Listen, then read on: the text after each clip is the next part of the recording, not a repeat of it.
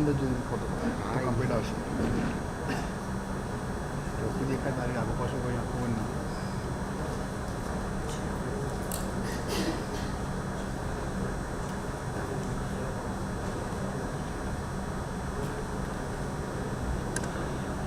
Ready जाओ ये जल्दी थोड़ा पास होकर they focus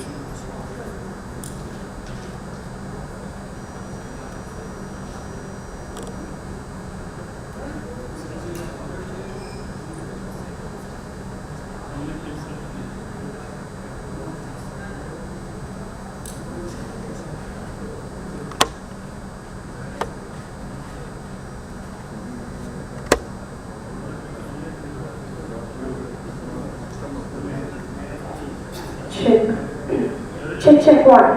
Check 1, 2, 3. Check.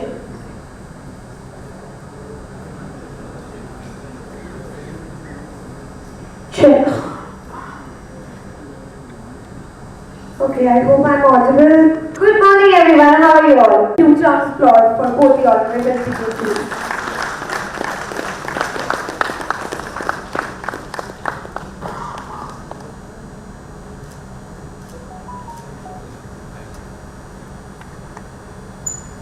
I will now request Shri A.K. Makaria, Vice Chairman, IMEAI, Senior GM, GMDC to come on the stage and do the honors to felicite Shri R. Subramaniam, our former DGMC. May we expect a good and warm round of applause from everyone from the fraternity for both the dignitaries. I will now request Shri P.C. Goyal, GM, GIPCL to come on the stage and felicitate Shri S.D. Vora, RTD member EAC code. Can we expect for the dignitary to come on the stage? Can we expect Shri P.C. Goyal? Do we have you in the room?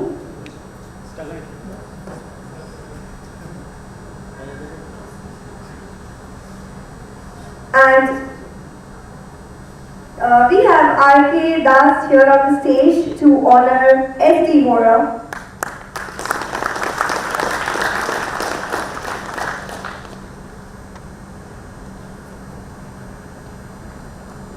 And lastly, I would like to request Shri R.V. Patel, Agent GPCL, to please come on the stage and felicitate Shri H.K. Joshi, Chairman, MEAI Ahmedabad, Chapter, Senior GM Tech GMDC. May we expect a huge round of applause for both the dignitaries and the house everyone comes.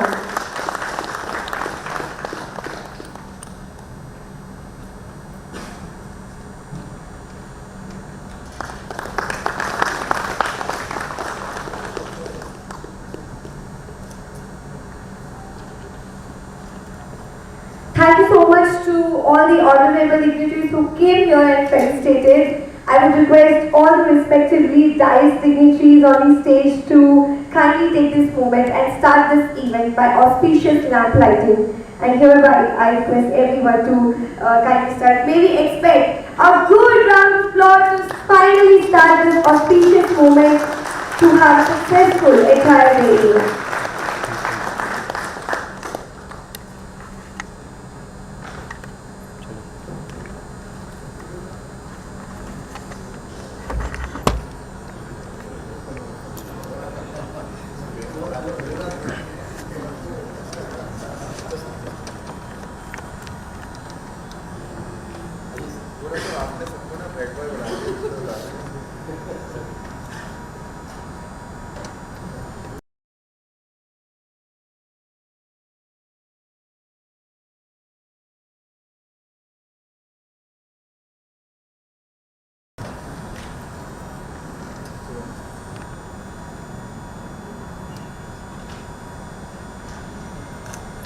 And at this moment, let's show some energy from everyone.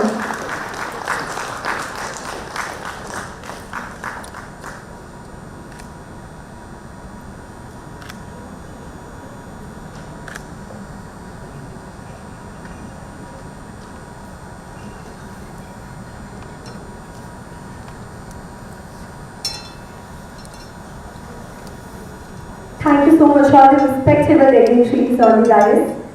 Let us Let's go further, but before we go ahead with all our technical session, I would really request here our respected Shri H.K. Joshi, Chairman at NEAI, Ahmedabad Chapter, Senior GM Tech, GMDC, that today, as we know that today is an important day for all of us to come here and show some light and welcome everyone here at Mining Engineering Association of India. May we expect a huge round of applause for our respected dignitaries.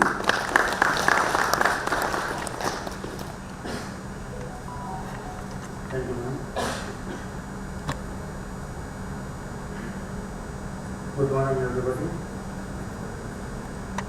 Respected Dr.D.K.Sinha sir, Director AMD, and Chief Guest of this today's function, respected Sri Rupwan sir, IAS, Managing Director GMDC, as well as Commissioner, Geology and Mining Department, is a member and our mentor for success story of GMDC also. Respected Sri R. Subramanian sir, former Director General Mine Secretary, DGMS. Respected Sri S.D. Gora sir, IFS, retired and existing member, ESC Committee, Executive Director, Gujarat Science City. Respected Sri S.N. Mathur sir, retired General Manager, very renowned and lovely place of the Gujarat as a mining engineer, Vice President 1 of MEI National Council, and respected council members of MEI. We are so honored to welcome our distinguished dignitaries from DGMS, Sri Niranjan Sharma sir, ex-Deputy Director General, Sri M.C. Jaiswal sir, Director Mine Secretary, Surat Ahmedabad Region, Sri M.D. Mishra sir, Director Mine Secretary, Surat Region, Sri Peli Ram sir, Deputy Director Mine Secretary, Ahmedabad Region, officers of Commissioner of Geology and Mining, officers of GSI, Deputy Director sir and Director sir, and other regulatory bodies.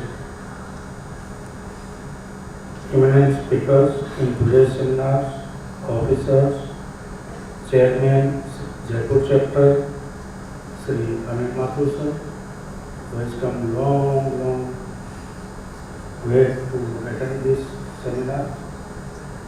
We welcome you, sir. Chairman, Veerawal Porbandar Chapter, Sri Ajay Jain sir, President, Guzmin Association, officers of GMDC, GHCN, GIPCN, GPCN, owners and representatives associated with different mining projects, representative of different consulting firms like BCG, McKinsey, Deloitte, etc. Faculty and students of Palanpur Engineering College and Agri Science College, members of Guzmin Association, other dignitaries, other invited guests, and my colleagues of India. It gives me immense pleasure in this morning to extend a very warm welcome to every one of you to this one-day seminar. The Mining Engineer Association of India was founded in 1957 in India. Came into existence with the aim to safeguard and enhance the professional competence and integrity of mining industry as well as its associated professionals. The members include mining engineers, geologists, metallurgists, geoscientists, environment engineers, and allied engineers serving the mining industry, educators, researchers, and students. MEI has membership strength of more than 1,000 persons. The association operates through its 26 chapters all over the country, aiming at scientific and technological development in the mining industry for the betterment of the country. NISHIT chapter, established in June 1997, is one of the most vibrant chapters among these 26 chapters of NISHIT and won the award of most vibrant chapter several times.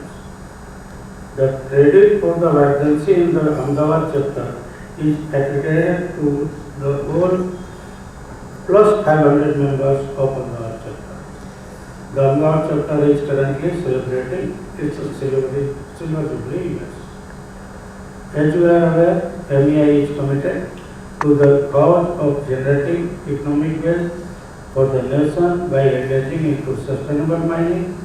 Forums like this provide us an opportunity to come to a common platform to share our experience and thought to save the mining industry at large. Our goal is to build awareness to the professionals regarding mineral treasure of Gujarat in particular and in India in general. I am really delighted to have all of you today to participate in this contemporary discussions for further enhancing knowledge pool for the mining fraternity. Mining, the age-old industry, is standing at crossroads. On one side, extra expensive economic activity requires much needed fuel to keep its machines rolling.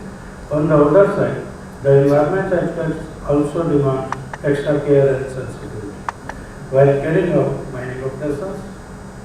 The interactive platform like this help us find out innovative technological solutions to this dual challenge.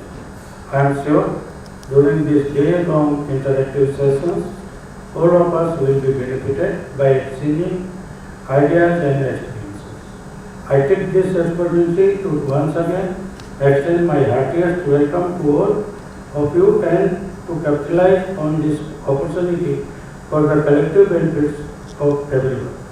Thanking you one and all present here and hope that everyone will enjoy today's seminar.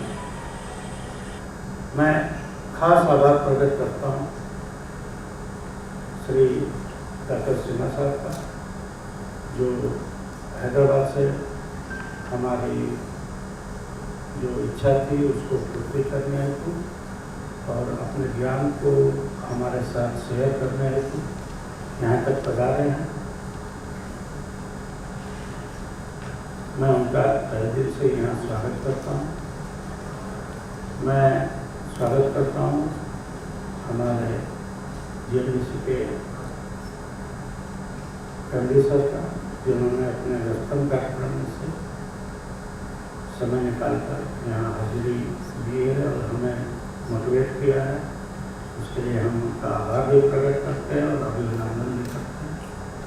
Shri Vora साहब जो काफ़ी busy रहते हैं आज की तारीख में, वो यहाँ पधारे हैं। मैं उनका भी वेलकम करता हूँ।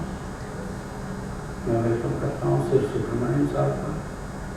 आज हम लोगों को उनका जो ज्ञान है, उनके जो एक्सपीरियंस है, उनका बहुत सारा अनुभव मिलेगा।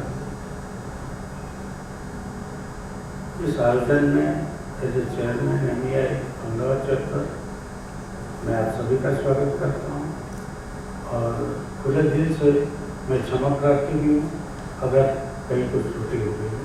धन्यवाद।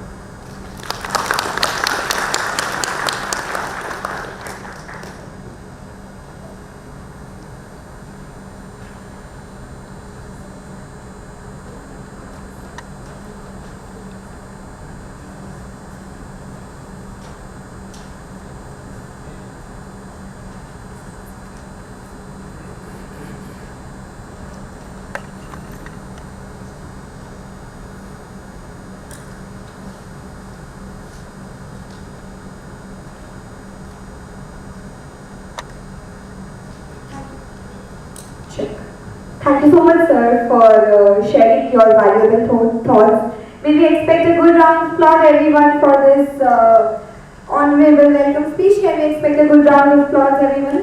Thank you so much.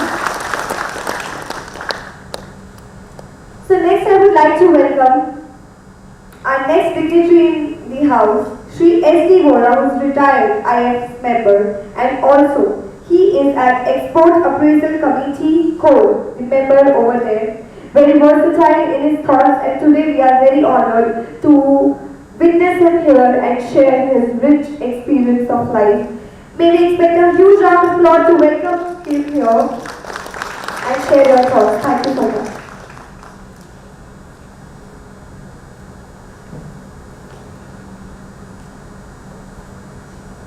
नमस्कार कलाकारांची शैली सुद्धा संवाद होऊ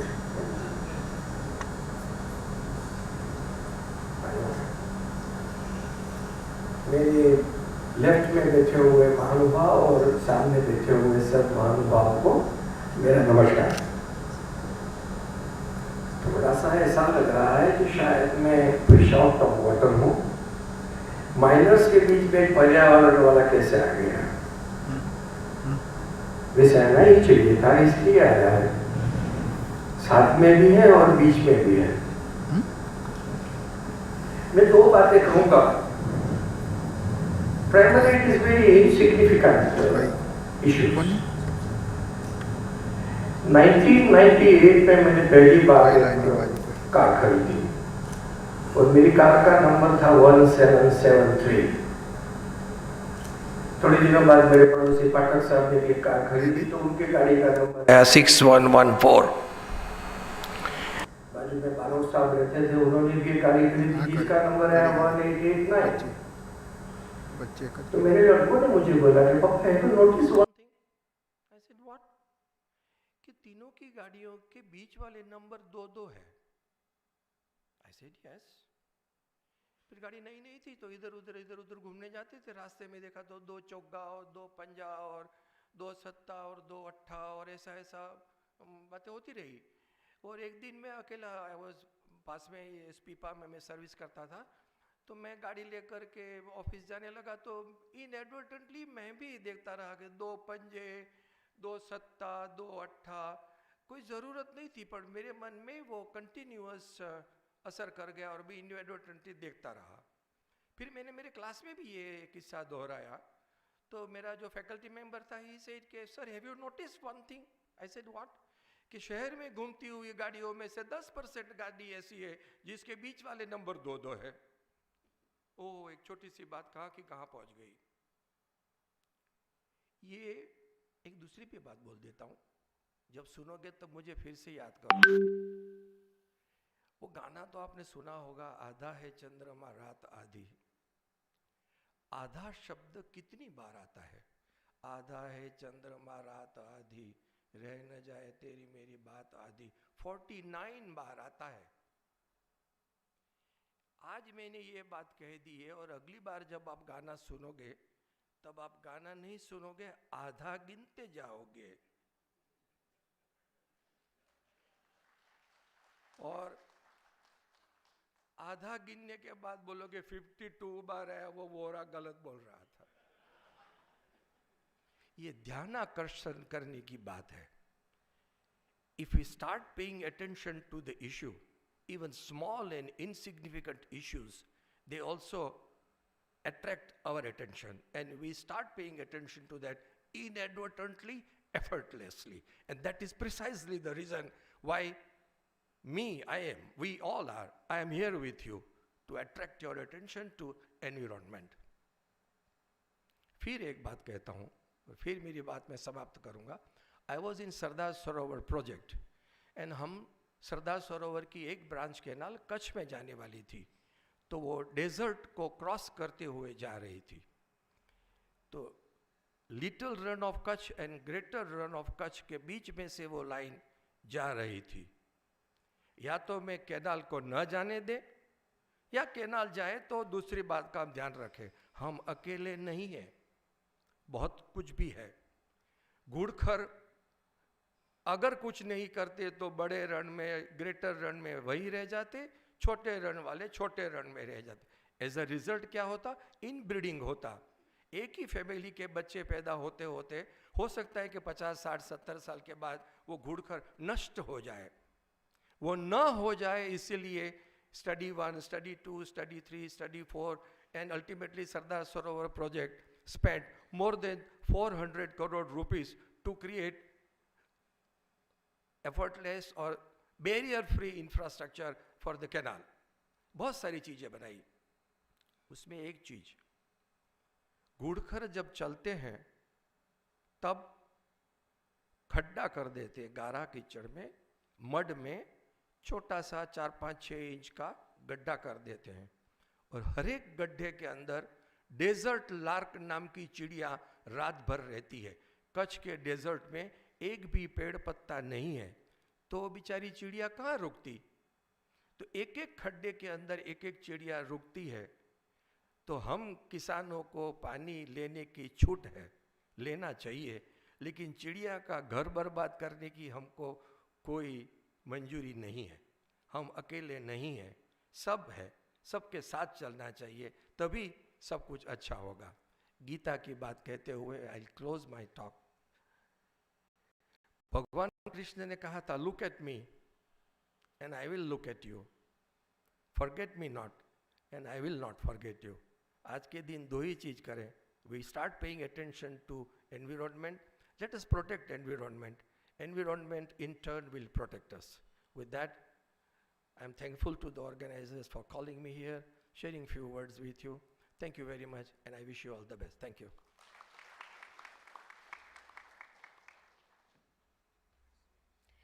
Thank you so much, Vora sir, for sharing your immense experience. I hope everyone had a valuable knowledge here. If you are on the same page, let's have again some good round of applause. Today we'll have a lot of exercise of our palm, definitely. Moving forward, I would now like to request our respectable Shri Rupwan Singh, IAS, MD, GMDC and Commissioner, Geology and Mining, CGM, here to share your thoughts for today's events and share your experience. May we expect a huge round of applause, everyone, for our Honorable Shri Rupwan Singh.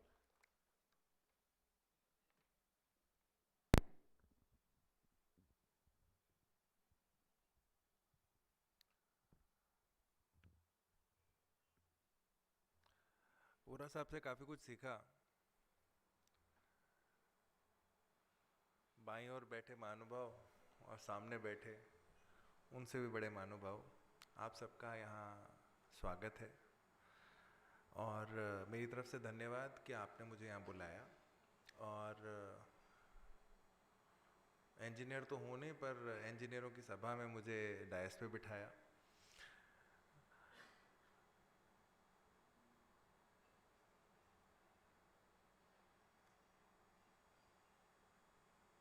Vora साहब ने पर्यावरण की बात की। हम mining की बात करते हैं। माइनिंग एक ऐसा विषय है जिसके ऊपर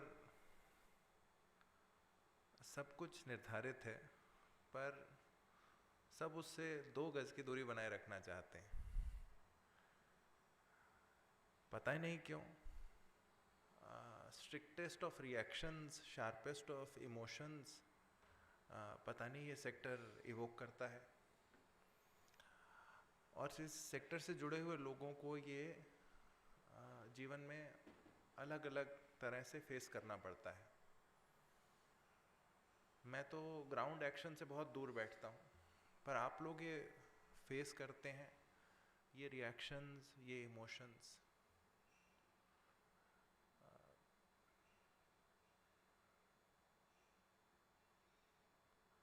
ये एक्टिविटी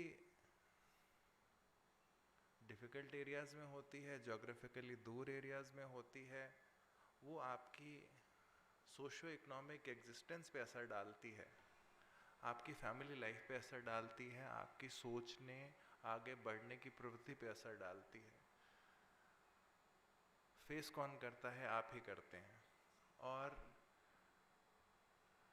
पेडेस्टल से जब भी कोई फरमान आएंगे तो वो जनरली इसको नकारने वाले होंगे। हॉलीवुड तो थोड़ा बॉलीवुड तो थोड़ा रोमांस में पड़ा रहता है, हॉलीवुड थोड़ी फ्यूचरिस्टिक फिल्में भी बनाता है। जो भी साइंस फिक्शन और फ्यूचर में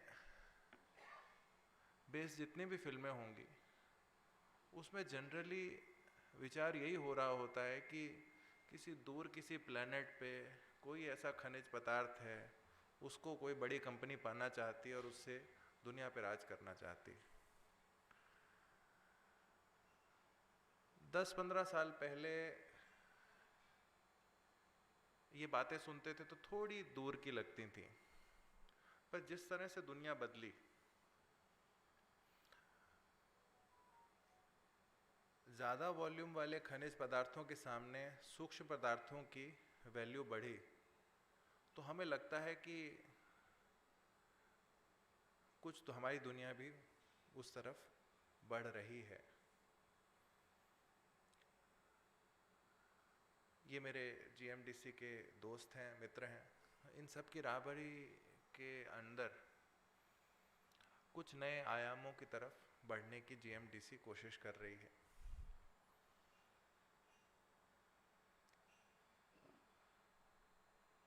एक चीज़ जो जीएमडीसी ने एक्सेप्ट की है, जो मेरे को लगता है काबिल तारीफ़ है, कि जो हमारी एक्सपर्टाइज नहीं है और जो हमें नहीं आता, उसके लिए हम सेक्टर में जो अच्छे ज्ञानी हैं उनको हम अपने साथ जोड़ने का प्रयत्न करेंगे।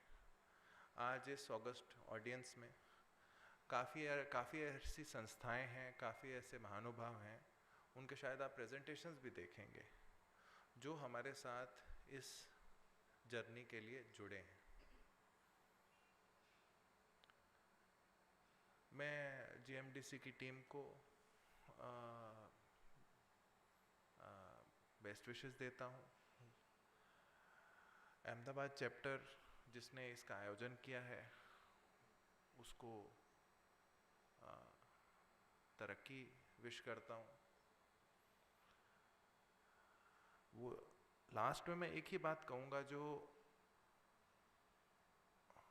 वोरा साहब ने पर्यावरण की बात की। सिंस इतनी हाई इमोशंस ये सेक्टर इवोक करता है, उसको हमें कैसे देखना चाहिए। हमारे यहाँ पे बीच में हम लोग काफ़ी सारे एडमिनिस्ट्रेटर्स, रेगुलेटर्स भी बैठे हैं। पर्यावरण, माइनिंग, टेक्नोलॉजी, हर चीज़ का। एक नॉर्वे देश का एक उदाहरण देता हूँ। वहाँ पे माइनिंग के क्या धोरण हैं। आपको एक ज़मीन का पट्टा दे दिया जाएगा, आपने उसके अंदर जो करना है करें, कोई एंटर नहीं करेगा। आप वहाँ पे शायद अंदर न्यूक्लियर रिएक्टर भी बना रहे हो, वो आपको डिस्टर्ब नहीं करने आएगा। वो कहाँ आएगा?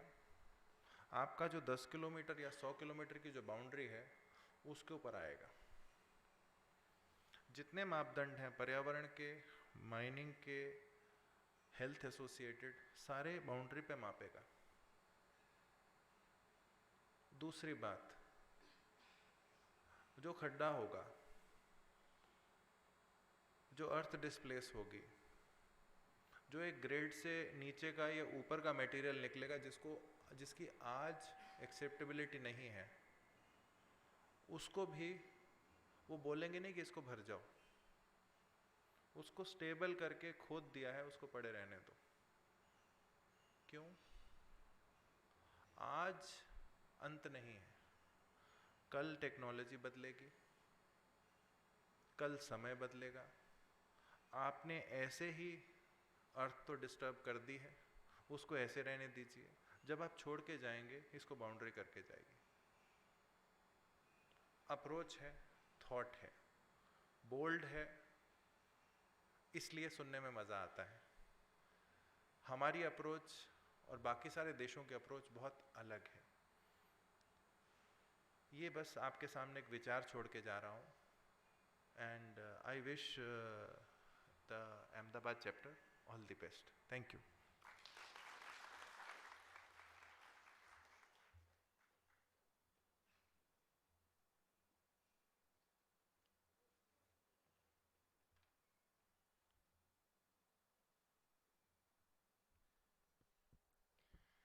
Thank you so much, sir, for coming here and again sharing your valuable knowledge. So, moving further, we have a special segment coming forward. So, next is our BK Antia Memorial Lecture. And as we all know, that today, in the recognition of his profession, valuable services provided to mining industry, exemplary conduct and personal integrity, our Ahmedabad chapter of Mining Engineering Association of India thought that it will be a fit tribute to institute a BK Antia annual memorial lecture series. And to do so, I would request Sri R. Subramaniam, our former Director, General Directorate of Mining Safety, to come here and share his thoughts. Also, I would like to brief you all of Sir Sri R. Subramaniam. He was the one who did his Indian Schools of Mine and passed out in the year of 1982 and completed his M.Tech from Osamnia in the year 1998. After then, from 1982 to 1992, he was fully associated with the latest road heading and highly mechanized longwall mining technology.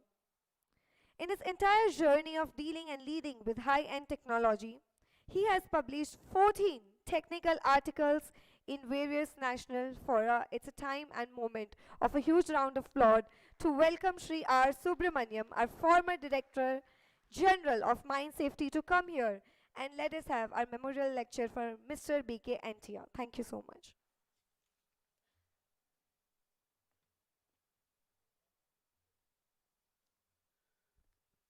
Thank you very much, Madam Anchor, respected Dr. S.K.Sinha, Director AMD, Shri Roop Singh Ji, IAS, Managing Director of GMDC, Shri S.D. Vora Sahab, retired IFS, Shri H.K. Joshi Ji, GM GMDC and Ahmedabad Chapter Chairman. I would like to also wish my ex-colleague Satish Kumar Ji, retired Deputy Director General, Shri S.N. Mathur Ji, a veteran geo-professional of this part of the world, this part of the country, and also GM, ex-GM GMDC, Shri Anil Garg, also retired GM, and many of my friends. At the outset, I would like to extend my hearty congratulations to the Ahmedabad chapter for stepping into the Silver Jubilee year, and through the chapter chairman, Shri H.K. Joshi Sahab, I wish each one of the members a very, very hearty congrats for doing so much to the mining community. 25 years is not a joke. And also, I am thankful to the chapter chairman, Sri H.K. Joshi Sahab, for inviting me to be present on this historic occasion of the Silver Jubilee function of the chapter, to be delivering a memorial lecture in the honor of Sri B.K. Antia, who was a very, very well-known geo-professional who had immensely contributed to the chapter and to the mining profession in this part of the country.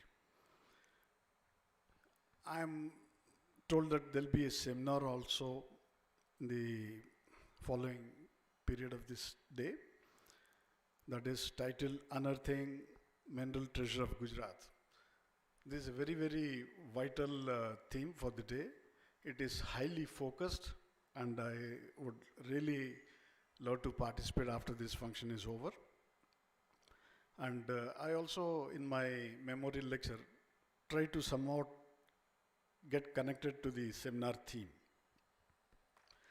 And because of the time constraints, I think I'll just try to read my lecture.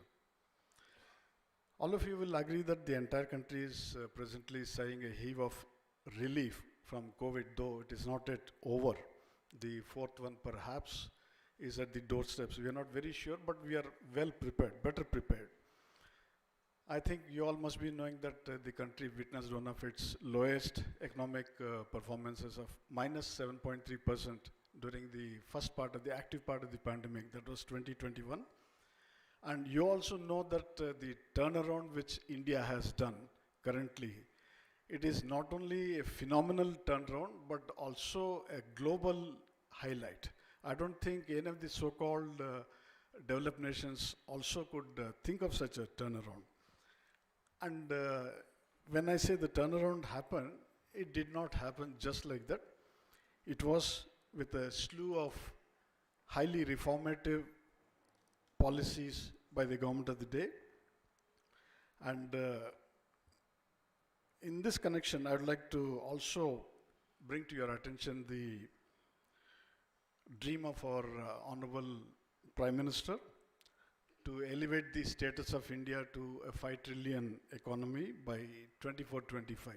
Maybe the pandemic has done a little bit of denting on the focused year, but definitely our progress is towards that only. And all the sectors are gearing up to the challenge ahead in this regard, and mining is no exception. Mining is also preparing itself. Speaking of the mining sector, I must mention that this is one of the oldest, the second oldest profession known to mankind, and it is one of the most vital profession for the economy of any nation. It is also a little bit unlike other economical activity, like shop floor activity, in that every moment of the time it is expanding in all three directions, and thereby challenges are also growing every minute. India, if you know, is bestowed with a variety of minerals, and the present contribution of mining is close to about 2.5% of our GDP. These are all statistical figures which are available. In terms of employment generation, this is second perhaps only to agriculture, and which directly perhaps contributes to 11 million people. 11 million is the accounted part of the figures, and sustains about 55 to 60 million indirectly. This is also the accounted part. I am leaving out, I have no information in respect of the unorganized sector of mining, which is also quite sizable. That is not yet fathomed as of now. Like all sectors, mining is also not devoid of its share of complex technical, socio-political, environmental, and legislative challenges. Albeit the huge potential, only 10% of country's obvious geological potential has been explored. Of which a measly 1.5% is mined. Even in mineralized area, which is about 17% of the area, land area, mining is confined to only 0.25%. But that accounts for about 20% of our mineable mineral wealth. Despite rich depository of minerals, India has not been able to tap the potential of mineral wealth. The import as of now today, it stands about 2.5 lakh crore rupees, which is very huge. Another area of great concern is the country is also net importer of a variety of metalliferous minerals like copper ores, concentrates, platinum alloys, nickel ores, diamond, gold, tungsten ores, etc. The country is almost close to 100% import dependent on copper ores, concentrates, platinum alloys, nickel ores, gold and tungsten ores and concentrates. If you think that I'm trying to paint a gloomy picture, I'm definitely not. I'm only trying to highlight the potential India has in the mining sector. The vast potential is still untapped. So I'm sure that mining engineers, the geo-professionals which we have in the country, with all their might, they can definitely cause a serious turnaround to betterment at the earliest.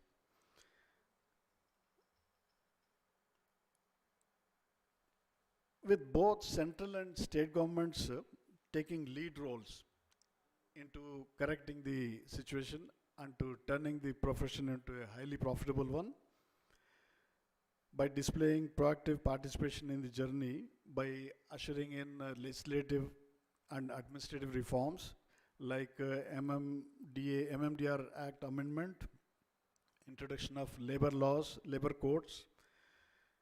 Now it is the turn of geomining professionals to appropriately design and implement necessary strategies. In fact, subject to time constraints, the core theme of my talk will be revolving around a few suggestions which I am trying to make before you. These suggestions are entirely personal, but definitely I consider them that they may have some resonance with all of your thought process also. The first suggestion which I would like to make is very obvious: immediate, intense and extensive digitalization in mining sector. Unlike the past, there is a IT revolution which is happening all around us in every walk of life. Mining cannot be an exception, but sadly, somehow the sector has not commensurately matured itself. There is some sundry presence in the financial management, maybe to some extent in the human resource part of it, but all these are very, very sundry and they are in silos without any proper lateral connectivity to other activities and other stakeholders. So it is, one must remember very well that it is not only the technology that has to win for the sector, but it is also all commitments to environment protection, as Vorasa was very rightly telling, and societal uplifting on a sustained basis. It's not a sporadic activity, it is a sustained basis. Everybody should be having the same, they should be part of your journey accomplishes. And contrary to the common belief, stakeholding is also very fast. It is not the conventional silos when we thought that it is the government, it is the workers' union, and it is the operators. The stakeholding is quite large now. Whenever you conduct mining in an area, the surroundings, they automatically assume one of the important stakeholders. And how do we translate our economic activity into something beneficial for all? It should be mutually beneficial for all. And all these things are possible only by a variety of networking which you do, try to understand the in-depth, and this is possible only by appropriate digitalization. This is the only way, rather, I would say. In this connection, I would like to bring to your attention a small and a humble way which DGMS made through DGMS Technical Circular 8 of 2020, containing the recommendations of the lastly held 12th National Safety Conference on Safety in Mines in January 2020, in which there is a set of recommendations on role of information technology in mining sector. I'm sure pandemic must have derailed all your plans to start the implementation, but definitely I think it is high time that we started off. Even in the government sectors, both central and state, we have some of the operations in silo. I would like to briefly mention about some activity which is done in the Ministry of Mines, Ministry of Labor and Employment, and also the PESO organization. If you look closely, individually, they operate on certain things which are very common to all the three. And there is a sort of a silo level operation that if you do one thing, it is not known to the other sector, though there could be implications. But I'm happy also to share that the government is very seriously seized of this matter. In 2019, about this time of the year, there was a presentation made before the Secretary of the Labor and Employment Ministry, in which the synergy, how to optimize and how to tap the synergical advantage was presented, and it is now with the Cabinet Secretariat, and hopefully I think day will come when they may take a call on this, to using the synergy across all government departments into focusing on only one aspect, ease of doing business and ease of living. Ease of doing business is not to go for any repetitive points, repetitive action. So all these things will definitely help in decision-taking processes to be vastly upgraded. And also, the decisions will not take long time to take. A decision, generally, if you take, it refers to a particular time connotation. There is absolutely no use of taking a decision which is expected today and you take it tomorrow or day after and then present it, by which time a lot of things may have changed also. So decisions must be accurate, appropriate, and it must be instantly possible, if at all. And this is possible only by a digital means. In fact, when I was at Bhubaneswar in the year 2016-17, we recognized all these things. I made the association there to create a mobile app that is called as OMS app. The expansion is Odisha Metalliferous Mines and so on and so forth. That was a mobile app that was created to be loaded with every stakeholder. When I say the stakeholder, I start from the workers. So workers to officers to the government departments to everyone. It used to, I mean, at least I've seen it operational. It was very effective. We had number of discussions, number of quizzes and so on and so forth conducted at random. Nobody need to be invited into a specific designated forum like this. Nothing like that. Absolutely, you're connected every time to each member. And it was also not one way, it was two ways also. Likewise, in the year 2019, when I was at Nagpur as DDG, I got another such mobile application made, aptly named as Khanan Mitra. Ultimately, we wanted this mobile app to incorporate everything that mining profession is connected to, right from environment, forest onwards to the local governmental information to all the connected things. I'm not sure how it is doing right now, but it had the potential of connecting to more than 130,000 persons by only single one app, and you are always connected. So I request Joshi sir to arrange for a series of lectures or you can say brainstorming sessions into developing something unique for this mines in this chapter, the basic architecture, digital architecture. Individual mines can maybe subject to their own needs, they can customize further. And this being the 75th Azadi Ka Amrit Parv is being celebrated, I think you can organize, if you start organizing, you can definitely cross more than 75 such meetings. It will also be not a notional sort of an activity, but it will be an activity that ultimately concludes to the betterment of the society as. Second point in which I actively request our respected Roop Singh Saab's help also.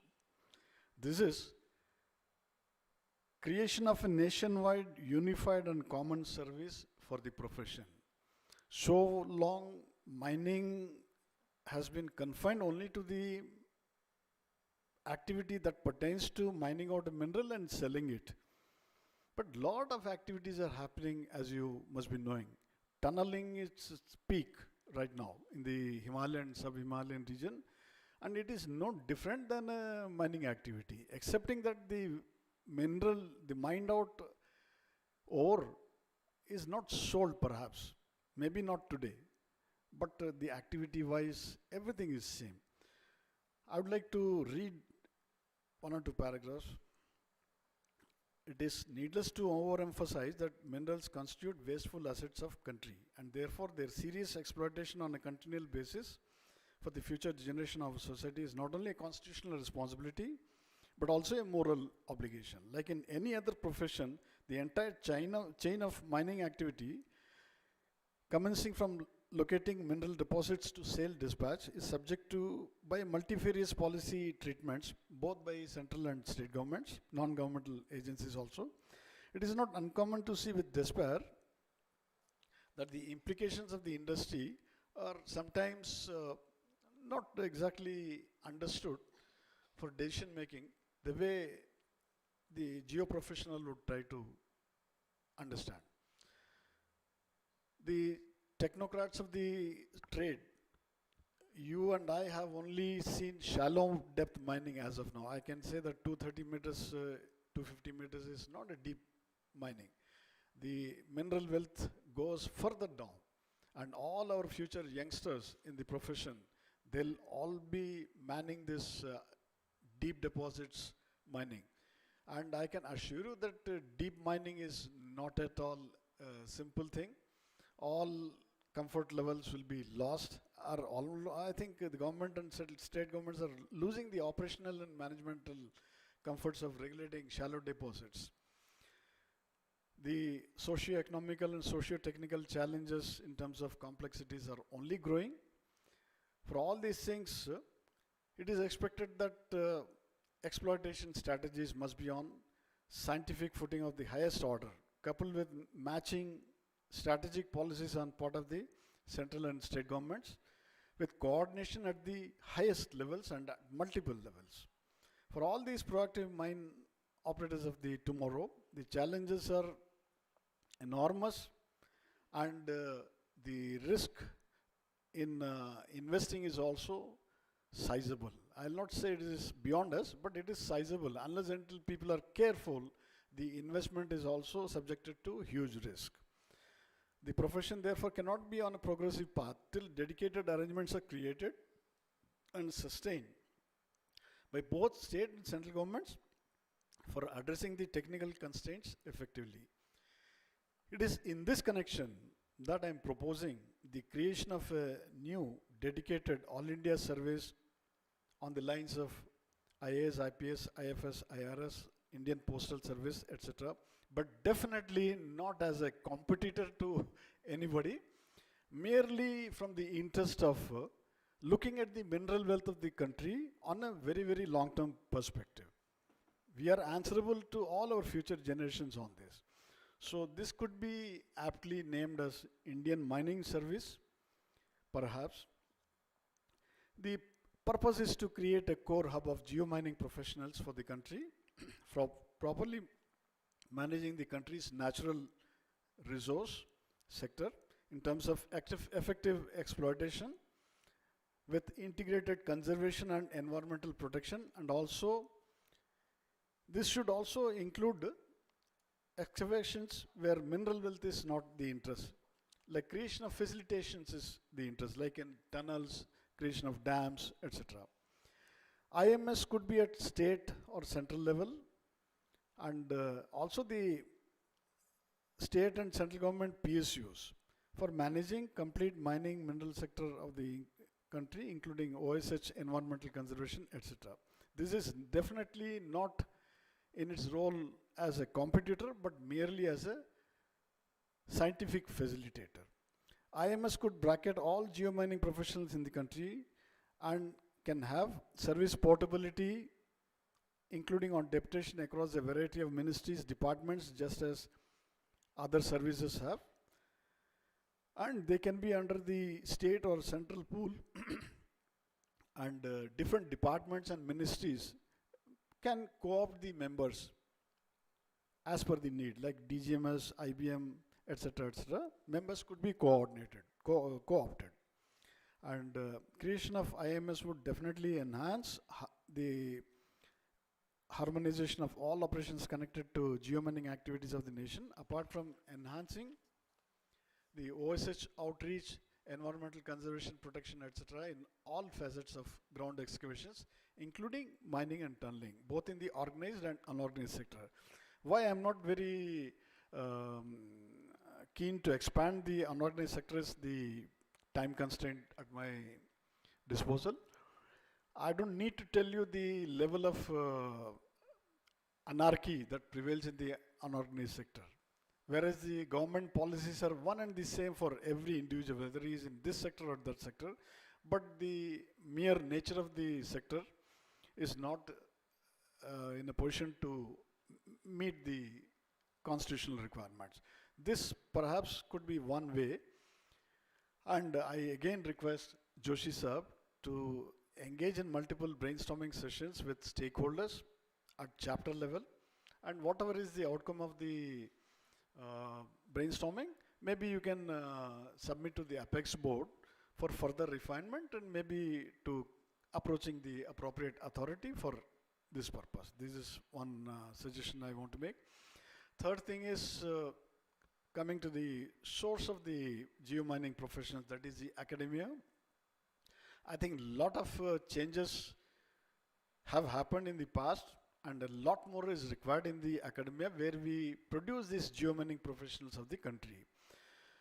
With conventional sort of academic disposition, I think we are not properly equipping the geomining professionals to meeting the real challenges on site.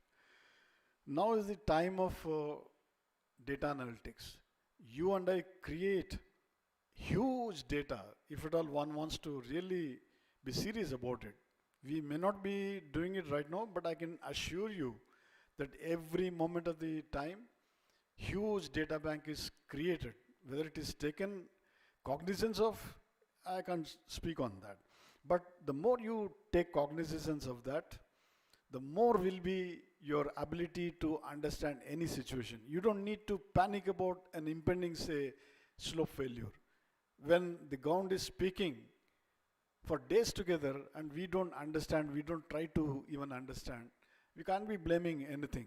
With data analytics, I can assure you, you can understand the reasonable behavior and you can be accurate to a large extent. It will not only save important lives, it will also be saving huge investments which otherwise could go haywire. Therefore, it is time to revamp the delivery mechanism of the geomining professionals of the day, and ultimately they must get elevated to a status where they become a vital chain in the mining hierarchy, and not merely an extra link in a chain. Extra link, I don't need to tell you what happens to that. And the academia also should take things very seriously to imbibe culture of financial management amongst all the geomining professionals. Ultimately, any economic activity is only when there is a economic viability, and that is a proper, there is an understanding that everything will be managed properly. So that understanding skills must be available with the geomining professionals. I think again I request Joshi Saab to engage maybe at chapter level with different academic institutions, and also with the respective state, central governments, as you may deem fit, to redrawing the entire mining curriculum. That should be a wholesome curriculum with focused expertise on a few subjects. And definitely it is possible. The last suggestion, because I am also running out of time, the last suggestion which I have is for the OSH outreach, because I am from the organization of DGMS. I was part of the DGMS family, and morally I am still connected to DGMS, and I consider myself a part of the same journey. If you see, a lot of labor codes, I think, has been introduced. The effective date of beginning perhaps is not very far away, otherwise notification is done. A lot of exercise has been done to harmonizing different labor laws into 4 codes. But yet, if you look a little bit deeper, in fact, I had raised this with the ministry when I was in the hot seat, but somehow I would not like to say anything. But coal mining is one silo, as you have a metalliferous mining in another silo. As far as OSH outreach is concerned, I don't think they are very different. Only the method of mining, method of exploitation, and certain things attendant to particular aspects of coal and metalliferous sectors, they are different. Otherwise, the broad principles are one and the same. So why not we have a unified sort of a legislation that could be just termed as mines regulations. Coal could be a chapter, metalliferous mines could be a chapter. It will have lots of advantages. I've seen physically with my own eyes when we were looking for some managers of small mines in Bhubaneswar region. I used to get a lot of people with overman certificate, that is coal mining certificate approaching. And as you know, small mines, it's all 100% open cast. And the implications of safety in open cast, whether it is in coal or metal, I don't think there is anything to distinguish much. But yet, the type of certification he has or he had prevented him from servicing the other sector, despite his being technically qualified. So this sort of a silo operation, I think, can go out. It is not really required. You can have a lot of portability from coal to metal to coal and vice versa and so on and so forth. So this definitely will create a lot of ease of doing business. And another outreach changes which I would like to suggest from my side is the type of competency examinations conducted by DGMS. As I was telling you, we are only at the end of the shallow mining in the country. The deep deposits are awaiting youngsters mainly, may not be the old timers like us, but the youngsters, they are looking only at the deep sea deposits, and definitely they will be mined. As you know that even in the Glasgow summit also, 2070 is the target year, and definitely coal mining at great depths will continue for some more time because 70% of energy requirements are still met with by coal only. So it is not only coal, the metalliferous sectors, like you have this electric things coming up. So a lot of activities will come in the underground, open cast, any sector. And here, what I say is the type of competency that will be required henceforth will be quite different. And unfortunately, this is no time to unwind or sort of a thing. I am not speaking from anybody's point of view. It is only my personal thought. I am sharing it with you.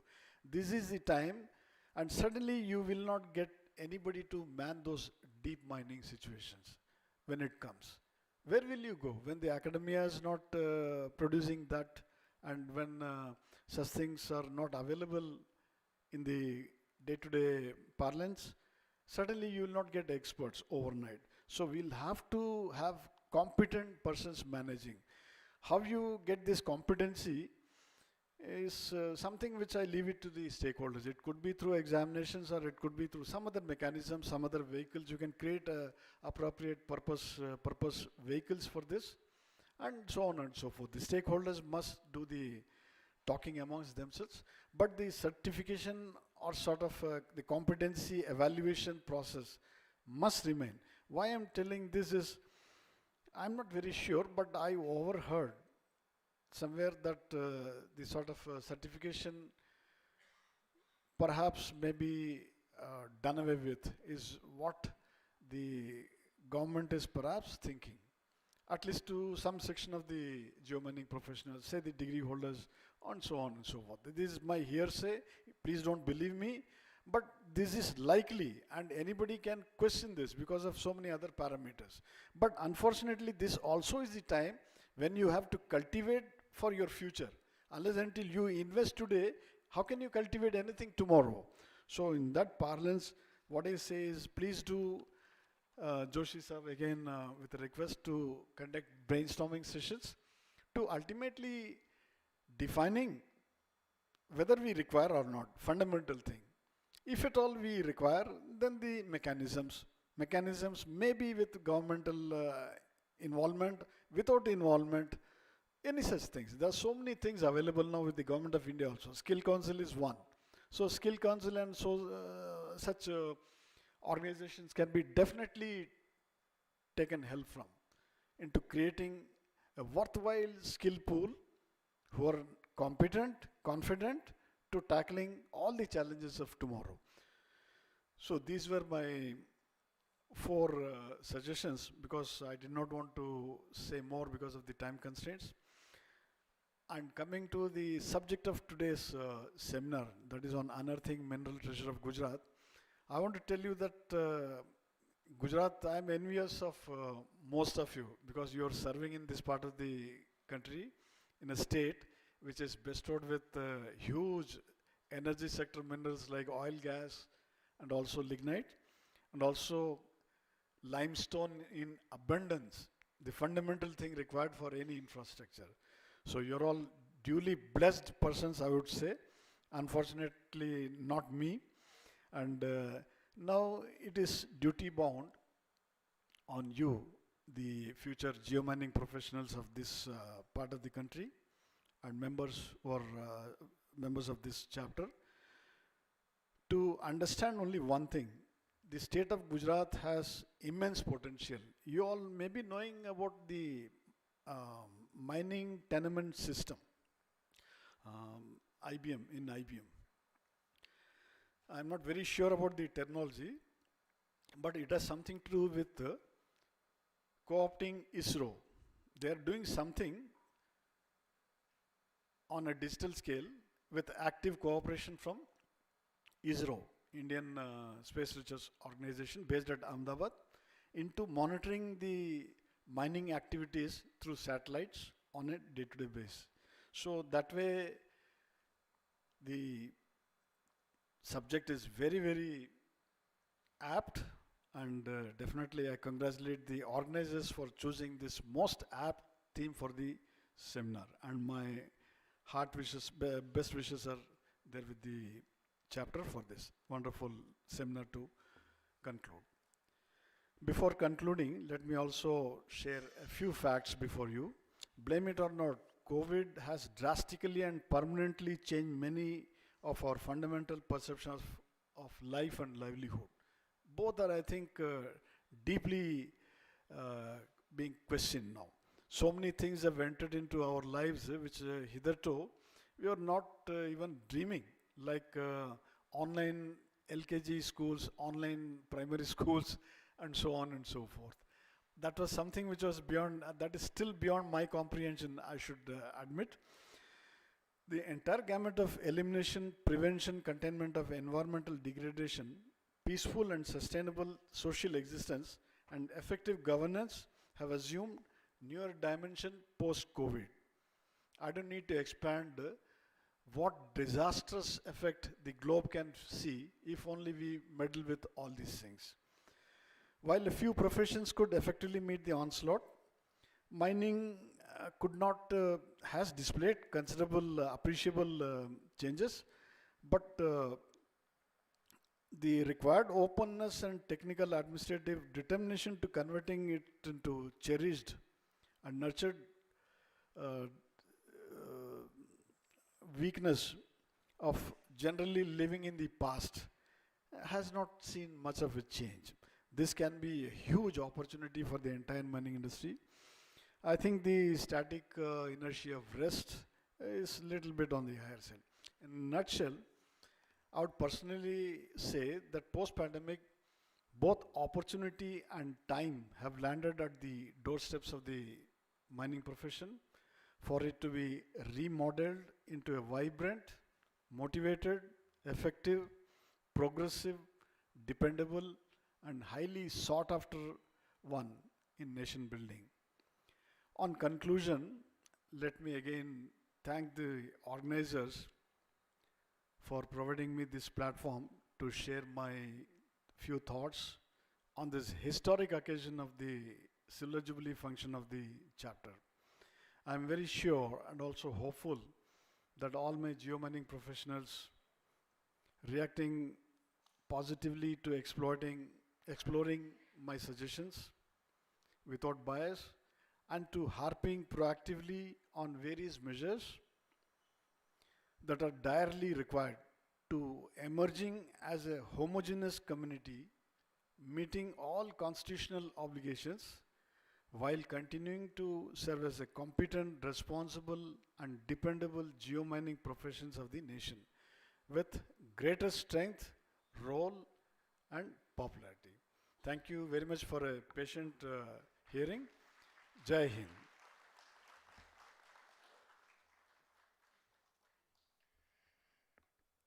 So this was Shri R. Subramaniam. Thank you so much, Subramaniam sir, to share your intellectual and deep emotion towards BK Antia. As we all know that we all are very lucky and obliged to share this same room, as he was the one who launched our Ahmedabad chapter back in 1997, and today we have completed 25 years.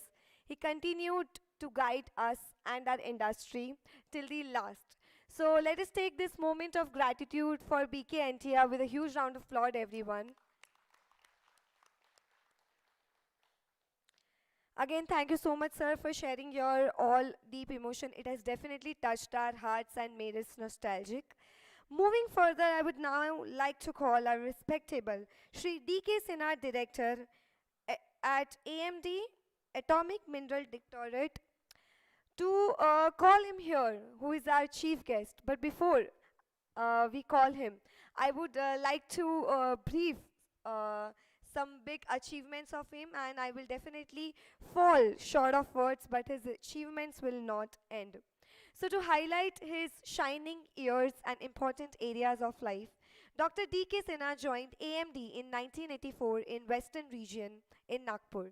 He has been associated with for more than 38 years in various positions with the exploration for uranium and REE deposits in the important geological domains of the country. He has also carried out several strategic assignments for Departments of Atomic Energy (DAE), and his contributions have recognized by the department in 2012 by conferring upon him Special Contribution Award 2011 for valuable services in the field of nuclear science and technology and to the program of the DAE. Followed with, of course, more and more accomplishment, Mr. Dr. Sinha has also been conferred with AEG Sri Ram Srinivasan Award 2020 of Association of Exploration Geophysicists, and also has been conferred with the Homi Bhabha Science and Technology Award for the year 2020 in the recognition of his outstanding contribution under DAE Excellence in Science Engineering Technology Award scheme. It doesn't surprise me, and of course it will not surprise you, that he has also published 3 books and more than 120 research articles in various national and international journals and conferences. Ladies and gentlemen, put your hands together to call Dr. D.K. Sinha here, and I request you to please move forward to share your thoughts for today's event. May we expect a huge round of applause. I'll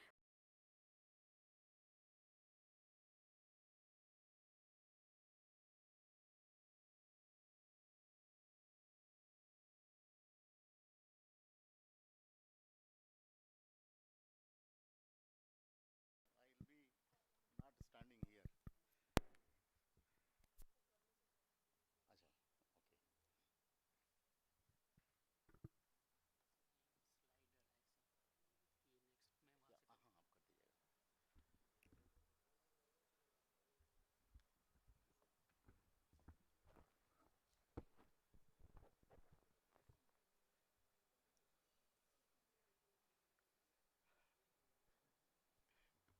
नमस्कार, मेरा सभी को इस एक दिवसीय seminar में नमस्कार. आज के हमारे साथी Shri Rupwant Singh, IAS MD GMDC and commissioner geology and mining, हमारे पूर्व वक्ता Shri R. Subramaniam, former DGMS director, Shri SD Vora, retired IFS member EAC coal, and Joshi साहब, चेयरमैन MEI अहमदाबाद, और बहुत सारे हमारे सामने जो कि डिग्नेटरीज बैठे हुए हैं, जैसे श्री SN माथुर साहब, श्री धनंजय कुमार साहब, AK मकड़िया साहब, PC गोयल साहब, पटेल साहब, सभी का मैं हृदय से आभार व्यक्त करता हूं. मुझे आपसे संभवतः 30 से 40 मिनट का समय देने के लिए, बात करने के लिए। मैं अपने विचार आपके सामने रखूंगा और कुछ आपसे इस सेमिनार से संबंधित अनअर्थिंग आरी पोटेंशियल ऑफ गुजरात पे बात करूंगा। बहुत ही समयाधीन विषय चुना गया है और जोशी साहब की टीम को मैं धन्यवाद देना चाहूँगा कि ऐसे टॉपिक पे उन्होंने इस सेमिनार के आयोजन को चुना और इसके पीछे पूरा सहयोग हमारे रूपन सिंह साहब का रहा है। और उन्होंने, जैसा कि मुझे थोड़ा सा भास है कि आगे आने वाले एक दिवस में कितने अच्छे वक्ता और कितने नए विचार ला के सामने रखने वाले हैं, और इस एक दिवसीय कार्यक्रम जो कि 25 वर्षों से जोड़ा जा रहा है को एक अविस्मरणीय बनाएंगे, मेरा ऐसा विश्वास है। क्योंकि टॉपिक जो आने वाले हैं उनमें भरपूर ज्ञान का भंडार है और भरपूर डिस्कशन की संभावनाएं भी हैं। ऐसे सेमिनार का आयोजन होता रहना चाहिए। हमारे सुब्रमण्यम साहब ने भी इस बात को काफ़ी बल दिया है कि हम लोग ब्रेन स्टॉर्मिंग सेशन जरूर करें। ब्रेन स्टॉर्मिंग सेशन करने का महत्व बढ़ जाता है और इस तरह के माहौल में जब आपके सामने हमारे अग्रज, हमसे मतलब जो कि हमसे 10 से 20 साल सीनियर हैं, मैं लगभग 60 साल का होने वाला हूँ, मैं अपने सीनियर्स की बात कर रहा हूँ जो कि 70 से 80 साल के उम्र के साथ यहाँ एक्सपीरियंस साझा करने के लिए बैठे हुए हैं। और जो हमारे साथी पीछे बैठे हुए हैं जो कि यंग दिख रहे हैं, हार्डली 30 से 35 साल के, उनके लिए नॉलेज का जो भंडार यहाँ से बहेगा वो आगे आने वाले समय के लिए होगा, ऐसा मेरा मानना है। मैं अपने टॉपिक में आपको काफ़ी सारी चीज़ें बताऊंगा और जैसा कि मैडम एंकर ने मेरा परिचय दिया, मैं एक एकेडमिशियन हूँ, साथ में प्रोफेशनल भी हूँ, तो हो सकता है मैं थोड़ा सा एकेडमिक दिशा में भी चला जाऊँ, मुझे क्षमा करिएगा। मौका मिलने से मास्टर छोड़ता नहीं है क्लास को जल्दी, तो थोड़ा सा समय दीजिएगा, लेकिन मैं आपको विश्वास दिलाता हूँ कि आपको बोर नहीं करूँगा। कुछ अच्छे विषय से आपका परिचय कराऊंगा। अक्सर हम लोग बात करते हैं कि नेट जीरो होना चाहिए 2070 में, होना चाहिए, लेकिन कैसे, ये बहुत बड़ा प्रश्न है। हम सब की जिम्मेवारी है, हमें अपनी आगे वाली जनरेशन के लिए, 50 साल की बात की मैं कर रहा हूँ, अभी 22-20 चल रहा है और 50 साल नेट जीरो होगा। नेट जीरो कैसे आएगा, ये बहुत बड़ा प्रश्न है। संभवतः कोई और ऊर्जा नेट जीरो नहीं ला सकती, केवल न्यूक्लियर एनर्जी ही ला सकती है। और इस बारे में मैं अक्सर अपने सीनियर श्री काकोडकर साहब को सुनता हूँ, उनके वक्तव्य से पूरी तरह सहमत हूँ कि केवल ये उन्हीं का वक्तव्य है जो कि मैं आज सब आपसे साझा करूँगा और उससे फिर इस टॉपिक को जोड़ के आगे चलूँगा। यदि हमें नेट जीरो जाना है, नेट जीरो का तात्पर्य है कि हम कार्बन एमिशन को जीरो कर दें, और ये असंभव सी चीज़ है आज के समय में। यद्यप नई टेक्नोलॉजी आ जाए या हम कोई अपने एनर्जी सोर्स को बदलें, हमें यदि जाना है नेट जीरो की तरफ, तो हमारे जो काकोडकर साहब हैं जो कि फॉर्मर चेयरमैन रहे हैं AEC के और सेक्रेटरी रहे हैं, उनका सोचना है कि न्यूक्लियर एनर्जी को आगे बढ़ना चाहिए। अभी हम 3% में हैं, हमें 33% एडिशनल चाहिए, तब हम कहीं 100% में जा पाएंगे। यदि हम प्रेजेंट रेट की ग्रोथ में रहते हैं, यदि यही ग्रोथ 5 to 7% हो जाती है, तो जस्ट आप इमेजिन करिए कि 33 into 5 आपको 150% एडिशनल चाहिए, मतलब उससे संबंधित जानकारी को लेके जाना है। ये सब संभावनाएं कैसे हो पाएंगी? हमको एनर्जी चाहिए, कहने का तात्पर्य मैं ये जोड़ना चाहता हूँ कि एनर्जी चाहिए। एनर्जी हमें तभी हम कर पाएंगे माइनिंग, तभी हम कर पाएंगे इन्वायरमेंट का कंजर्वेशन, या हम अपनी लाइफ को अच्छा बना पाएंगे। ऊर्जा की आवश्यकता अत्यंत महत्वपूर्ण है। उससे जोड़ते हुए मैं अपने आज के टॉपिक पे आना चाहूँगा, विच इज़ नाउ अनअर्थिंग। दोनों भाषाओं का उपयोग करूँगा, मुझे क्षमा करिएगा, शायद ज़्यादा इंग्लिश हो जाएगी तो क्षमा करिएगा। कोशिश मेरी रहेगी मैं हिंदी में भी रहूँ, लेकिन संभवतः नहीं रह पाऊँगा। अनअर्थिंग आरी पोटेंशियल की जब हम बात करते हैं, so potentials are very big in Gujarat, rightly pointed out by my earlier speakers, and it is correct also. Many things are there. Potentials means many potentials. They have been already demonstrated. But now what we are talking for the future potentials. Past potentials are known. Certainly many things are there. But what is coming now, that is now interest. Now that is now present interest. Present interest, what is the thing which is making us to look for the potentiality? Probably the new metals. What are the new metals? Metals were there, already there. RE is well known. It is well established, well demonstrated. But the requirement of RE in a new avatar is making us to think of. What are those things? The requirement is, the uses are changing rather. Our own requirements are changing. We never thought of using television. Say I'm talking some 30, 35 years back when we never had television. Now everybody need television. Television requires something, some element. I'm talking to that element. So I'll be revolving along those topics, how those things are going to be available in Gujarat. Is it possible to have them in Gujarat?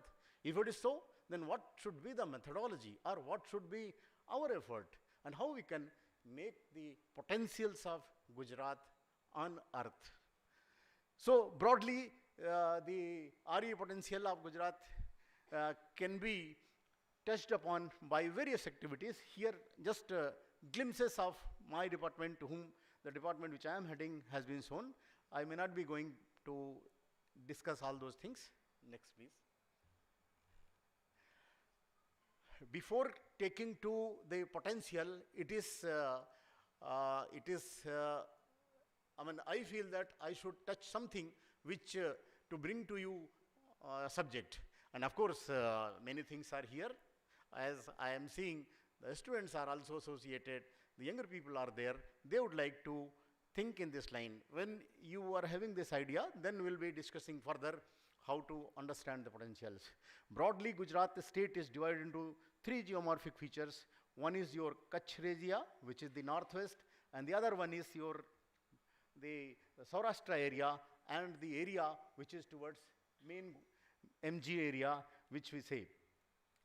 MG area is again very important because we have the mainland part. And mainland part, if you see, the areas are nearing to your Rajasthan. And potential belt of Rajasthan, I am talking to Udaipur area, Udaipur belt, where a lot of minerals are there, that all those things coming, and they are passing through the Gujarat towards the eastern side. So the resources of Rajasthan, whatever Rajasthan has, are not that much available in the eastern part of Gujarat. But at the same time, we have something special to the west. What are those special? We have Saurashtra, we have Kutch area. These two are having a very, very important, significant features which I'll be discussing in my, say, 32, 35 minutes of discussions. Now, if you see the mainland, first I'll talk. Mainland, everybody knows that Earth has formed in 4.5 billion years ago. And the crustal feature, the surface of the Earth got crystallized at, say, to 3.8 or 3.9, and subsequently it has evolved. So up to 2.5. So various rocks are available. They are the oldest rock, they are the younger rocks. We are well aware of Aravalli mountain, Aravalli Parvat Shrinkhalaएं, or Delhi ki Parvat Shrinkhalaएं. Both of these things are available to the eastern part of your Gujarat state, and they have very, very important rocks. And they have the younger rocks. Younger rocks are very rich in mineral potentials. I'm talking, slowly I'm connecting. So they have got the age of, Earth has got age of 4.5 billion years, and these rocks has got the age of 0.7 to, say, 1.5. And this is the period when Earth has given you the various minerals in a form of potential to Gujarat. I'll be touching all those things. Then you have, this is the mainland part. Then you have something which is towards the Kutch area. You have limestone. Limestone have been generated because of some sea level deposit of early time. Say 50 or 60 million years time period, when dinosaur was also there, and these limestones have been created, and they are the potentials of cement industry, what we are seeing in the Kutch area. And in the Saurashtra area, of course, this is a limestone and all those things are available. Broadly, that's why we have almost all minerals. It is written here. One can find fluorite in the Ambadongar, then many things, bauxite, china clay, manganese, all those things are there. But the thing which is emerging now, that is important, that is the metal of future, is that one is REE, rare earth elements. I'll be talking, my focus will be on that because this is a emerging potential of Gujarat that has got another element, that is a niobium, and niobium has got huge potential in making steel alloys. When niobium is mixed with steel, it gives lot of excellent properties for making it for further valuable products. Next, please. I just touched RE, rare earth elements. It's a some 50 in periodic table. Those who are chemistry students, they can understand 52 to 57 to 72, lanthanum to lutetium, and number of elements are there. And they are now coming up to our social life or our individual life, where without them it would be very difficult. So we know some elements. We know that these elements are ultimately going to create these facilities.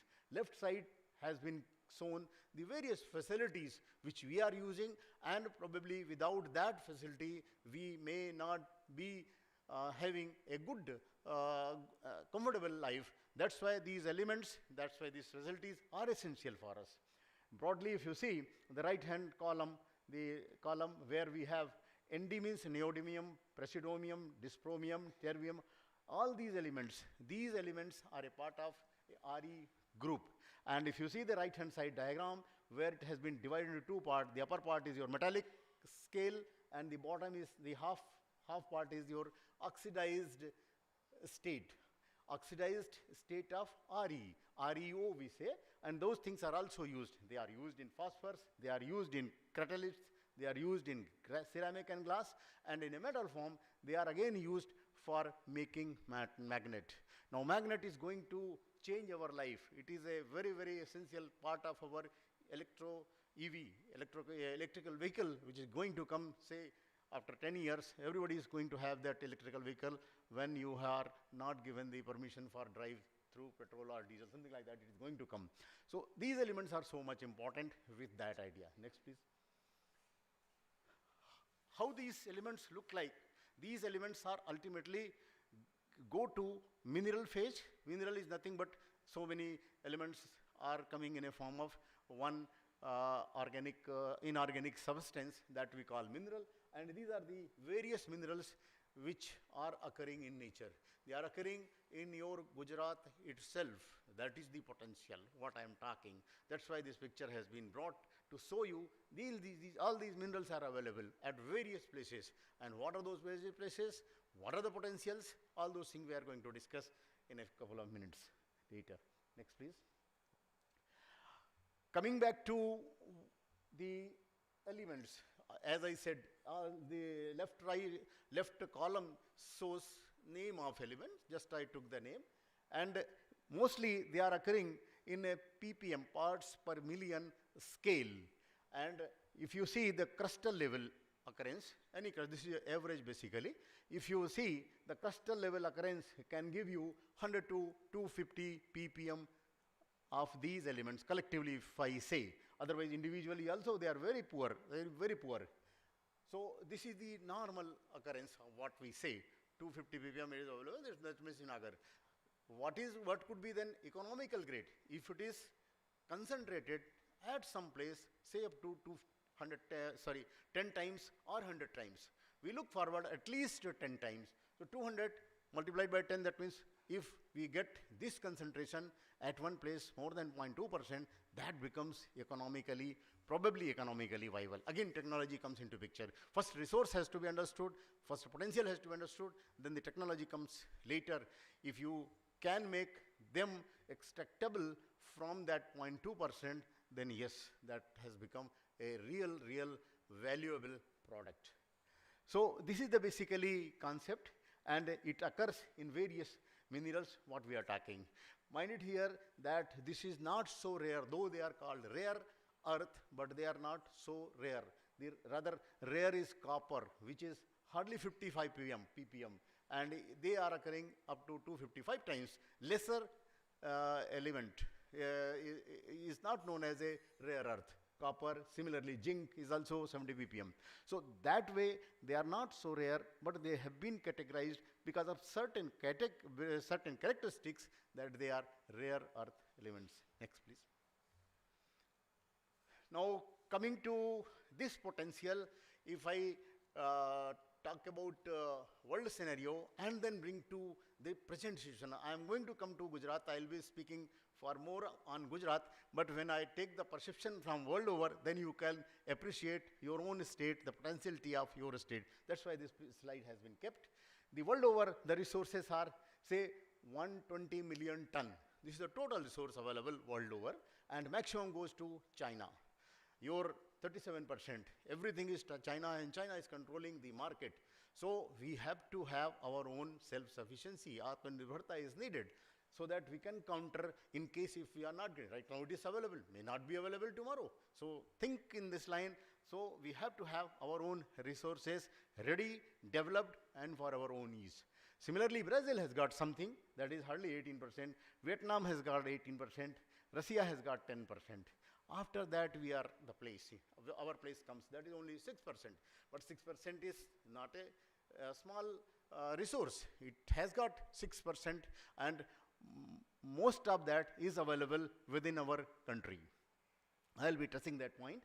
In India, we have some 7 million ton of resources established, and the grade is also varying. Of course, it occurs in various environment, and grade is also changing. Sometimes it is 0.16, sometimes it is 2.15, and sometimes it is 0.5 to 4.5%. So like that, and other states are there. Point is here that India with 6%, whatever 6% are there, and how much is available in different environment, that I am going to touch upon. Next, please. Overall, if you see our country, first we'll see our country. We have seen the world, we are seeing our country, then we'll be landing directly to Gujarat. These are the various places which are flashing. There, all those resources are known. In Gujarat also, something is flashing. Ambadongar, I'm going to discuss in next slide. And then we have... we have something in Rajasthan. Then we have something in Ranchi area, that is the Dhanbad area. And then all along the coast, we have all those resources. They occur in a form of mineral placers. They occur in a form of hard rock terrain. All those points are available, but these things are there. Their resources are partly established. Exploitation is continuing, but for the purpose of economic viability, the studies are continuing. Next, please. I said placers. Placers are something which we find in sand area. Sand is nothing but a placer deposit of quartz, but it can contain many things. If you go to Trivandrum, where two seas are meeting, there you see three types of sand: black sand, yellow sand, and white sand. Black sand is very important. That contains heavy minerals. Heavy minerals has got various other minerals. They are sometimes titanium minerals in a form of ilmenite, rutile, leucoxene, or they can have monazite, which is having Re. I am talking to that. In addition to the many things are there, garnet, silverite, but they have got their own industrial uses. So along the coast, you have a rich deposit of our country, and that is we have already established. And in addition, we have some rivers also. Rivers have got different sources of sands, and those sources contain metals in a form of good minerals. They are heavies, with reference to quartz we say because of heavies. So I'll be touching all those things in a next slide. Next, please. Now coming to Gujarat, the topic of today's seminar, we have to think for unearthing Gujarat. Why we are started talking upon unearthing? Yes, everything is known to us, but we need to have something which is hidden. What is hidden? The resources. Re resources of Gujarat are hidden. That we are earthing. Say in 5 to 6 years, this project has been initiated, and we have unearthed a good potential of RE, that we are going to talk. If you see the overall Gujarat, you have 3 domains, as I have already told, that 3 domains are there. Left side in Kutch area, that has got clays. Clays are very fine products and very, we used to use them for making whitewashing and all. That type of clays are there. And those clays can host these REs in a form of adsorbed material. So that is also possibility what I am seeing, and we have the data of that tertiary clays. They have got say 200 to say 2000 ppm. But that is not economically established. Presence is there. That means when presence is known, economic comes subsequently. When you are exploring them, when you have made the effort to understand and then prove that yes, possibility are there. So that is a very important possibility where we should look for, and probably future will provide us some more data for that. In addition to that, as I said, towards the eastern side, which eastern part of the Gujarat, where your district Panchmahal, Godhra are there, as I said, younger granites are there. Granites are the bodies which are the young bodies, have been intruded into the system, and they bring very important metals along with them.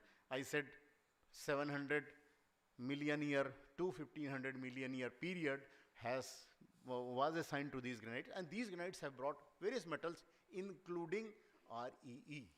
Various metal, when I talk, many things are there. Tungsten is also there, tin is also there, but not to that extent, but certainly these elements are available. So eastern part, yes, chances are there. I'll be discussing in detail, and there we have 2 rivers, Vasava river and Ujol river. These rivers, they drain through these bodies, and they take out naturally those materials which are economically, and those economically minerals, they get concentrated along the river channels, and those river channels ultimately become the deposits. So unearthing of those river channels where you can get such type of occurrences may be a very good potential source for rare earth. And here 0.4 to 0.96% in Vasava river, in Ujol river, Panchmahal district, we have this data of 0.6 to 1.1%. The rocks here are having yttrium percentage. Yttrium is a part of RE, though it is not a lanthanum to lutetium, it occurs in between, but it is not a truly rare earth, but it is a usually occur along with yttrium. And as I have explained in the second slide, that yttrium has got many uses in daily use, what we are using. Let it be mobile screen, let it be your TV screen, or going to be used in catalytic actions. So all those points are available in these 2 rivers. Yttrium is considered to be part of HRE. So the HRE has got different connotation and different characteristics. So with that idea, yes, the eastern part is very important, where these 2 rivers are flowing and they are providing the resources of HRE. Coming back to Saurashtra area, as well as further downward near Narmada river, where we have Udaipur district, Chota Udaipur district, and then we have the Girnar area. All those places are well known for thick forest. Thick forest, the rocks are intruded, new rocks are available, alkaline rocks are available, and those alkaline rocks are ultimately a rich source of REE. They have been explored, but not to that extent that we know the potential. The time is needed for unearthing their potential. Of course, as a part of Atomic Mineral Directorate requirement, we have explored some of them, say along the Narmada Son river, we have explored some area, and Ambadongar is one among them, which has given a very good resource potentials. So I'll be talking that also. So these are the places where the resources of RE are known to, I'll not say resource, but occurrences are known to us. Now the time has come when we should make them a resource or a deposit. So that way the directorate is continuing, and probably Gujarat State Department may also be continuing to enhance the resource base. Coming to placer type, as I said, in India, yes, huge placer is available. But whether is it available in Gujarat? Yes, chances are there, but God is not so kind to give that type of resources what Andhra has got, what Kerala has got, or Tamil Nadu has got. Region is very clear, we don't have that type of rocks. Here, mostly the rocks are basalt, black colored rock, and they don't have this RE. That's why your placers are poor. And along that Gulf of Khambat, we have some areas, 1, 2, 3 are flashing, and those areas have some resources, but whatever is there, that is the resource. That's why just I'll touch them near Moti Daman, Umrat area, where we have this data, then Hazira Devla coast, that is number 2, and then Hazira Devla is 3 number, which is there, and the second one, that is second one is Bhavnagar Dholia. There also we have something. So overall, if I say 12 million tons of economically total heavy minerals are known here, and out of that 68,000, this is a estimate what we have done and we are aware. But this is not the end. It is a dynamic figure. It is a figure, say, of 2 to 3 years back, but if we further do, we may add. But it is not so potential that even if you put up effort, you are likely to have 10 times higher. No, it is not possible, because the provenance or the supply is not there, so you are not likely to enhance in, say, I can say in times. And this has got monazite, and monazite has got rare earth, and rare earth we are looking for. So unearthing of this may not be that much fruitful. These are the soft rock, what we say, they are the sands, and mining of sand is very easy. The hard rock related resources are the need of our. So we'll see where are the hard rock resources. Next, please. Next, please. This is a collective map of Rajasthan and Gujarat. Why you have brought this? Because whatever things are in Rajasthan, they are continuing in the Gujarat, as I said, in the eastern part. But something has happened in the northwestern part of Rajasthan, that is Sivana area. There we have very good resources of HRE. A volcano caldera is delineated there, and huge caldera where the volcanic material has injected, and that is giving HRE related deposits. So that state is fortunate of having that environment. We will not talk that. Our main concern is for Gujarat. So does Gujarat have similar type of occurrences? Yes, Gujarat has got something different than Rajasthan, and we have a rift valley created in geological past, and that has provided us the intrusions. Intrusions, when I say, that means from the deep earth, say 30 kilometer, 50 kilometer deep earth has provided the elements and the material which has injected into surface, and that is having the REE in addition to many other elements, and that is the big resource of the country, I say. No other state has got that much resources. Only Gujarat is fortunate to have that type of resources, and that resource figure, what I am going to talk, is a dynamic figure. Right now, we have established with our effort something, and it is going to be increased slowly. Of course, as per our input, the resources will be enhancing. So there are two areas which have two areas where hard rock resources are proved. I am talking, that means whole country. Only in LRE related resources in Amba Dongar, HRE resources in Sivana area, Rajasthan. So these are the two states where one has got LRE, the other has got HRE resources. Next, please. Just to bring you at the point, from Vadodara it is 120 kilometer along the Narmada. It is very near to Narmada river, hardly 5 kilometer from river. Next, please. Now coming to the area, I'll just share some of the unearthed resources till now. As I said, it is dynamic figure. So in that block, if you see, that is a basically, we say this is a topographic sheet. Mining engineers are well aware of this type of data, where we get the contour and we know the surface topography and all those things. So this blue color, what I'm saying, is again a volcanic plug type of thing which has pierced from subsurface, say 50 or 100 kilometer. It has come and it has come to the surface. Blue color is that one plug which we are saying carbonatic plug. And that plug is being explored from last 5 years. And the red block is the block which AMD is exploring.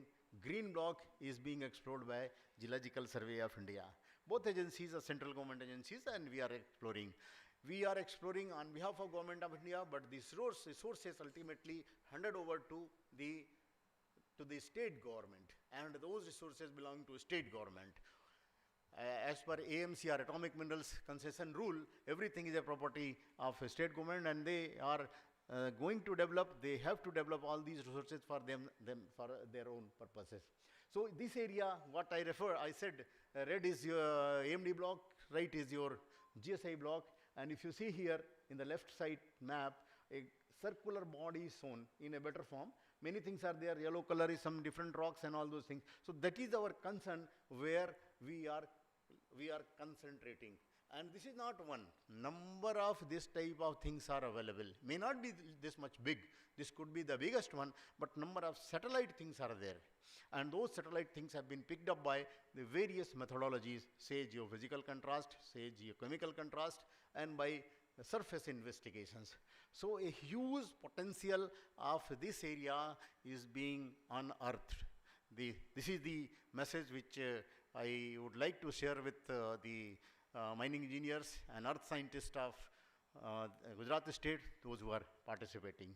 How that look like, that also I have brought to you. These areas have been drilled, and we have recovered the core, and those core you can see. One is dark color, the other is light color. Obviously, these two types of things we are seeing. One is ferruginized, where iron is more, the other one is light color, that is your calcium. So where you get ferruginization or ferruginous material, there you have more Re concentration. So that is the only thing, and two things we get, and this has ultimately, when we have to establish the resources, what we do? We do the surface, two-dimensional assessment, as well as the third dimension has to be probed. Then only you can get the volume, and volume is very, very essential for any mining industry for making the investment. So for that purpose, the boreholes are drilled, and you can see some 6 boreholes are shown in the left hand bottom corner, and red color area is the rich zone dominated by red color rocks. So that is the thickness of the bed. This is very, very important that they are very near to surface, and any mining agency can be this can be exploited by, say, open cast type of thing. We have an open cast mine of Ambadongar of fluorite, but similar type of mining is also possible to take out such material profitably. And this initial resources have already been established. I am sharing this figure. This is a 7 lakh ton Re resources at variable cutoff, because cutoff is a very, very important for making any decision or any mining related activity. 0.2%, 0.5%, more than 1%, more than 2%, but the total resources are going to touch this 7 lakh ton, and the cutoff is never brought further down from 0.2%, so rather 0.5% I'll say. So it is higher than what I said, 250 ppm multiplied by 10, 0.2%, and 0.2, again we are given the latitude, so 0.5% and less is this, 0.5% and more is this one. Less than we are not counting. That is your light colored rock. The resources of less than 0.2% we have not counted. So that way, this resource is available with us in Ambadongar. What else is available? That is also important. That becomes a valuable product. If a main element is recovered, then what are the co-product? What are the byproducts? Co and by make resources more profitable, more attractive. So what are those things? Yes, we have niobium, 29,000 tons. Again, the steel industry will demand it.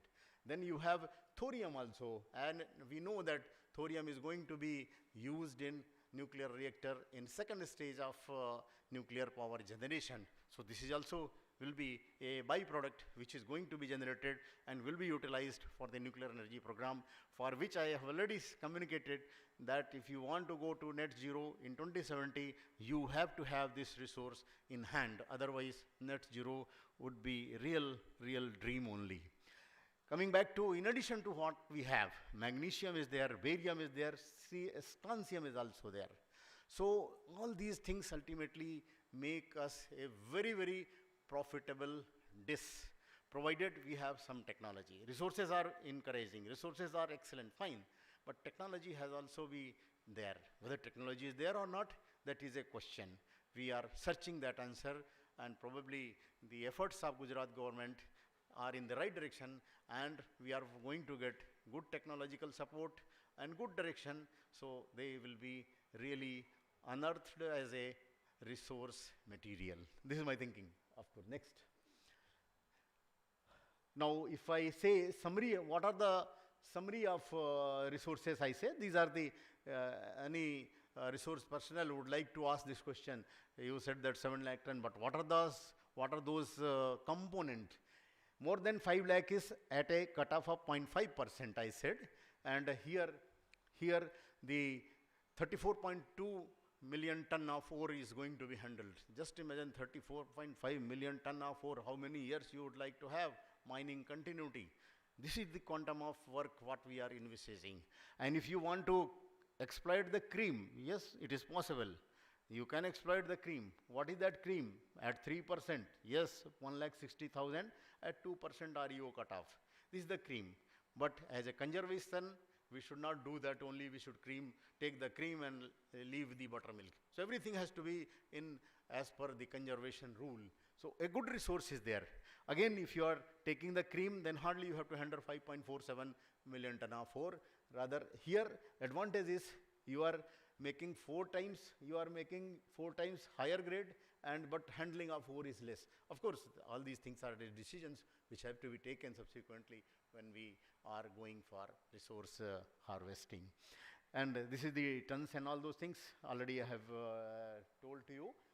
And the deposit is essentially RE, where lanthanum is this, cerium is this. Here the value comes in other product. Lanthanum and cerium is not so much valuable. They are, but not so much when we talk for praseodymium and neodymium. These are the PR and ND. These are the 2 sought after elements. How they are sought after, that I am going to tell you in next slide, why they are so much important. Everywhere you need now magnet, and magnet requires these 2 components for making them a superconductive magnet and all those things. So that technology is there in the Department of Atomic Energy. We have that technology. We need those material. And if material is indigenously developed or indigenously produced, so that will ultimately going to help us in making Atmanirbharta in real senses for this type of resources or this type of requirement. Next, please. I said that these 2 elements, rest are also there. I am just bringing the data from World Market Survey, 19 data, 21 data, 22 data. One can see the cost. The cost is given in US dollar per kilogram. In 19, what was this? 54. What is now? 166. Similarly, 44 has become 181. High cost, fast increasing trend, 3 times in 2019. Only 3 years, 3 times. It is very, very attractive business now. If you can have it, you are going to have a good resource, good economics, good money. So that is the way world is looking for. And we are also looking for. We are not behind that. Whatever world is dreaming, we are also dreaming. And probably all these things ultimately going to give us a huge resource, huge potential available there in that area. Next, please. Next one. Again, I said co-product, byproduct. They are also having some value. What are those values? Again, this has been done with the help of market survey. What we do usually, we should understand what we are going to have. Magnesium, barium, strontium, vanadium. And this is the market which is going to be available. And what are the applications these things are there. It's a glimpse to give you that yes, in whatever you are taking, in addition to that, still value products are available, value metals are available, which are going to drive the economy in future. Next, please. As I, that is the one small area, Ambadongar, and in addition to that, satellite deposits, small plugs are there, and they are being worked Maybe we may find similar type of another plug, but there are potentials, and these are the potentials. Mankanakhal, Ghantol, Artia, Rajawat, Saidivasan, all those areas have shown potentiality, but not to that degree. But even then, if we are going to exploit Ambadongar, then these are not going to be left like that. They will be supporting the process. So these are the future resources. What I am seeing, say 50 or 60 years, when net zero is requirement, all these elements ultimately going to help you to achieve the target of our country, what has been announced by our Prime Minister, that we should have net zero in 70. And these are the area, maybe after 20 years, 30 years, 40 years, they may become the resource generating areas from where, in addition to Madungar, you are having mine, you are having your own resource, you are having your own mill coming up in this area, nearby, hardly 20-30 kilometers from the Ambadungar. Next, please. So finally, I'll conclude in this way that we have already intensified our exploration program. We have already established, and it has been submitted to Government of Gujarat, and Government of Gujarat has already taken appropriate action. I am very happy that the direction in which the Government of Gujarat is proceeding, and results are started coming in. Early results are very, very favorable. We hope that we are going to get a good resource base of RE from this state, unearthed resource of Gujarat. Monazite bearing sands are there, but they are not going to, but Ambadongar itself is going to be a very, very, very important. Of course, it's a surface resources, open cast is possible, that is also there. And considering the strategic nature of RE, global geopolitics, yes, lot of politics are going to be there when such type of resources are concentrated in one country. I have already shown that China is leading in this. If China controls, naturally we have to have our own resource, we have to have our own political background, then only. If you are rich, then only you will get the money. That is the concept, that we should show that yes, we have a 7 lakh ton or 8 lakh ton of resources. If nobody is giving, we can produce our own. So that type of politics can help us to grow further in that direction. So geopolitics is very, very, very related to this, and RE related downstream industries. Many downstream products are possible. They are going to be there if this resource is developed, the resource is utilized in the state. So that way we should go ahead. And then supply chain related industry, it is a very huge industry, huge line of industries are possible associated when these products are available in the market. As I have already showed in second slide, many industrial uses are there. So related to that, industry will go. A huge potential is hidden under these Ambadongar resource area. Next, please.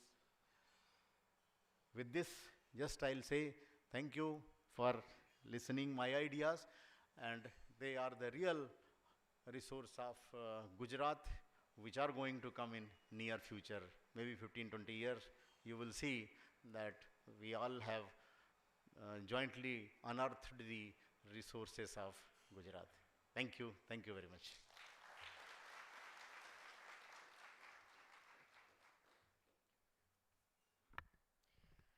Okay, so ladies and gentlemen, this was Dr. D.K.Sinha, and after hearing from him, let us move further. I hope it was a value add, and I hope his broader aspects had a valuable knowledge to your existing space.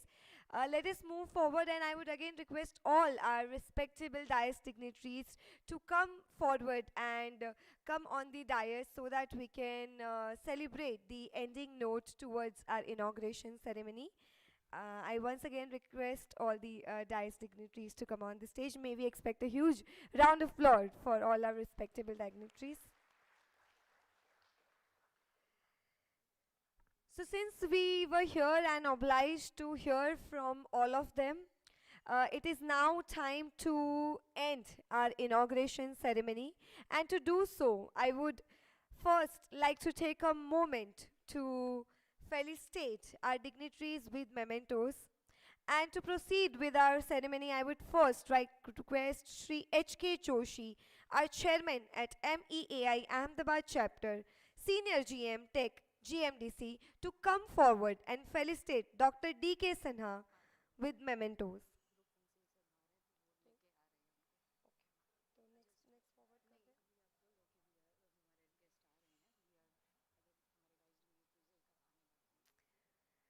So since we are expecting rest of dignitaries to come on the stage, we would take few minutes. Okay, yes.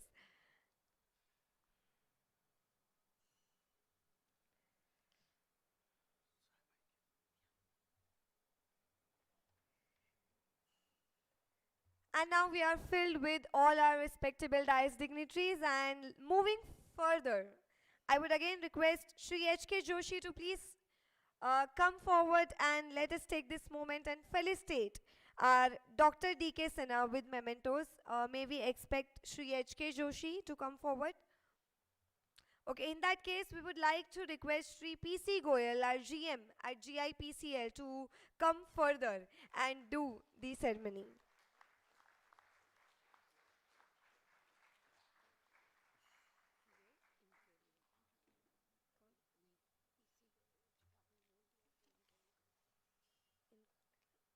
Okay, so thank you so much. I would request Shri P.C. Goyal to again move further on the dais and felicitate Shri Roopwan Singh, IAS, CGM, MD at GMDC. May we expect a huge round of applause for both the dignitaries.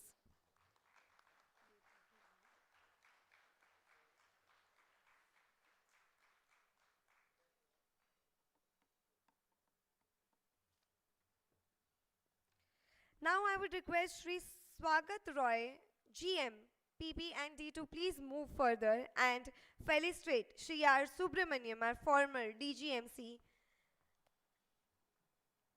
Thank you so much. May we expect a huge round of applause for both the dignitaries.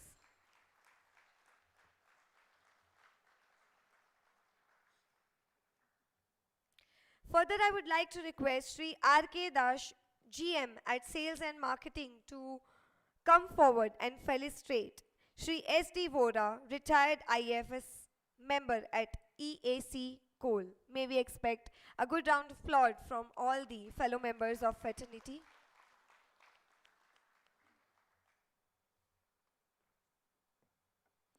I would now request Shri B.K. Mahato, GM at Bhavnagar Project, to come forward and felicitate Shri H.K. Joshi, our chairman at MEAI Ahmedabad Chapter, Senior GM Tech at GMDC. May we expect a good round of applause for both the dignitaries in the house.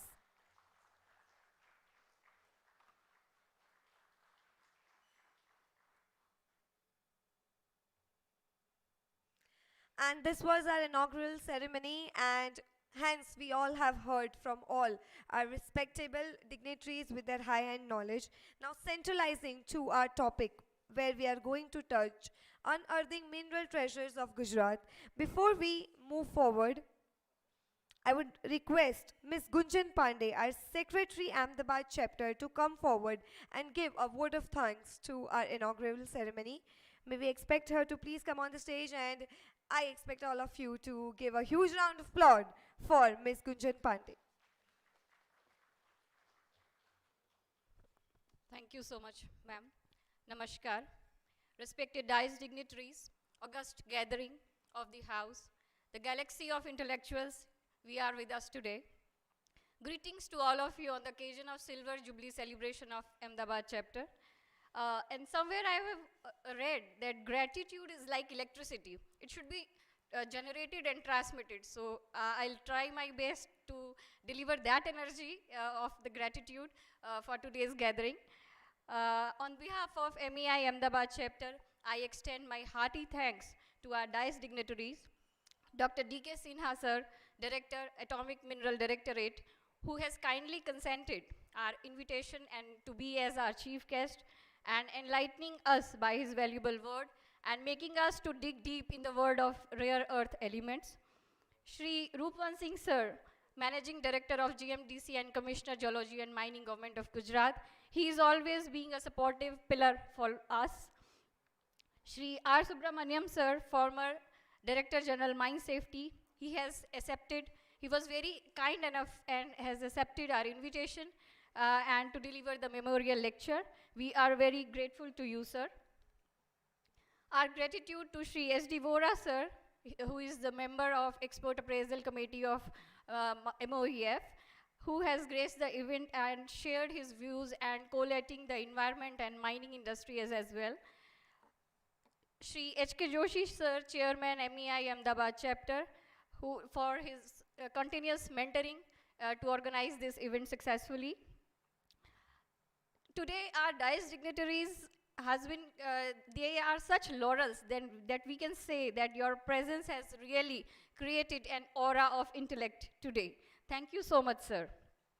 My sincere thanks to Vice President 1 MEI, Shri Mathur sir, for his consistent guidance to, so that we are able to organize such event.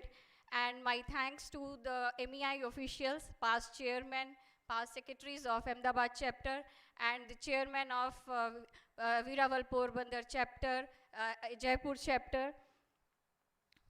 Our gratitude to the officials of DGMS, Shri Niranjan Sharma sir, Shri MD Mishra sir, Shri MC Jaiswal sir, officers from CGM, Shri Nitnavare sir and his team from GSI, regulatory bodies, eminent speakers of today's seminar.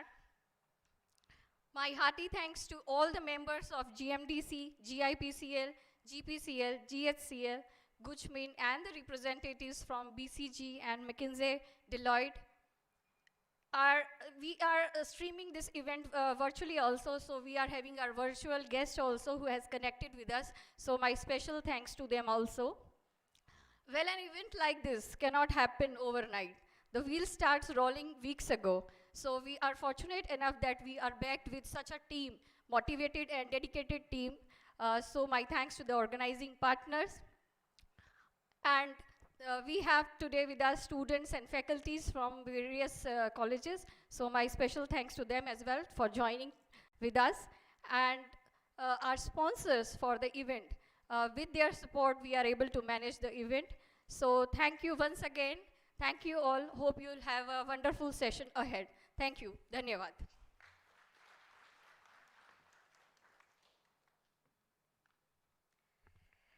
Thank you so much, Ms. Gunjan, for your touching ending notes. So this was our inaugural ceremony, and I request all the dignitaries, thank you so much for showing your presence on the dais. Like we are towards an end of our inaugural ceremony, you all the dignitaries, respectable dignitaries, can move further towards their provided seats. And now we will move further for our technical session.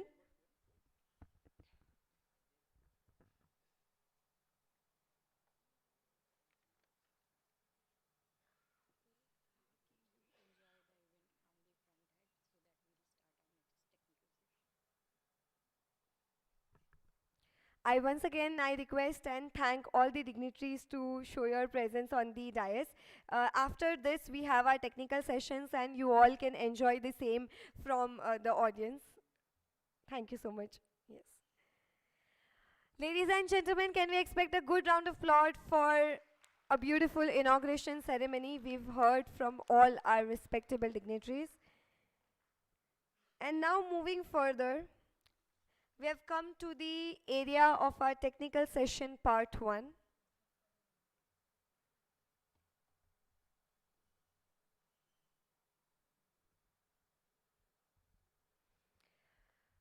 To begin with our technical session part 1, I would first like to request Shri D.S. Bhayal, GM Project at GMDC, to move further and escort Shri Manish Jaiswal, DMS, DGMS, Ahmedabad region, to chair the technical session, followed by Shri Chirag Shah, General Manager, Environment Project at GMDC, to escort Shri R.D. Shah.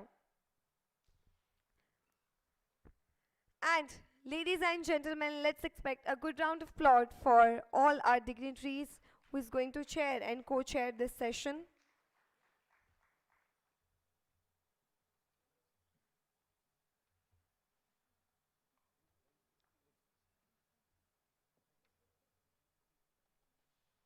And further, I would like to leave the dais towards our dignitaries to carry forward our technical session. Thank you so much.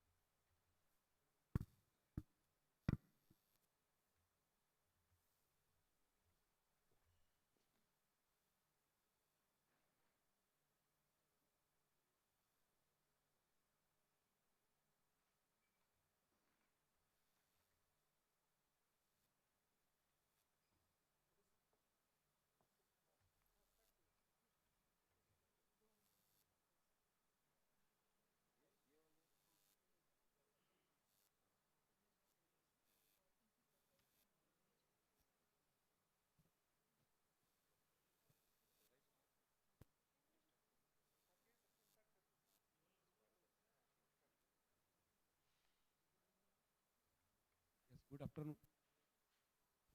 Good afternoon, everybody. On behalf of Mining Engineers Association of India, Ahmedabad chapter, we would like to welcome you on this technical session 1. Today we'll start with two presentations are there. There are two presentations. One is on the opportunities for base metal minerals in Gujarat by Sri Arya Arjun, BCG. And second is on the strategic minerals, Sri Asutosh Satpathy. We have time constraint, so I would request both the speakers to confine their talk within the time limit. So first I invite Sri Arya Arjun. He'll be speaking on opportunities for base metal minerals in Gujarat. Thank you. Thank you, Mr. Shah. Can we have the presentation? Thank you. Sure. I'll briefly introduce Sri Arjun Arya, who is a lead knowledge analyst, metals and mining from BCG.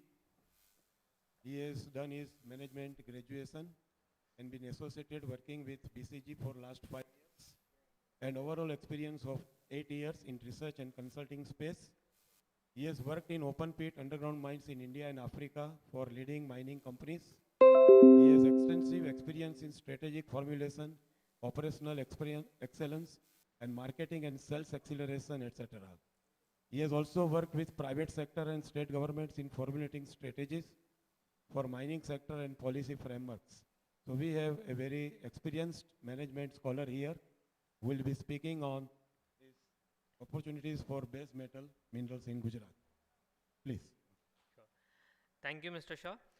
Good afternoon, everyone. I think it's an honor to get connected to everyone with so much of learning, everyone learned people from the mining fraternity.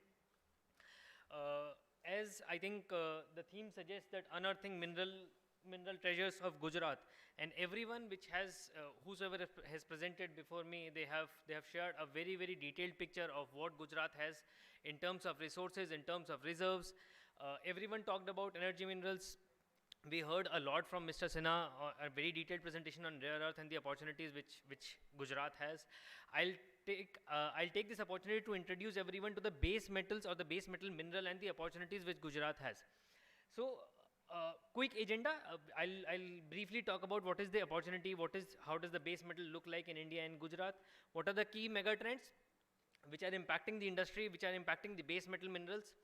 Then why is then I'll go into a deeper dive into copper, that why is copper so much strategically important, and why we are seeing a surge in copper prices, or so much of hue and cry on copper from everywhere globally. Then moving on, we'll be discussing about importance of copper for India and Gujarat, and then I'll present a brief case study to everyone. So moving on, a quick glimpse onto reserves and resources. So this is okay. Can you please remove this? Okay. Meanwhile, till the time that gets over, so this slide very clearly lays out that we have a lot of reserves and resources of base metal. And if we talk about base metal, primarily copper, zinc and lead, bauxite, nickel and cobalt in India. Primarily zinc, lead, copper and bauxite are the bauxite, which is the ore for aluminium. So all these top 4 are the base metals which are available in India, with nickel and cobalt with a very minuscule or minimum reserves as of now, which have been explored till date.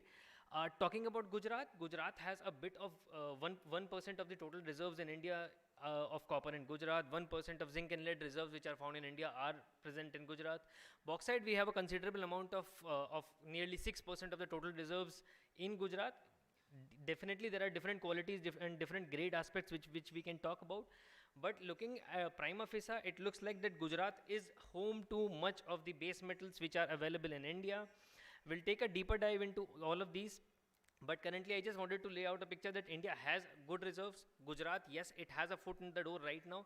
This is as per the exploration data which is available as of date. But if we do a further exploration, as Mr. Subramaniam said, that the only 10% of the OGP has been explored till date. If we go into further, if we do a more deep dive into the exploration data, this data which we are looking at right now is gonna get much better in terms of reserve.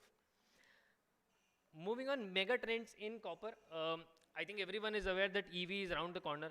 Copper demand generated from EV is get to go to 6x by 2030. That is what has been expected.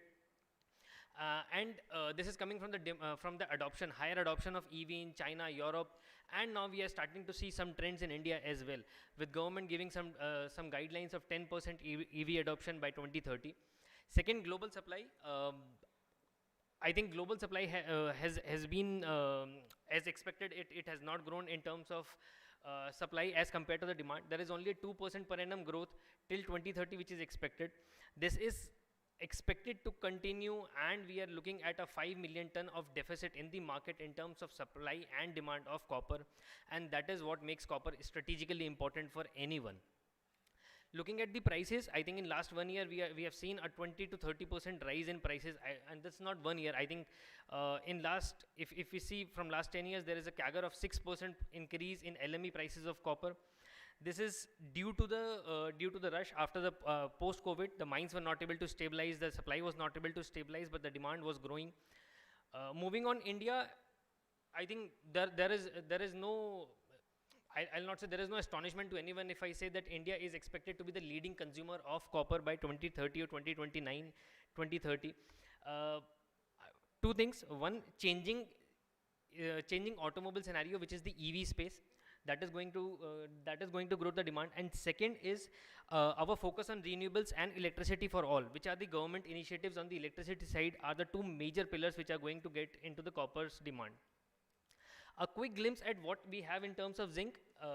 Zinc has taken a backseat in last 2 years, primarily due to a very broadly flat market. There is no difference. There is no supply demand deficit largely, which is right now in front of us.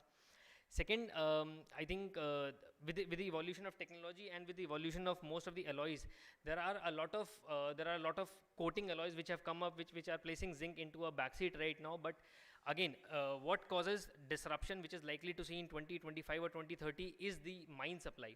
So currently, the investment in zinc mines have reduced. Secondly, the grade of zinc mines or the copper mines, if I talk about globally, are depleting, and that is where India comes in.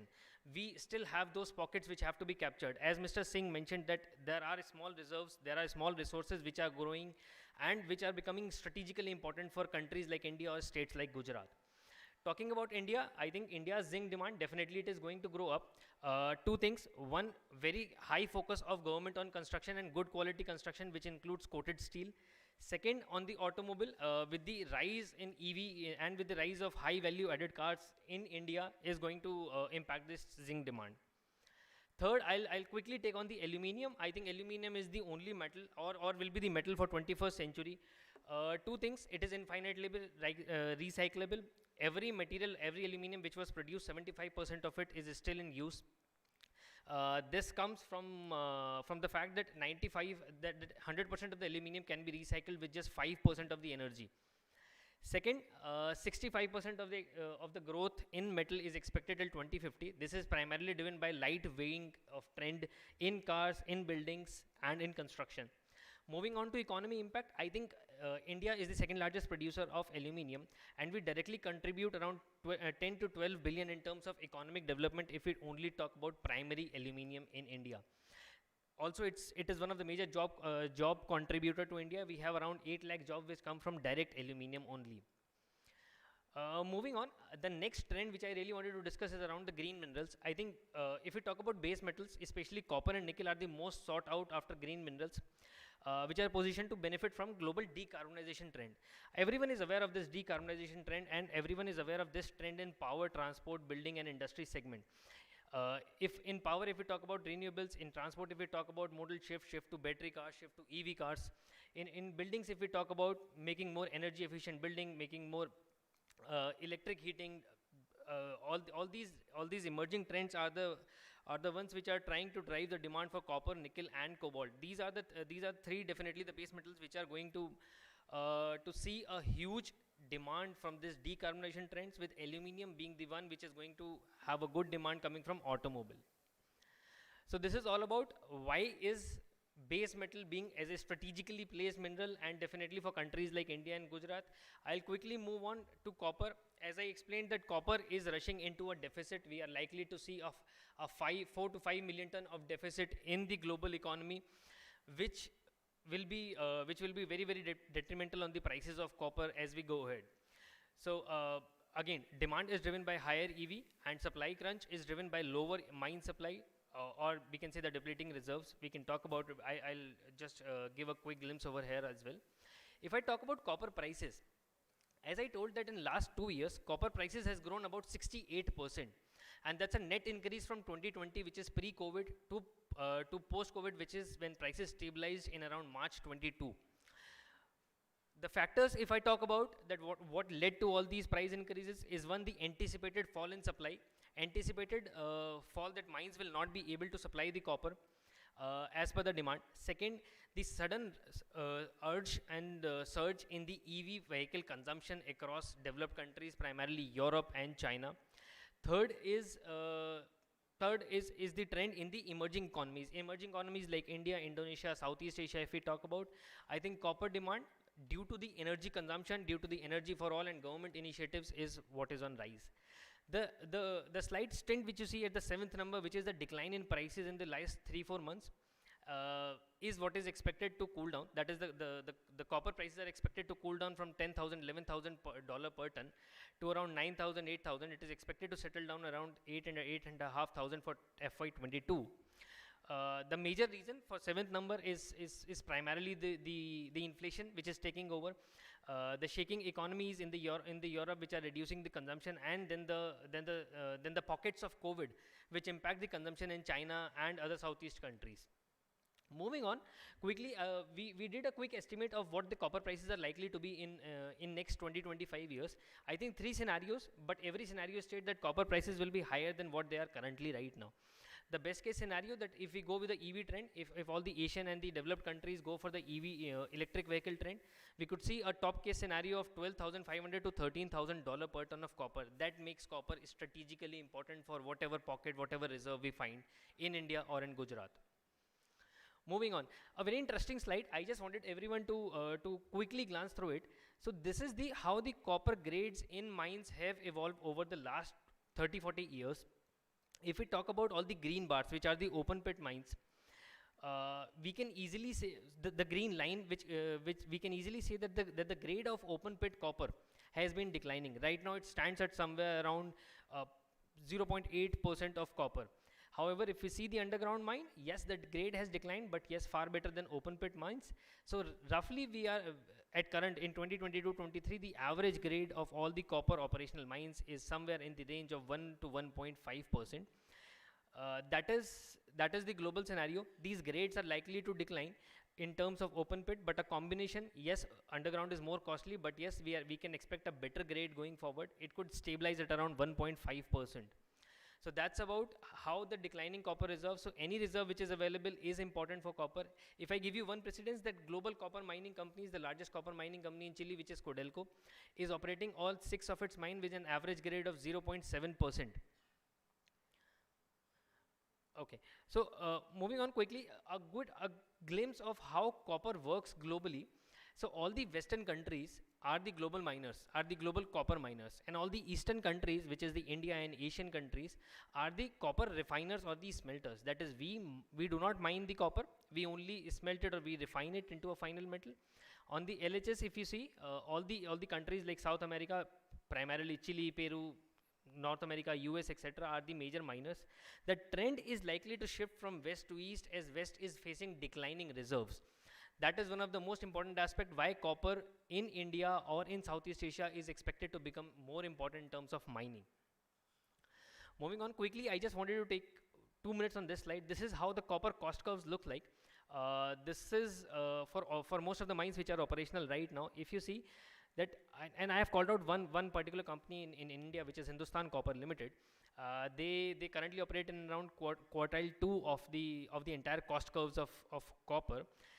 Woodmac also estimates that that any Indian mine which is operational, which has a grade of greater than 1%, primarily the similar reserves which we have in Gujarat, and I'll talk about it later in the slide, is likely to have a cost in range bound of quartile 2. So we could be more economical in terms of our cost of production of copper if we go for the reserves. Moving on, importance of copper for India. This slide simply narrates out why copper and how the demand is likely to pan out in next 10 years. If you see that CAGR 9%, yes, that is a shocker to me as well. But if we try to break it down, I think automotive, industrials, that is, automotive, urbanization, which is infrastructure, renewable energy, and consumer appliances are the major subsectors which are going to get the trend and which are going to increase the consumption of copper in India.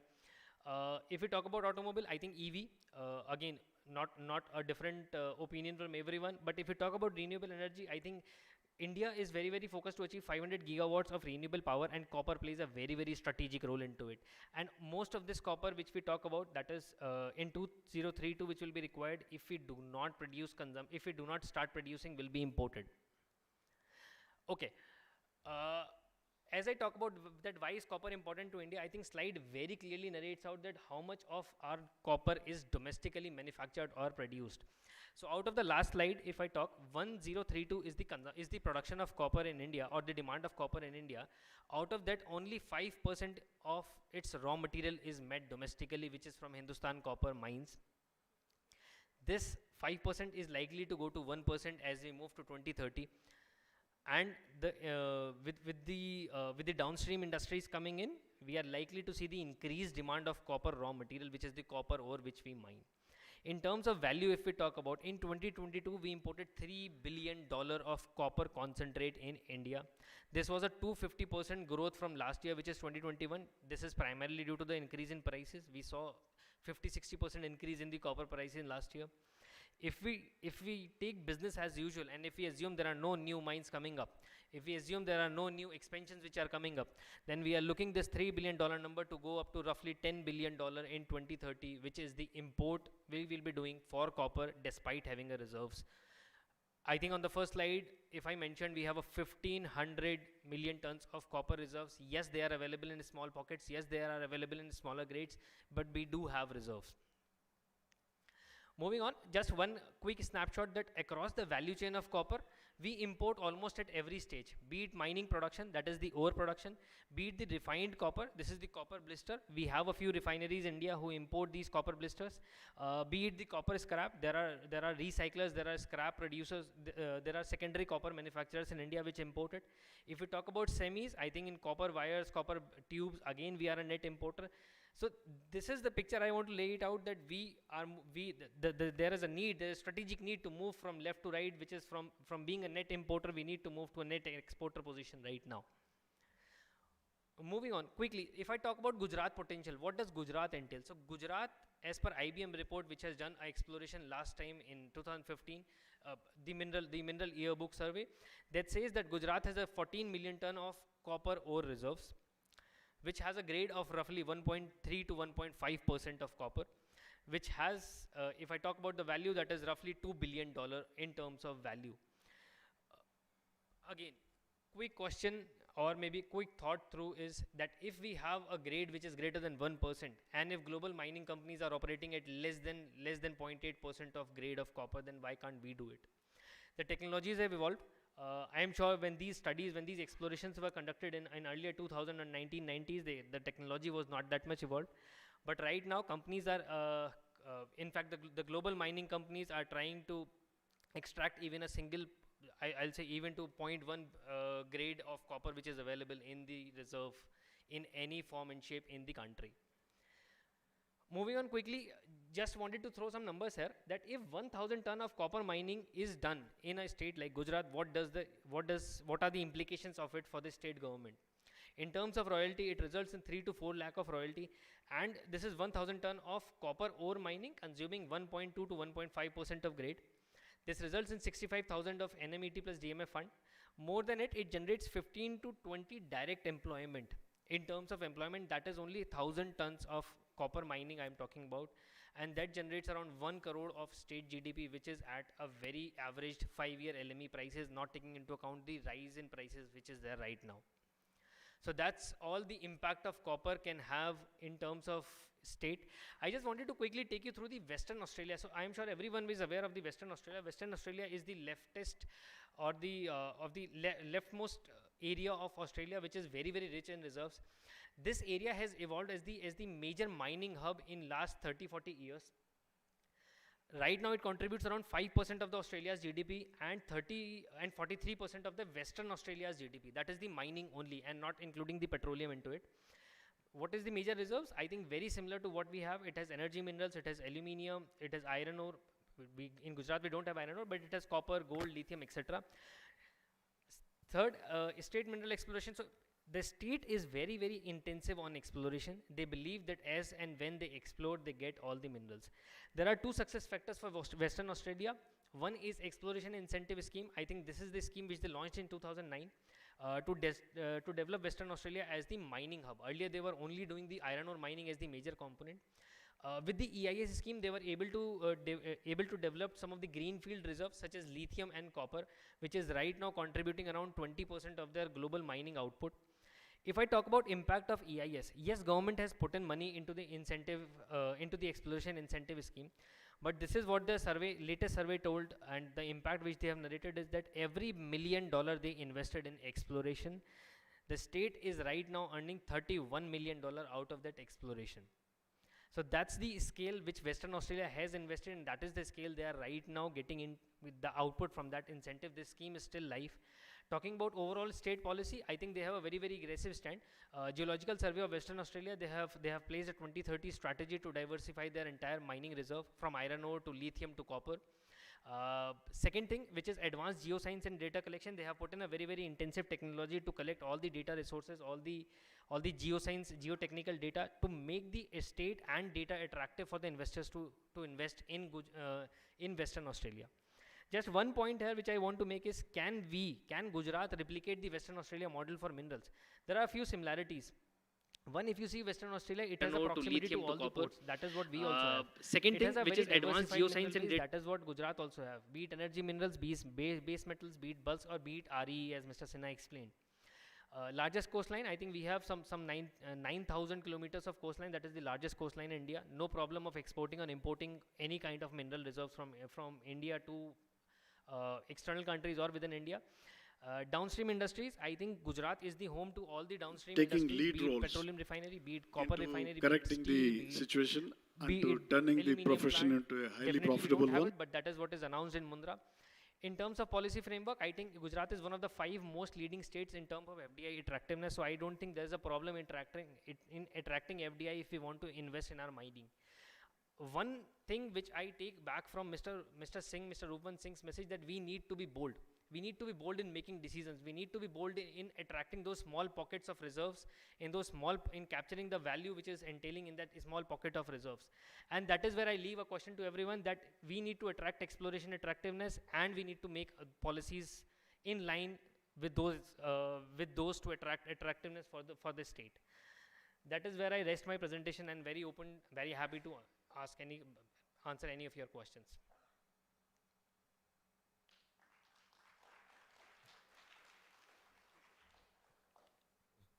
Thank you, Mr. Arjun.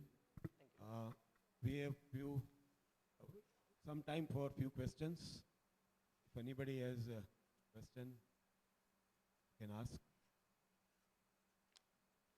Mr. Arjun has showed that there are potentials of copper exploration in Gujarat, and already it has been done by GMDC since 3-4 decades.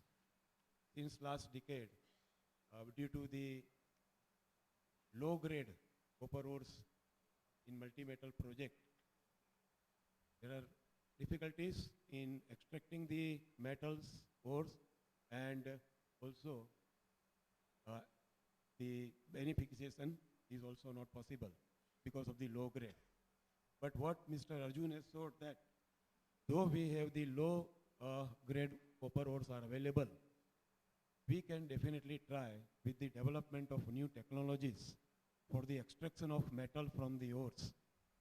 And such technologies should be available in the world market, or maybe developed. And then we can see that since the copper prices, as he has mentioned that it is increasing, and within 10 years it will be up by 9%. And the use or application of copper is also day by day increasing in various fields. So obviously we should go for such kind of technologies if available, particularly for our multi-metal project at Gujarat, where we have copper, lead and zinc. All the three metals are available in the ores. So definitely GMDC and the experts can throw light on this. Okay, so thank you very much, Mr. Arjun. Thank you, everyone. Thank you.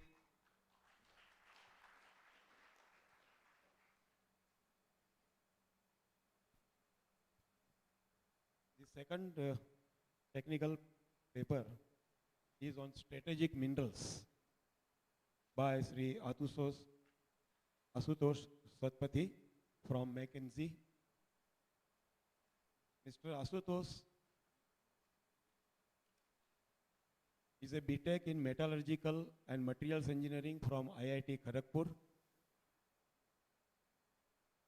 He is a practice expert with basic material based out of McKinsey's Bengaluru office in India.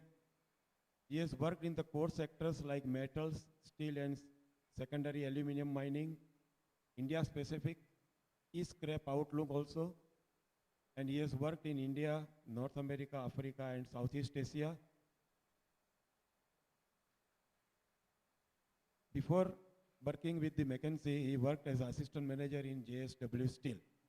I invite Mr. Asutosh to deliver his lecture on strategic minerals.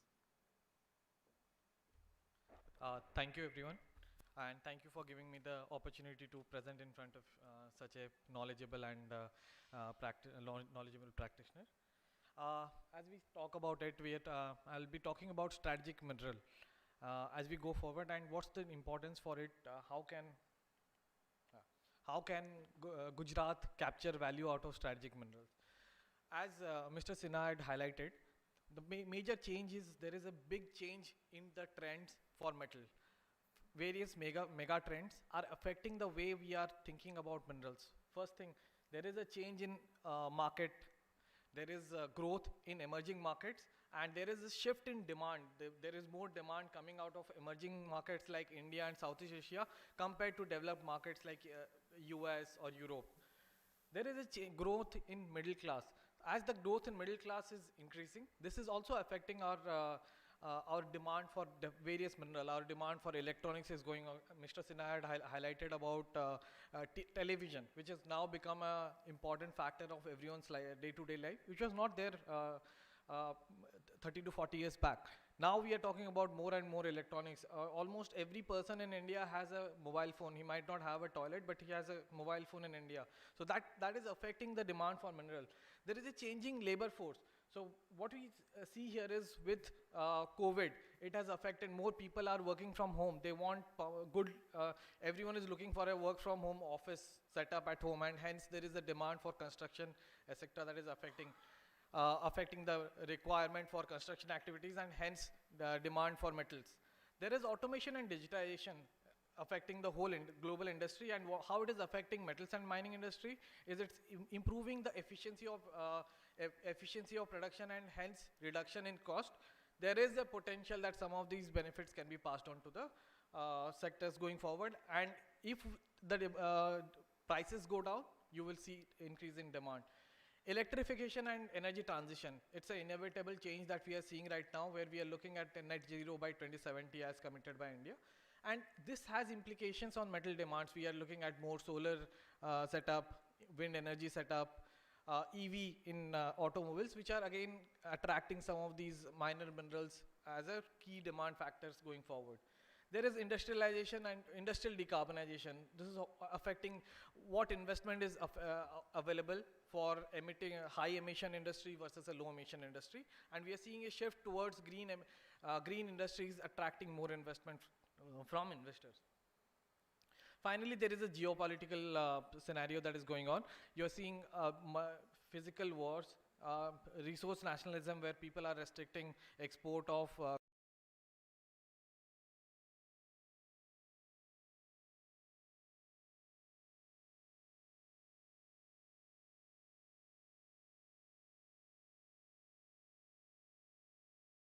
energy transition. Based on this, you can see that it will require a suite of metals or minerals to meet this target of energy transition, and this is affecting our demand for various metals.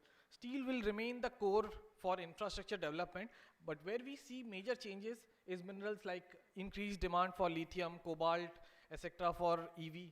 We are seeing an increase in demand for neodymium, praseodymium in terms of permanent magnets for EV vehicles as well as for wind energy. We are seeing an increase in demand from tellurium, gallium, cadmium, etc. for this whole transition, and hence what we see here is there is a change in material intensity. When I say material intensity, I'm not talking about kg consumption, I'm talking about in terms of equivalent investment. So when we transition this thing into tons of copper equivalent, what we see is wind and solar will require 8 to 9x increase in metal intensity compared to coal-fired, which is the traditional technology in the power sector. Similarly, you see almost 1.7, 1.8x increase compared to IC versus a BEV engine in terms of material intensity. Now, this is affecting the growth in demands in various different factors. So you see something like lithium, which is expected to show a growth in demand of approximately 13% per annum, whereas steel currently will stay stable around 0.6. So almost flat demand growth in steel, whereas sharp demand growth in lithium, cobalt, nickel, which are more important for the transition to cleaner energy. Now, what is important in this factor is that the growth that is required to meet this transition is much higher than what we have seen in past. Between 2010 and 2020, whatever growth we have seen will require much higher growth in terms of supply to meet this demand. You can see sharp differences in lithium, where growth, we had a roughly 200% growth. Now we are expecting a 750% growth in demand between 2020 and 2030. What this needs is much higher supply from the global market. And as the demand growth, every country is going through a resource nationalism, and hence we need to secure ourselves in terms of supply for some of these minerals. Now, if you think about India, India has, this is the old presentation. Okay, so India has a big ambition in terms of energy transition. So we are talking about a 2070 net zero ambition. Hence, we have to add solar capacity, we have to add wind capacity, and hence this is affecting our need for different minerals and hence strategic nature of minerals. As you can see, this is based on low energy transition. What will be the strategic minerals that we need? And some of these resources are already available with Gujarat. When we think about Gujarat, we already have rare earth light, we have graphite, we have bentonite, we have phosphates, we have some amount of gypsum, dolomite, manganese, as well as copper. And hence, the opportunity for us to capitalize on some of these critical minerals. Gujarat, as of now, already plays a key role in some of the minor and major minerals. Some of the minerals where we are almost greater than 90%, we account for greater than 90% of the availability of material for India itself. And if I'm looking at this, now when we look at the strategic mineral, in some cases we have already resources, but we don't have production as of now. And hence, this gives us an opportunity to capture and grow on these strategic minerals to generate value for Gujarat. Now, what is important for Gujarat to create value? I think the first and foremost is to have a strategic plan of capturing value from this. And once we have a strategic plan, these are the 5 factors that will help us capture value. First thing is having a detailed view of areas and availability of data, geological survey data, so that we can create perspective for exploration pre-investment. Second thing is regulation. How can we support junior miners and major mining companies to grow in terms of exploration activities in India as well as Gujarat? Next thing is streamlining the whole process from permitting land access to getting clearance for the mining activity. So thinking about how we can have an online exploration permitting as well as one-stop shop for all permits for mining activity. How can we facilitate access to talent as well as financing for the junior miners. So there are, if you look globally, there are examples of exchanges like Canada, London, Australia, which have provided a platform for junior miners to raise financing cash for their exploration activities. And finally, how can we promote exploration? Promote exploration by giving benefits in terms of exploration, by co-funding some of the exploration expenditure, as well as creating exploration promotion agency so that overall exploration activities can go up. What this will help is to tap into more and more resources available in Gujarat and make the maximum out of it. Just to summarize what we discussed, there is a change in trend of metal demands. There is an increase in higher intensity of requirement for low carbon technology. There is a variation in terms of demand growth and hence much faster need in terms of supply for some of these strategic minerals. India has a bold ambition of in terms of achieving net zero by 2070, and hence some of these strategic minerals we can, as Gujarat, we are already supplying some of these minor and major mineral and play a key role to tap the full potential of Gujarat in terms of strategic mineral reserves from the state. Thank you everyone.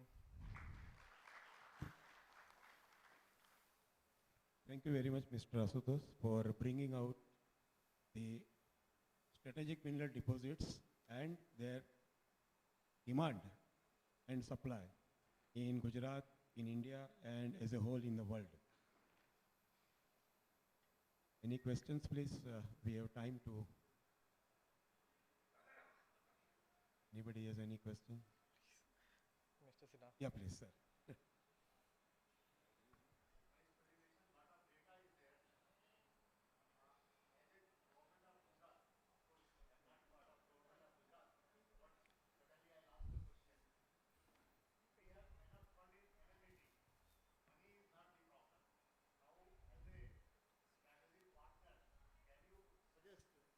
Area which we can take up for exploration. You have done a very good survey and shown lot of potential. Just suggest 3 areas where Gujarat state can take up the exploration, taking fund from the government of India. Sorry, I think, yeah, we are already doing a lot of work in RE. I think that's a very important part of Gujarat. We are already progressing on that. I think the other areas where we should focus more going forward, one is copper, which was highlighted, and second one would be, if I have to highlight it, it will be limestone, which will play a key factor in almost all the, it's a key flux that we need going forward. What is your bet for copper? Sorry? What is your thinking for copper? So copper, as was highlighted by Mr. Arya, the demand for copper is increasing, and I'm completely in line with it. What is interesting is that as the demand is growing, there isn't that much supply, and hence even low cost reserves My point is not that one. You are right, everything is fine. That is a database and you are projecting everything right. That is acceptable. There is no doubt for that. From where you are going to get copper in Gujarat state? And we would like to explore that in case if I ask that question. Probably at that level I have not looked at it, but I can have a look and I can come back to you. You said a lot of things are there in Gujarat. Yes. Only that research is required. If you can develop that with that idea, that will help you to observe. Sure. Right, sir. Actually, there are a lot of areas unexplored, as far as I personally think, in Gujarat. Though a lot of efforts are being made and were being made by the government of Gujarat Mining and Geology Department in the past number of years for the strategically identifying the mineral deposits, either shallow or deep-seated. And they have been successful in some of the cases. But with the development of new technologies now, the opportunities are there where we can find, as you mentioned, where we can find the copper deposits. I mentioned only the one area that is being done, exploration works in Slong by GMDC and Government of Gujarat, Geology Department, Geology and Mining Department. But maybe other areas we can explore and we can find these deposits. And since today, Mining Engineers Association of India, Ahmedabad chapter has completed 25 years, and we are celebrating the Silver Jubilee. I take this opportunity with the permission from the organizers to say that, and this proposal has been put forward number of times, that we have the experts in the different fields, members of MEIA, Ahmedabad chapter. We have experts from mining fields, we have experts from geoscience fields, we have experts from chemistry fields, and number of experts and other allied engineers.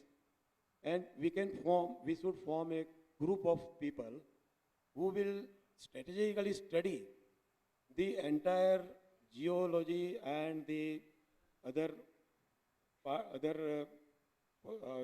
characteristics of Gujarat in terms of the prospecting and exploration of those deposits which either not found so far or which have found but which have not been put into the practice. Such things can be done if we organize, and this actually been deliberated number of times in all the meetings and this kind of platform, that we should form a platform where all these experts will come together, have a brainstorming, and I request also, since we have the Commissioner Geology Mining, who is also the Managing Director of GMDC, and always he is a mentor and always ready to carry out the research and development work in the fields of prospecting and exploration. This we can put a sort of proposal, and as you mentioned that government agencies are also ready to provide the funds for such kind of activities, technical activities. So that is what we can go ahead with this and definitely explore the areas in Gujarat and surrounding nearby states also. Right?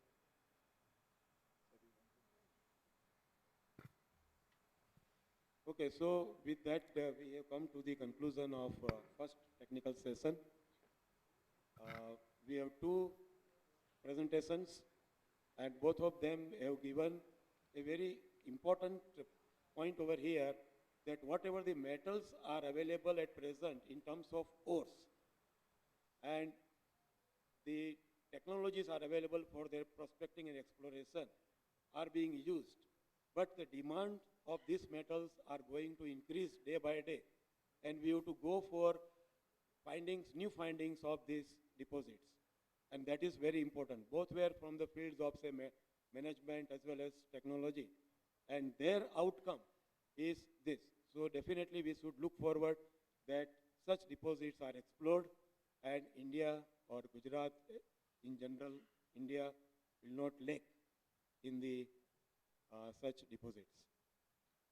Thank you very much for your quiet and patient listening. Thank you very much. And I thank organizers for both of us, on behalf of both of us, for this opportunity. Thank you. Thank you so much. So this was Shri R.D. Shah for giving this synopsis on this entire topic of our technical session part 1. Thank you so much Shri Manish Jaiswal for being here on the dais. I would also like to thank our presenters who has given detailed aspects on the research topic. So I would like to take a moment of gratitude for our presenters. I would like to request Shri Arya Arjun, BCG, to come here on the stage and to felicitate Shri Arya Arjun with memento. I would like to request Shri R.D. Shah, retired professor and HOD, MG Science College, to come forward and felicitate. Let's take this moment for a big round of applause, everyone.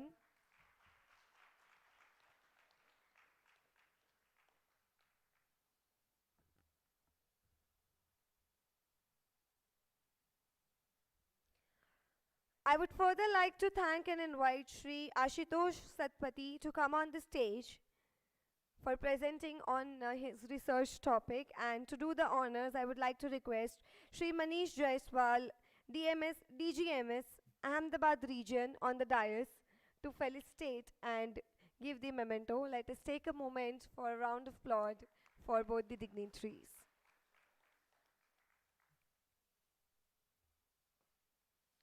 Here is the time to felicitate our dignitaries on the dais for showing their valuable presence and also covering the first half session of our technical presentation. I would now like to request Sri Pulak Mathur, our GM project, to come on the stage and felicitate Sri Manish Jaiswal, DGMS Ahmedabad region. May we expect a good round of applause, everyone, for both the dignitaries on the dais.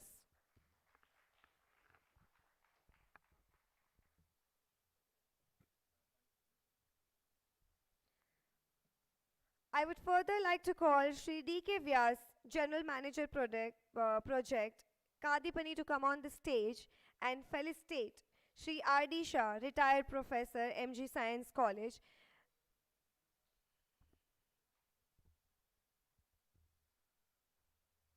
Ladies and gentlemen, let's have a good round of applause for both the dignitaries on the dais.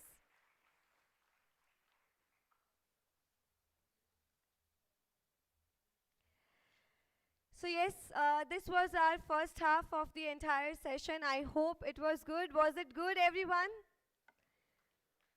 Let's have a good round of applause for everyone in the house for covering the first half of the day. Moving further, we'll take a quick 1 hour break for lunch.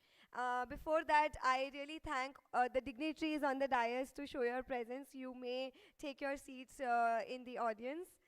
And before we start our second half of the day, we can take a quick lunch break. We'll assemble back at 2:30 p.m.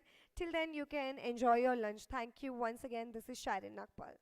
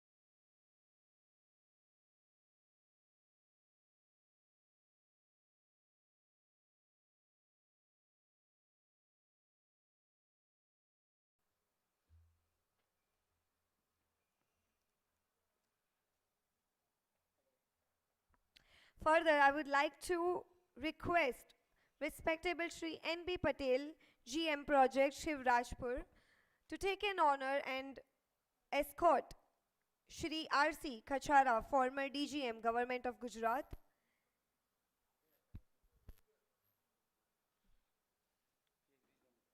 Okay. So, N.B. Patel, can we...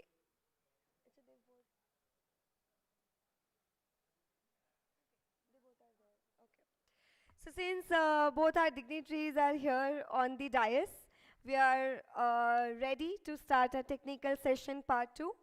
For that, I will leave the stadium towards our dignitaries. Thank you so much.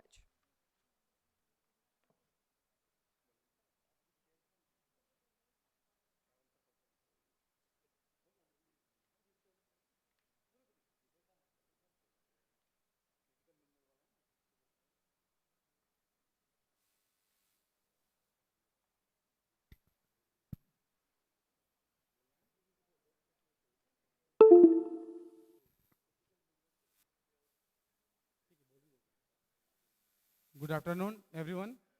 This is technical session 2. 3 papers are going to be presented by different.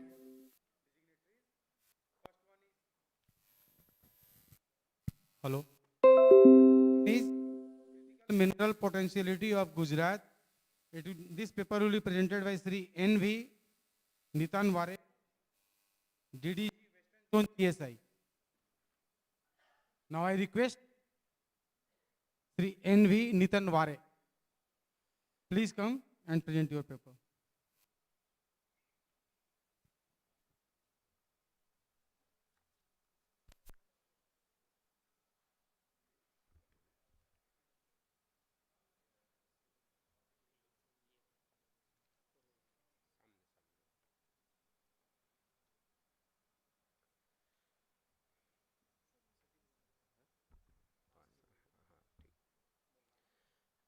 सभी को नमस्कार। आज के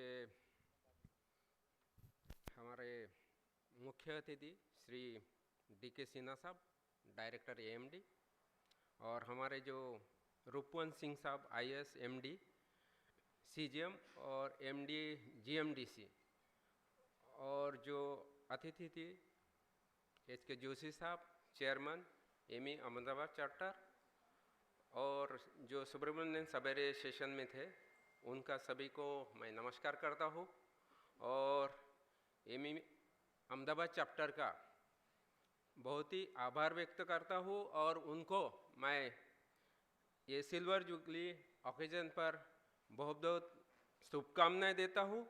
और mining industry और geology fraternity का knowledge discipline करने के लिए मैं वाइस प्रेसिडेंट एमई जो माथुर साहब और उनके टीम को भी बहुत आभार व्यक्त करता हूँ कि उन्होंने ये सभी government organisation, mineral based industry एक साथ लाकर ये जियोलॉजिकल एंड माइनिंग का ज्ञान शेयर करने के लिए एकत्रित किया। उनका सभी का धन्यवाद करता हूँ।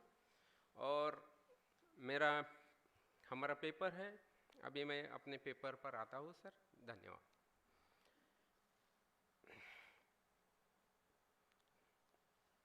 Critical mineral potentiality of Gujarat state.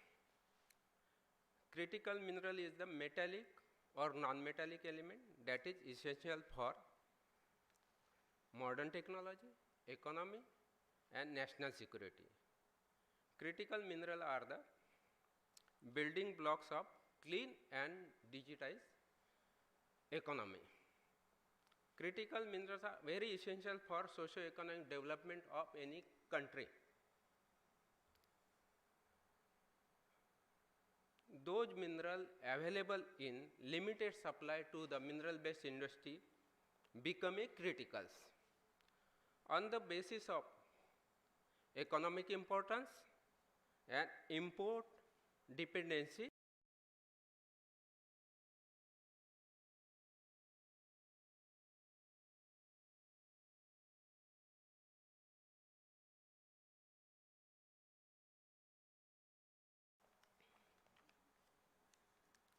now how it can work for the Gujarat state.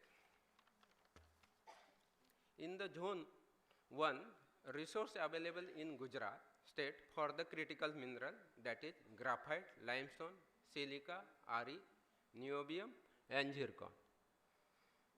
Occurrence reported and resource being augmented for the mineral like chromium, PGM, vanadium, potash and beryllium. For the zone 2 to 4, available resources of critical mineral in Gujarat state are copper, lead, zinc, dolomite, fluoride, gypsum, manganese, phosphate and bentonite. Occurrence of critical mineral and resources being enhanced for the nickel, lithium, tin, tungsten.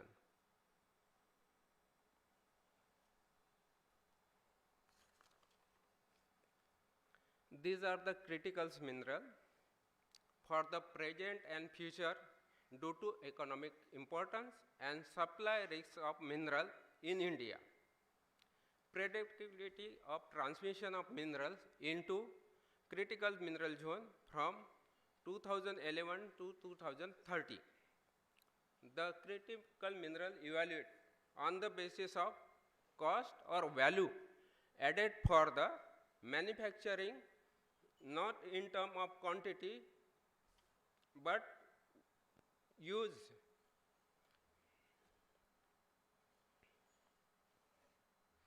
These are the different minerals and their present and future scenery in Gujarat. This is the geological map of Gujarat state. This map showing a Aravalli Delhi fault belt hosted a base metal nickel chrome PGM prospect in the eastern adjoining to Rajasthan.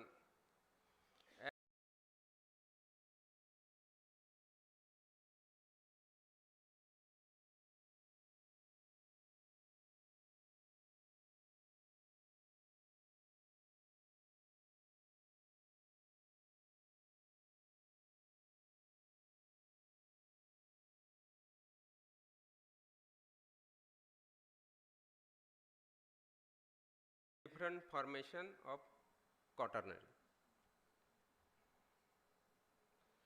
Chota Uttar view, alkaline sub-province favorable for Re and Rm.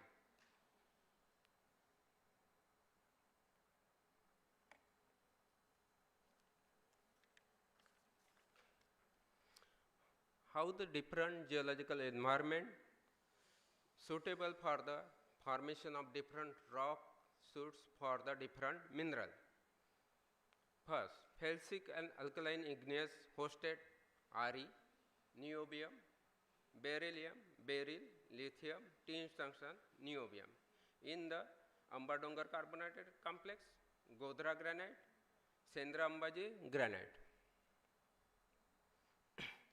Dadalia ultramafic suite of rocks and Fuladophyllite and reported occurrences of chromium, PGM, nickel, portorogic metasediments, that is Aravalli metasediments, hosted with the occurrence of graphite and vanadium. Placer type of deposit reported from the beach, Riverine and Paleocene. Potash and lithium may be extracted from the brine of Run of Kutch.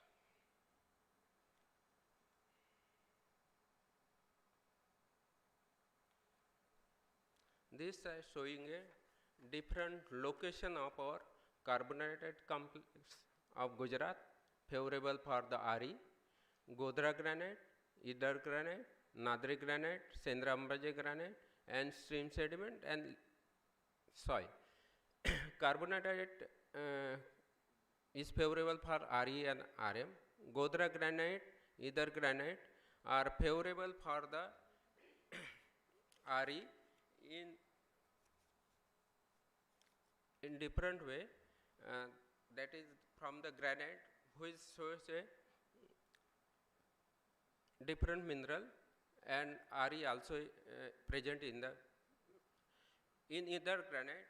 Recently, GSI carried out G3 exploration, and which may be proof for the tin tungsten and associated with lithium and base metal. Exploration is in progress. Sendra Ambaji granite, which is favorable for the base metal.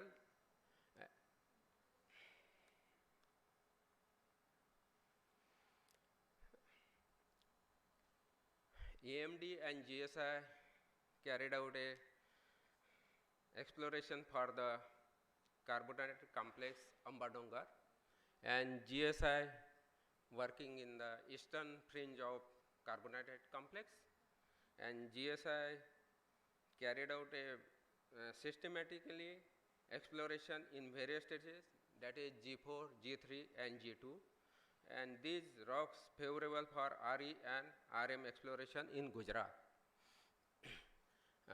GSI established resources 150 million tons and niobium nearly about 200 million tons at Ambadongar complex, and GSI is recently working on central Ambadongar block, which is mostly covered by the Deccan traps, and here the thickness of Deccan trap from 10 meter to up to 60 meter, and below that we establish a resources of Re and Rm. Work is in progress.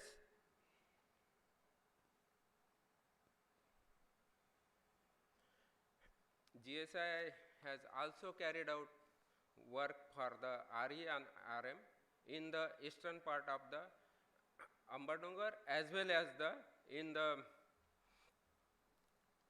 Sadivasan carbonated complex, and establish a resources nearly about 37 million tons and niobium about 112 million tons, and their cutup is showing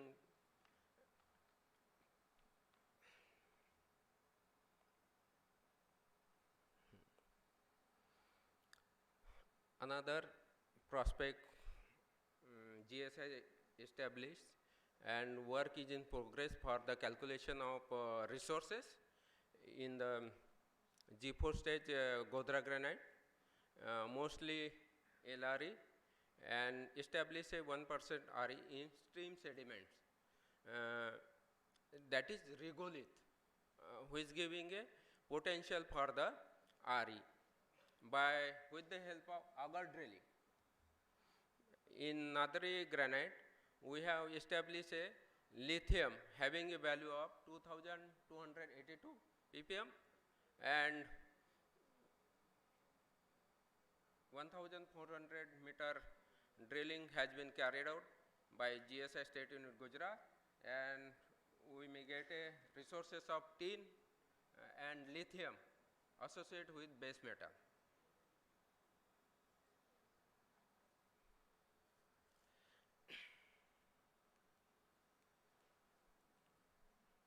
For chromium, nickel and Pg,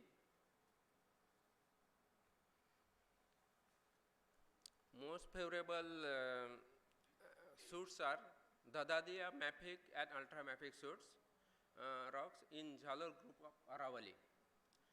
These are the value for nickel, Pg, and in Fulad ophiolite, Delhi supergroup, Pg also showing a favorable occurrences for further exploration. And in Kutch and Saurashtra Peninsula, there is a picritic basalt which showing a occurrence of Pg in Pg and gold for further exploration scope there for the Gujarat.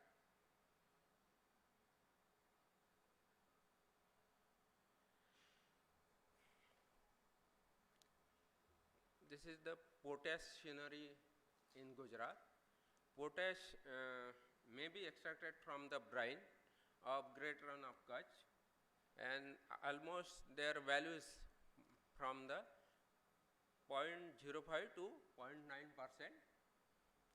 Potash also present in glauconite shale and sandstone in Kutch, and K2 value in glauconite sandstone varies from 0.5 to 6.92%, and establishes some resources by earlier worker of GSI. These are the resource position and their chemical percentage which utilized for the mineral based industry. Major industrial mineral present in Gujarat for the manufacture of cement, that is limestone. Limestone occur in a different formation, that is limonitic limestone, limestone also in Gaj formation, Dwarka formation, Chaya formation, and melolitic limestone. Most of the limestone which is higher grade, showing a higher grade, that is melolitic limestone, and in Dwarka formation also a good grade of CO2 for the cement industry. And till date resources established by GSI, that is 21,257 million tons available for the cement industry in the Gujarat.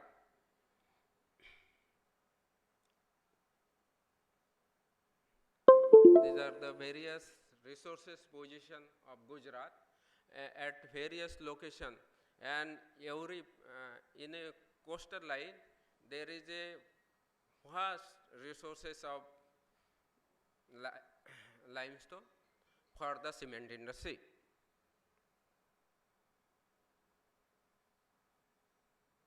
Graphite. Graphite is also a critical mineral showing occurrences in the metasediments of Aravalli supergroup. These are the occurrences, some occurrences in Banaskantha and Sabarkantha district, and some few resources also established in Vadodara and Panchamal district with their grade. Vanadium is also a very critical mineral, and few resources established in the heavy minerals with ilmenite, leucoxene as a dominant mineral. Ilmenite and titanomagnetite are also identified in a major titanium bearing heavies. These are the various grades of TiO2 available in the placer.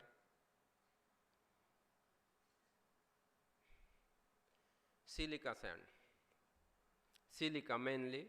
Silica is very useful for the solar energy, and GSI and CSR Institute for the Mineral and Material Technology, Bhubaneswar, enter into MOU in September 2021, and characterization of silica sand of Gujarat for solar vapor application. And this project will bring a fruitful for the solar industry if we establish a silica 99.9 for the solar vapor. Then this is the value added for the solar industry in Gujarat. And मैं यहाँ GMDC के सभी जो जोशी साहब और MD साहब ने जो सहयोग किया सैंपल कलेक्शन के लिए, उनका भी मैं धन्यवाद करता हूँ। और गुजरात स्टेट को ये दो प्रोजेक्ट जो बेनिफिशिएशन करके उसको कैसे इलेवेट करेंगे और मिनरल बेस्ड इंडस्ट्री को कैसे बूस्ट अप करेंगे, यही मंशा से हम मिनिस्ट्री ऑफ माइंस ये प्रोजेक्ट लेकर GSI के साथ आए हैं। उसका एक सभी मिनरल इंडस्ट्री को बहुत ही फ़ायदा होगा, ये मैं आशा करता हूँ, और सभी को फ़ायदा हो, और गुजरात स्टेट को रेवेन्यू और सोलर में भी अपनी अहम भूमिका निभाने के लिए और आत्मनिर्भर बनने के लिए कारगर भूमिका होगी, यही अपेक्षा करता हूँ। अभी जो भारत सरकार की मंशा है वो है हम आत्मनिर्भर कैसे होंगे। एक तरफ हम देख रहे हैं कि माइनिंग इंडस्ट्री का स्ट्रेन जो IBM के डाटाबेस से हमने कलेक्ट किया है कि हम इस ट्रेंड को कैसे रिवर्स ट्रेंड कर पाएंगे। रिवर्स ट्रेंड करने के लिए क्या क्या चीज़ें ज़रूरत है ये भी हम देखेंगे। तो हम जैसे मिनिस्ट्री ऑफ माइंस और सभी स्टेट गवर्नमेंट, GMDC जितने भी स्टेक होल्डर है उनका भी सहयोग से हम कैसे आगे बढ़ेंगे, इसके लिए मैं कुछ जैसे पॉइंट वाइज कुछ इसका ये आज का सीनरी क्या है आत्मनिर्भर भारत के लिए उसकी भी चर्चा करूंगा। ये क्रिटिकल मिनरल जो है एफिशिएंट बैटरीज के लिए लिथियम, कोबाल्ट और निकल की बहुत ही ज़रूरत है और नियोडायनेमियम और आरएज are required to make a powerful magnet which are imported for wind turbine and electrical vehicle. Critical mineral production in the world today is however largely monopolitics. There are risks in supply and there is a complex global supply chain. The Indian critical mineral strategy has identified 49 minerals which will be vital for the India future economic growth. Therefore, India needs to act fast on exploration, excavation and setting up critical material value chain through adequate downstream investment.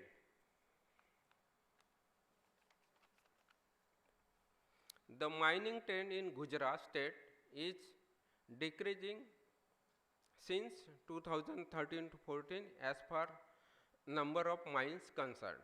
Now it is time to reverse this trend by increasing the exploration activity by all the stakeholders by complying all modern techniques in exploration. Integration of geological, geophysical, geochemical data and building up a genetic model for the mineral resources and mining sector utilized for the growth of industry.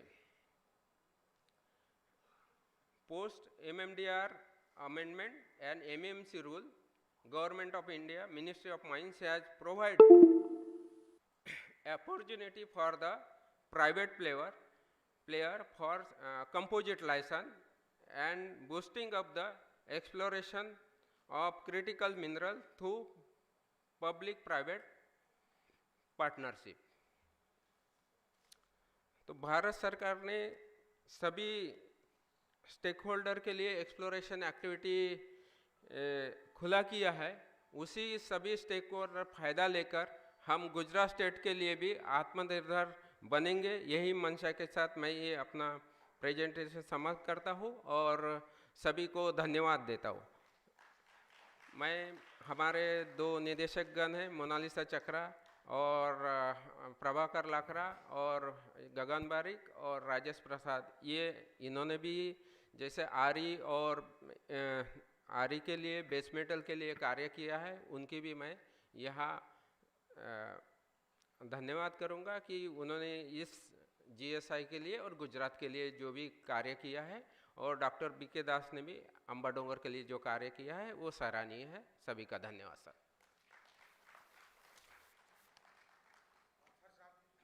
Hello थोड़ी brief जानकारी मैं दे दूं। ये DDG GSI हैं और ये अभी deputy director general GSI में हैं। इन्होंने महाराष्ट्र में बहुत मिनरल के कंजर्वेशन के लिए ज्वाइंटली काम किया है, आर्कियोलॉजिकल जियो स्टडीज में काम किया है।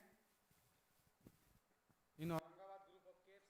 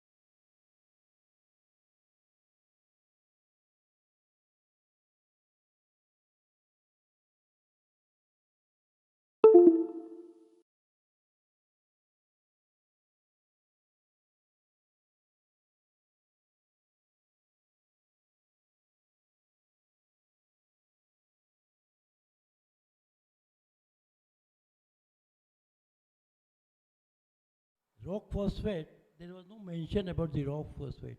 In Gujarat, we are getting few deposits of rock phosphate in Kutch and in Savarkund. Department was taking interest for exploration of those minerals, but since it was not found viable, it was stopped. I'm talking of 1973. Thereafter, what has happened is not known. So it is worthwhile to look after that. Then we got the phosphating nodules also. As you know, phosphate is very important element. And we are getting two deposits in Gujarat for phosphatic nodules. One is in Balasinor and another is in Kutch. Third observation is about the finding of Balasinor eggs. Dinosaurs eggs. A museum and national museum is already in existence at Balasinor, and it is protected by walls and all that. Those who are interested to study the nodules or the eggs of dinosaurs, they can visit Anand. That is a place for taking further indications. Besides that, about potassium you talked, we are dependent upon the sodium and other manures. But as far as phosphate is concerned, potassium is concerned, we are not having any resources. But fortunately, in the run of Kutch, at the border of Pakistan and India,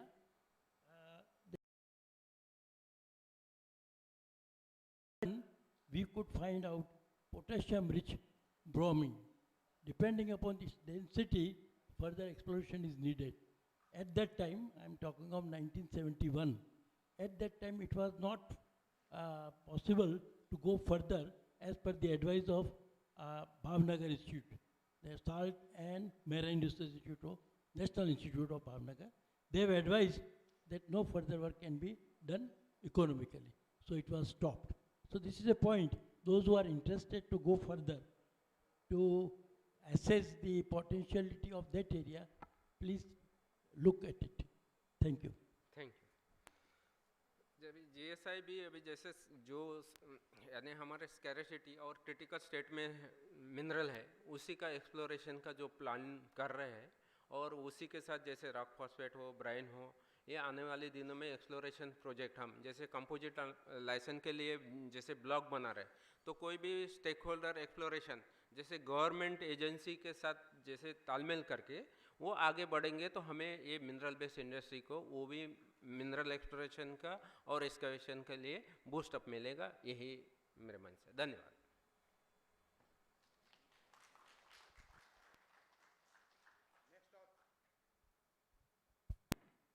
next author Shri A.K. Sharma साहब, जो presently adviser for cement sector. Sharma साहब का भी wide experience रहा है different cement companies के साथ, Ambuja cement, ACC cement, UltraTech cement, और फर्दर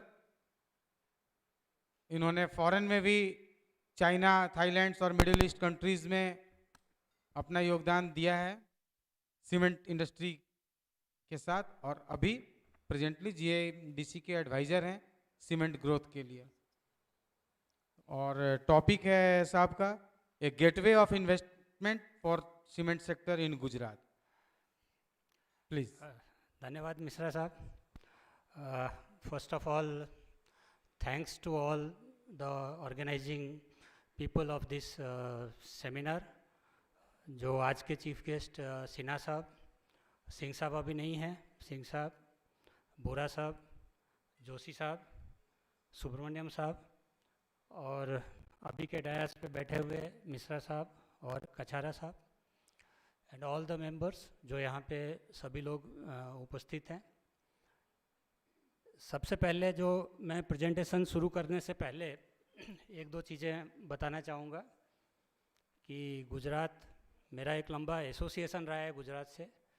गुजरात में जो first chapter mining engineer association of India का इस्टेब्लिश हुआ था, that was in 1993, and that was established by a very few people. Mr. Raghavendra Rao was one of them, and Ambuja Cement was pioneer in that.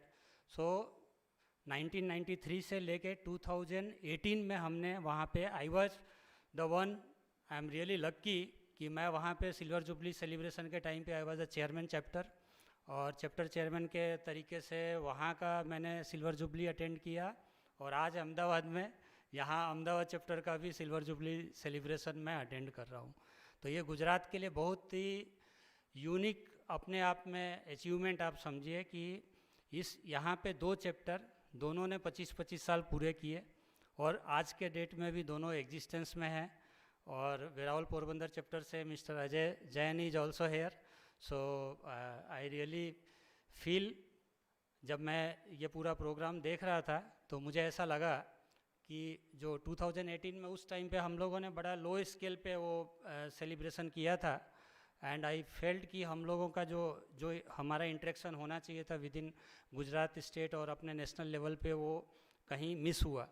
So I will request mister Ajay Jain कि एक हम लोग Veraval Porbandar chapter भी एक ऐसा programme करें, some kind of national conference और something, जहाँ पे हम लोग जो सिल्वर जुबली का जो पार्ट मिस किए थे और जो यहाँ पे अहमदाबाद चैप्टर ने जो कुछ भी अचीव किया, इसको हम लोग कोलिब्रेट करके गुजरात लेवल पे एक बहुत बड़ा, और माथुर साहब यहाँ पे हैं, सो उनका कोलिब्रेशन हमेशा उनका सपोर्ट रहेगा. और माथुर साहब यहाँ पे बैठे हैं तो उनको पता है कि वो चैप्टर बीच में एक ऐसा पीरियड आया कि ऑलमोस्ट नॉन एग्जिस्टेंस हो गया था. तो गुजरात के अंदर में जो शुरुआत हुआ था वहाँ से हम लोग मिस करने लगे थे, and then again it was revived, and आज के डेट में दोनों चैप्टर जो हैं वो गुजरात में काम कर रहे हैं, and that is a great part. And I am sure कि जो इसका ऑब्जेक्टिव है वो ऑब्जेक्टिव हम लोग अचीव करेंगे. दूसरा जो पार्ट है जो बिफोर स्टार्टिंग माई प्रेजेंटेशन में बात करना चाहूँगा, इस अभी GSI से साहब ने दिखाया कि in Gujarat it was 485 mines and today it has come to less than 200. So in a span of time अगर आप देखें तो गुजरात के अंदर टोटल आप एक जियो फिजिकल बोलिए या जियोलॉजिकल चेंजेस आप देखेंगे, पूरा सेटअप माइनिंग का. अर्लियर माइनिंग के अंदर में जो पूरा सेटअप था that was in Saurashtra, and with in that Saurashtra Jamnagar and Porbandar and ये वेरावल क्लस्टर के अंदर में था. और वहाँ पे जो माइंस थी वो ऑलमोस्ट आज के डेट में वहाँ देखा जाए तो because of no further development in the new minerals and all, तो जो कुछ माइनर मिनरल थे वो तो पूरे एग्जॉस्ट हो गए, और जो एग्जिस्टिंग मिनरल्स हैं उन मिनरल्स में भी बहुत कुछ काम हमने नहीं किया. लेकिन जो अगर आप अभी देखो तो गुजरात का जो ये प्रेजेंटेशन जैसा मैं देख रहा हूँ, इसके अंदर में आप पूरा प्रेजेंटेशन देखो तो पूरा ऐसा लग रहा है कि गुजरात का मिनरोलॉजिकल मैप पूरा शिफ्ट हो रहा है. आप अंबाजी से लेके अप टू भरूच तक उधर का पूरा बेल्ट में हर जगह आप हम लोग RRE की बात RER की बात कर रहे हैं, हम इसके अंदर में डिफरेंट मिनरल्स की बात कर रहे हैं, जितने मेटल्स हैं मेटेलिक मिनरल, ताकि ये जो एक पूरा शिफ्ट और ये जो रिक्वायरमेंट है इसमें GSI का रोल है वो भी बहुत इंपॉर्टेंट है. So now I will come to my presentation. मेरा presentation is not that mineral, आप लोगों को बहुत लोगों ने बता दिया. मेरा now I am on a very specific role that GMDC के अंदर में हमारे पास एक बहुत बड़ा रिजर्व है, बहुत बड़ा अपॉर्चुनिटी है. उस अपॉर्चुनिटी को बिजनेस अपॉर्चुनिटी में कैसे कन्वर्ट करें, that is what is my focus. And उसी के ऊपर मैं बात करूँगा कि अभी हम कहाँ हैं, क्या स्कोप है, कैसे हम उसमें आगे बढ़ सकते हैं. So will start with that. This is the, for those who are from out of Gujarat, so we are in Gujarat. Within that Gujarat, this is the Kutch area. Within Kutch, this is the Western Kutch. I am talking of that. In Western Kutch, we have opportunity. One is that cement project, where in cement we have a grade where we can produce OPC, PPC, or even CSC. A special cement which cannot be produced with all the limestone. जो अभी कच्छ के अंदर हमारे पास जो limestone available है, उस limestone से हम स्पेशल ग्रेड भी बना सकते हैं, that is called oil well cement OWC, and sulphate resistant cement that is SRC. आज के डेट में इंडिया में एक दो प्लांट बनाते थे, वो भी अभी बंद हो गए. तो OWC एंड SRC का प्रोडक्शन ऑलमोस्ट अगर है तो इम्पोर्टेड इम्पोर्ट के थ्रू ही उसको सब्स्टिट्यूट करते हैं. इसके अलावा वैल्यू एडेड कमोडिटीज़ हम लाइमस्टोन से क्या बना सकते हैं, वो भी मेरे प्रेजेंटेशन में रहेगा. एंड विल सी कि हमारा लाइमस्टोन कैसे यूटिलाइज हो सकता है उसके लिए. Within Gujarat state, in bulk consumption, if you see, there are certain opportunities. The opportunity is, first is that chemical grade limestone for soda ash plant. Generally आज के डेट में भी जो हमारा थॉट प्रोसेस है वो ये है कि केमिकल ग्रेड लाइमस्टोन अपने गुजरात के अंदर में ओनली सौराष्ट्र के बेल्ट में जो मिलोलिटिक लाइमस्टोन है उसी में होता है. उसके अलावा जो हमारा कच्छ का लाइमस्टोन है वो केमिकल ग्रेड के लिए सूटेबल नहीं है. लेकिन अगर आप इसको देखा जाए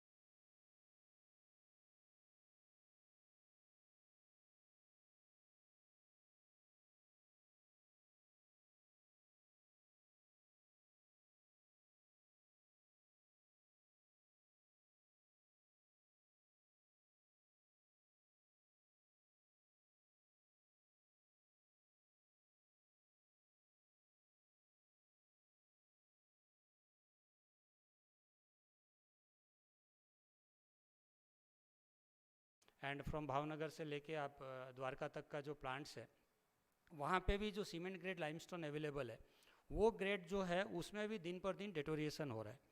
और वो डेटोरिएशन के कारण आज के डेट में as such they are not suitable to convert into cement.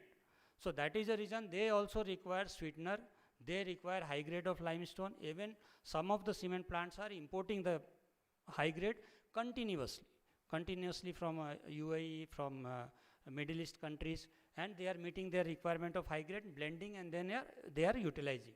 So ये जो high grade sweetener का एक जो market है, ये जो opportunity है, दिस इज़ अवेलेबल. इसके लिए हमको कोई स्टडी नहीं करना है अपने जो कच्छ का जो डिपॉजिट है, बट इसका हमको कैसे सेग्रीगेशन करना है, कैसे सेपरेशन करना है, कैसे इसको ओवरऑल इकोनॉमिक वायबिलिटी में हमको उसको बैठाना है और वो हम सीमेंट प्लांट के साथ कोलिब्रेट कर सकें. That is the second option which is available.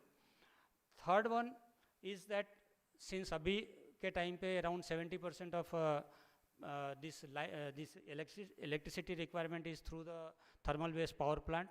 और गुजरात के अंदर में भी काफ़ी थर्मल पावर प्लांट चल रहे हैं. वहाँ पे भी हाई ग्रेड लाइमस्टोन की जो रिक्वायरमेंट है to desulphurisation of their coal and all which is already on higher side sulphur वगैरह का कंटेंट, तो उसके लिए भी एक हमारे पास में अपॉर्चुनिटी है. देन ये जो हमारा लाइमस्टोन है it is also SMS grade. We have to see कि अगर वो अवेलेबल है तो स्टील प्लांट के लिए कैसे हम उसको यूटिलाइज कर सकते हैं, जो सर्टेन परसेंटेज में भी 5% के आसपास. इसके अलावा अगर वैल्यू एडेड कमोडिटीज़ में आप देखें तो लाइमस्टोन का जो यूजेज है पेंट इंडस्ट्रीज़ में जो चॉक से सब्स्टिट्यूट होता था अभी आज के टाइम पे गुजरात से ऑलमोस्ट नील है. Then paper and pulp industries है, लेदर इंडस्ट्रीज़ है, वाटर ट्रीटमेंट इंडस्ट्रीज़ है और ग्लास इंडस्ट्रीज़ के अंदर में भी हम लोग इसको यूटिलाइजेशन का ये दीज आर रिटेल कंज्यूमर्स जो छोटे छोटे क्वांटिटी में आएंगे. वैल्यू एडेड कमोडिटीज़ में soda ash already I have discuss, it is already in existence और अपने गुजरात के अंदर में जो प्रोडक्शन है almost more than 90% of India we are producing. Hydrated lime plant is not there but there is a big scope for that. Quick lime का plant, that is another scope जहाँ पे हम क्विक लाइम बना सकते हैं. There is A milk of lime plant, hydrated lime dosing and dissolution plant, dry Motors plant. जो अभी नया कॉन्सेप्ट है, पेंट के साथ की जगह पर जो ड्राई मोटर्स बनाए जाते हैं उसके अंदर में जो लाइमस्टोन का यूटिलाइजेशन होता है, इसके साथ साथ उसका lime putty, wet mortars, then lime based paints for green building, we are talking of green buildings and green cement and all those things, and precipitated calcium carbonate plant. So these are all the different opportunities जो आज के date में हमारे पास available है कि हम limestone से कैसे इसको वैल्यू एडेड कमोडिटीज़ में कर सकते हैं. और आज के डेट में मोस्ट ऑफ द इंडस्ट्रीज ये जो है ये अभी नहीं है, और इनकी जगह पे हम क्या करते हैं, इंपोर्टेड प्रोडक्ट जो है वो सब्स्टिट्यूट कर रहा है और वही हम लोग लेके आते हैं. So these are all again we have to see इसकी क्या वायबिलिटी है and how it fits in our economics and all. This is the chemical grade limestone demand supply status in the country. If you see that, if you see that demand is mostly around 6 million tons and our supply is around 3 million tons. So almost 50% आज के date में जो soda ash plant हैं within the country वो जो हैं they are sort of limestone. और ये जो 50% है mostly it is made through imported limestone and part of that is also through purchase from different sources. So ये जो 3 मिलियन टन का जो गैप है और विद इन 3 मिलियन टन जो प्रोडक्शन हो रहा है उसमें भी there are lot of challenges. तो ये आज के डेट में एक बहुत बड़ा अपॉर्चुनिटी है कि कैसे इंडस्ट्री और जीएमडीसी मिल के काम करें. और हम लोग ये जो विद इन गुजरात जो हमारे जो कोस्टल प्लांट्स हैं, इन कोस्टल प्लांट्स को हम लोग अगर ये 3 मिलियन टन का मार्केट क्रिएट कर सके और उनको सप्लाई कर सके. Even the new plant which is proposed in Mandvi Gujarat in Kutch area by GSCL, so वो again they are looking for limestone. So उनके लिए भी आज के डेट में लाइमस्टोन का रिक्वायरमेंट है. तो this is the demand supply and the opportunity, we have to work on it and see कि कैसे हम लोग इसको बिजनेस में कन्वर्ट कर सकते हैं. This is the soda ash market. Means what is the capacity, consumption and production. If you see that trend by 2025 we will have a more consumption and production will be less. So that indicates why, because of the lack of raw material.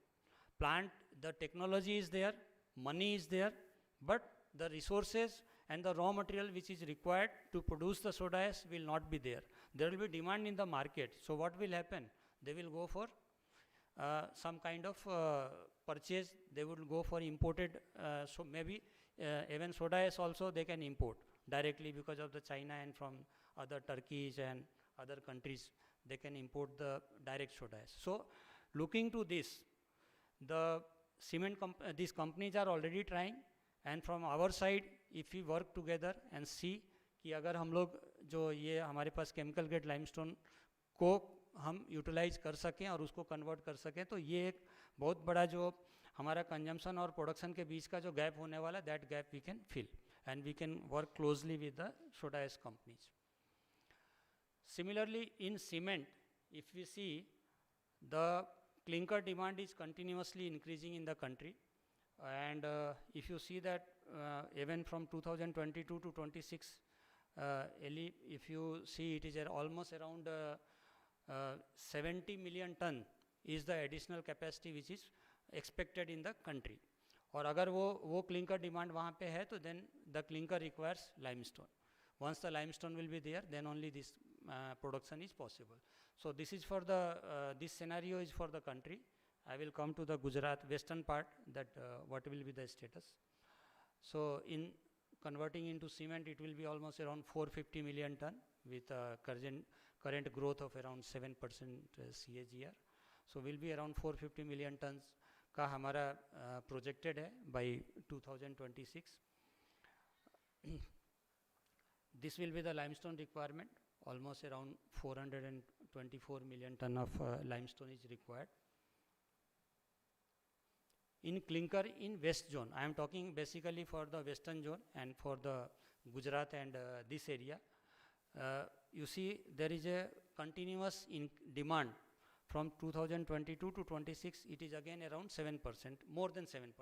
In fact, it is projected to be 8 to 10% and the highest growth in the all the zone within the country.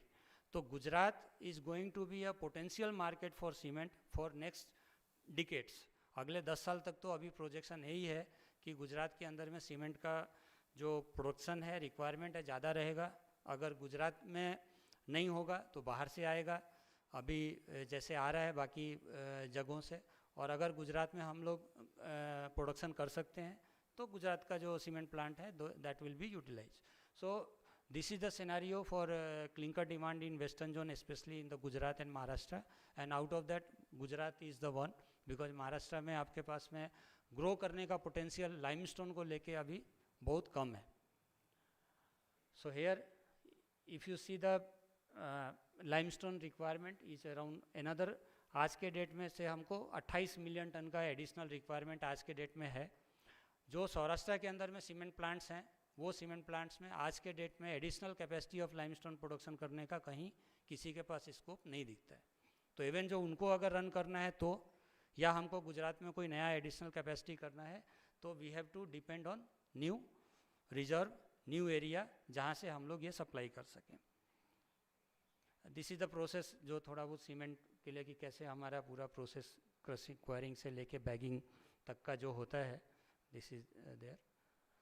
GMDC आज के date में is one of the richest, having the richest resource of limestone in the state. Even put together आप पूरे limestone जो resources हैं गुजरात के अंदर में बाकी सीमेंट प्लांट को अगर इकट्ठा करो और GMDC के रिसोर्स को आप करो तो it will be more than all put together GMDC having that much of resources. Now ये जो रिसोर्स है that is in 3 block, sorry, one is your Panandhro extension which ये रिसोर्सेज है, नॉट द रिजर्व, बिकॉज इसका कुछ study अभी करने के बाद में will convert into 111 and then final reserves हम बताएंगे. तो ये जो पानोंद्रो एक्सटेंशन में करीब करीब 400 मिलियन टन का रिसोर्स है. लखपत के अंदर में करीब 700+ मिलियन टन का रिसोर्सेज है और बरकान डैम के अंदर में करीब करीब 1850. तो put together around 3000 million ton आज के डेट में. और इसका जो डेप्थ है वो 0 से 50 मीटर है पानोंद्रो में, बाकी लखपत और बरखान में ऑलमोस्ट अप टू 100 मीटर तक है. तो ये अगर आप देखते हैं तो गुजरात का जो टोटल रिसोर्स है समवेयर 900-950 मिलियन टन के आसपास सभी सीमेंट प्लांट और इनको मिला के, तो उससे 3 टाइम्स ये रिसोर्स है. और ये इतना बड़ा रिसोर्स आज के डेट में इसका कुछ ना कुछ यूटिलाइजेशन हमको करना पड़ेगा ताकि वो इंडस्ट्री को भी फ़ायदा करे और GMDC के लिए भी जो आज इसको लेके एक चैलेंजेस है वो चैलेंजेस को GMDC यूटिलाइज कर सके और इसमें इसको अपॉर्चुनिटी में कन्वर्ट कर सके. ये पानोंद्रो एक्सटेंशन का जस्ट मैंने एक दिया कि ये कितना बड़ा एरिया है और किस तरह का उसका, इट्स एकदम फ्लैट एरिया, फ्लैट एक्सटेंशन. अगर आप देखें इसके अंदर में ग्रेड वाइज अगर आप देखते हैं जो more than 47% CEO, I am talking almost 100 million ton. So I am talking what soda ash के जो मैं बात कर रहा था कि सोडा एश के अंदर में 3 मिलियन टन या 5 मिलियन टन का भी, तो अगले 20 साल तक अगर इसको हम प्रॉपरली इस्टेब्लिश कर सकें तो this is like a chemical grade limestone.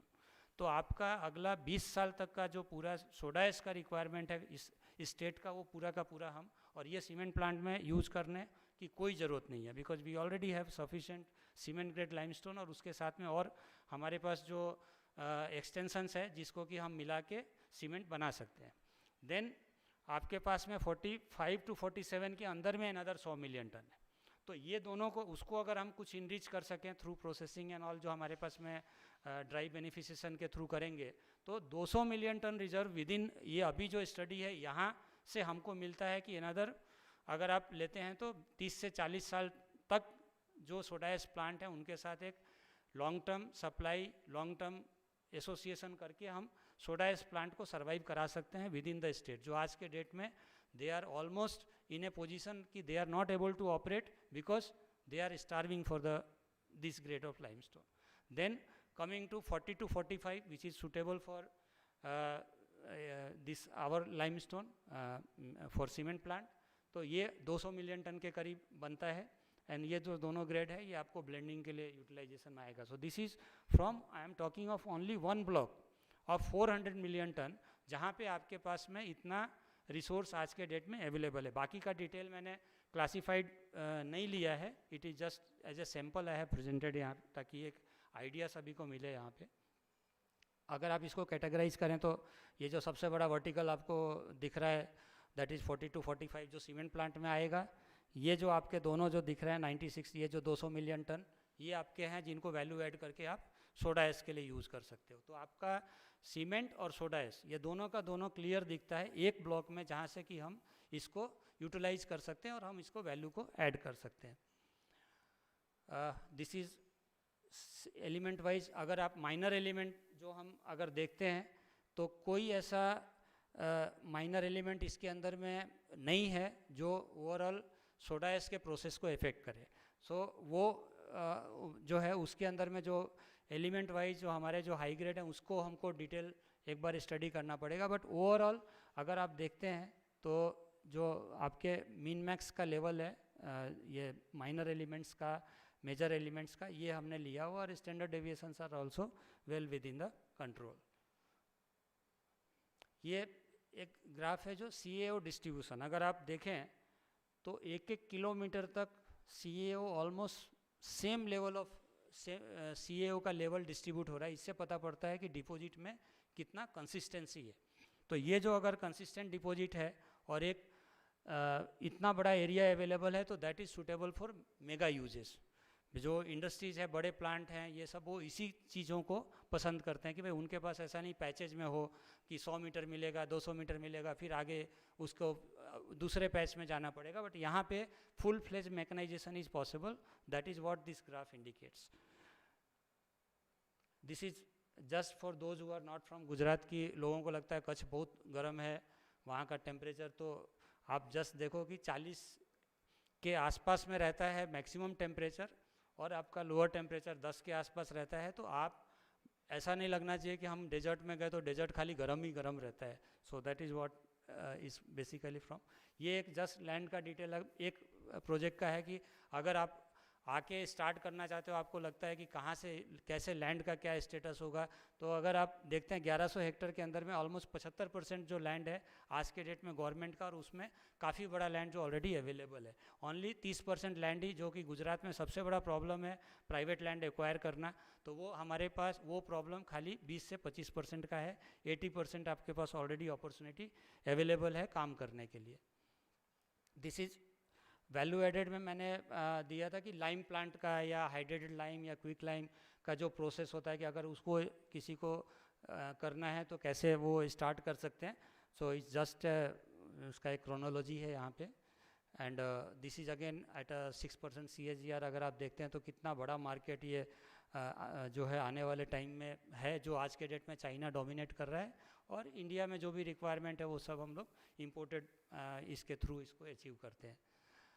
ये उसी का कि कहाँ कहाँ कौन से इंडस्ट्रीज़ में हम लोग इसको लाइम मार्केट को यूटिलाइज कर सकते हैं। और जो सबसे बड़ा एरिया आज के डेट में शुगर इंडस्ट्रीज़ है और मेटलर्जी है, जहाँ पे इसका यूटिलाइजेशन आज के डेट में होता है, और कुछ प्लांट जिनका अपना रिसोर्सेज है, बाकी सब इसको इंपोर्ट करते हैं। Now comes why GMDC। So GMDC has huge limestone reserve in western Kutch as one particular location, is immediately available for long term strategic partnership. आज के डेट में जो हम कोई भी बिजनेसमैन या कोई इंडस्ट्री अगर आता है तो he thinks for a long term business, तो from that prospect we can work together. This lease is already granted and other processes are in advance stage. तो इसमें जो गेस्टेशन पीरियड है वो इतना ज़्यादा नहीं है, मेगा इन्वेस्टमेंट इसके ऊपर पॉसिबल है। It is prox to sea, so you can have a bulk transportation, sea logistic का एडवांटेज हो सकता है, एंड कैन हैव उसके कारण से आप स्प्लिट ग्राइंडिंग या packing location across the west coast up to down south तक आप उसको प्लान कर सकते हो। इसके अलावा GMDC has a lignite, it has a low grade bauxite, and जो अदर करेक्टिव मटेरियल्स जो चाहिए सीमेंट बनाने के लिए वो सब कुछ अवेलेबल होगा। तो वो GMDC एक ही जगह पे आपको सब अवेलेबल होगा। Salt work for soda S plant, salt work is also available in near by proximity. जो एरिया है Kutch is famous for that, तो जो सॉल्ट सोडा एस के लिए लाइमस्टोन के साथ साथ उतना ही क्वांटिटी करीब करीब सॉल्ट का लगता है, तो वो भी वहाँ पे अवेलेबल है। And land is available immediately for plant और उसको अगर हमको लगाना है और करना है तो उसके लिए अवेलेबल है. सो this is all about my presentation. It's already content and details सभी लोगों ने बताया. मैंने थोड़ा सा एक बिजनेस अपॉर्चुनिटी के एंगल से आप लोगों को बताया. Now over to Mishra sir. Thank you. अगर किसी को कुछ और बिजनेस अपॉर्चुनिटी लाइमस्टोन से रिलेटेड जाननी है तो शर्मा साहब हैं यहाँ पे. अदरवाइज बहुत बहुत धन्यवाद शर्मा साहब नाइस प्रेजेंटेशन के लिए.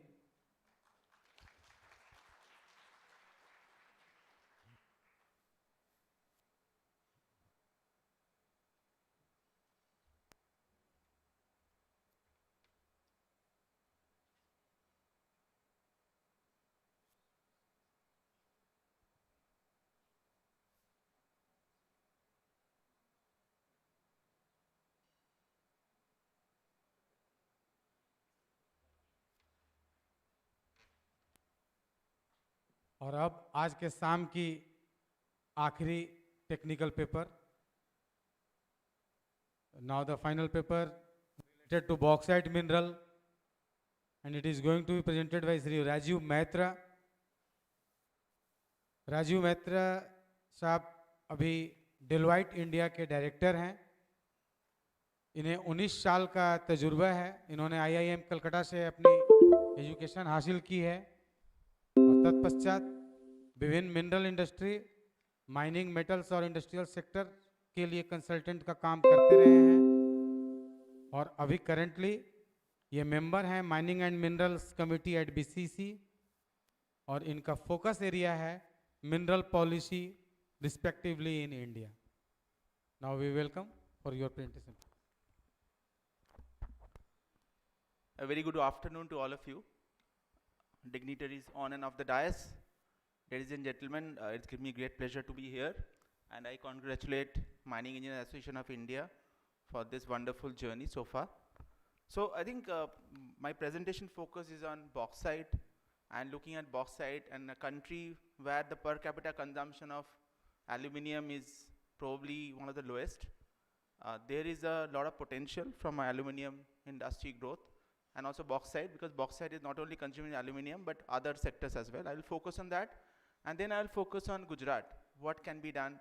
What is the potential for bauxite in Gujarat? What are the industries that can drive the growth? So I'll start off with the bauxite scenario in India specifically, and very importantly is bauxite is consumed mostly in aluminium. So domestic aluminium industry, if you look at India, is the second largest primary aluminium producer in the world. Of course, the first is China, and we are there. And in terms of consumption grew by almost 6% in the last 6 to 7 years.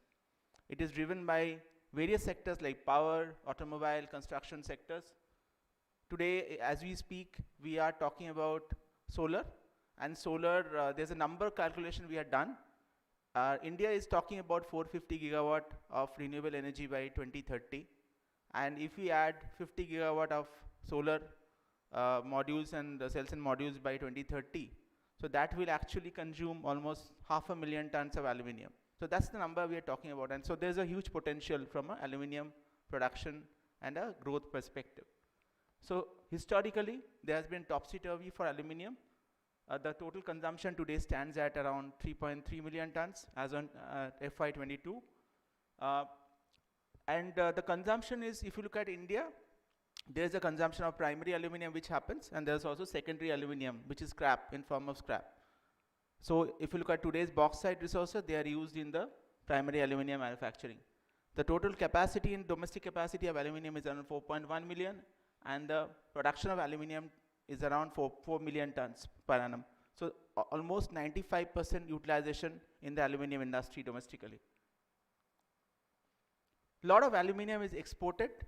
So India, if you look at aluminium exports, has been growing significantly. Today we are exporting almost 2.9 million tons in FY22.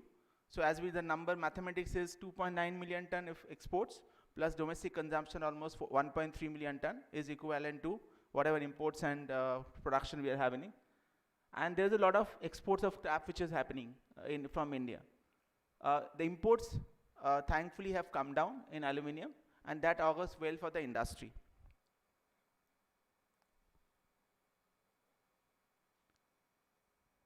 So what will drive the consumption of aluminium and bauxite in India? So there are a few sectors. One is of course construction and infrastructure. So there the government is talking about a lot of spending. So we are talking about 111 lakh crores. In the next 10 years, we are talking about, as I said, National Solar Mission, the Automotive Mission, the consumer durables. These are the major growth drivers. And very importantly, if you look at the data point on the right hand side, so the domestic per capita consumption is 2.5 kg. Global consumption levels are 11 kg. So of course there is a lot of potential. Our estimate says India would be doubling its consumption, per capita consumption by 2030. So that means the total consumption will at least double in the next 8 to 10 years. So we are talking about anywhere between 7 to 8 million tons of aluminium demand, primary aluminium demand domestically. And that augurs really well for domestic bauxite consumption. Coming to bauxite, India, if you look at it, India has almost less than 2% of the bauxite reserve. So globally, if you look at, Guinea is the largest reserve as well as the producer of bauxite. Guinea, Australia, China, Brazil, these are the major countries. In terms of reserves and resources, India is the 6th largest in the world. And there is significant amount of remaining resources. So that means we have bauxite, but that is not getting explored, or explored bauxite is not converted into mineable reserves. So that's a challenge we have. And very importantly, if you look at bauxite mines, we have significant number of mines in the eastern side of the country. So we have Orissa, we have Chhattisgarh, in Andhra. Of course, Andhra, there is a huge challenge in terms of the local issues. So there are challenges. And in terms of statewide reserves, Orissa is of course the largest. It has almost, India has, Orissa, Jharkhand and Chhattisgarh together has almost 3 billion tons of reserves, deposits. So very importantly, Gujarat is one of the, if from a reserve point of view, it's the 2nd largest in India after Orissa. So, but again, I think bauxite exploration and mining is a challenge because of inaccessibility. So we are talking about forest, we are talking about issues like land acquisition, local areas. We all know about what happened to some of the issues in Andhra Pradesh like Kerala and others, as well as in Orissa. So that's a challenge, and 76% reserves are under dense vegetation. So which kind of restricts our mining. So some of the key findings from a bauxite consumption and demand, there is a demand because the aluminium consumption is going to double. There is also a policy of joint allocation of coal and bauxite that helps for from a policy perspective. And also, if I look at from aluminium and bauxite, there is a free trade agreement. There are some export destination.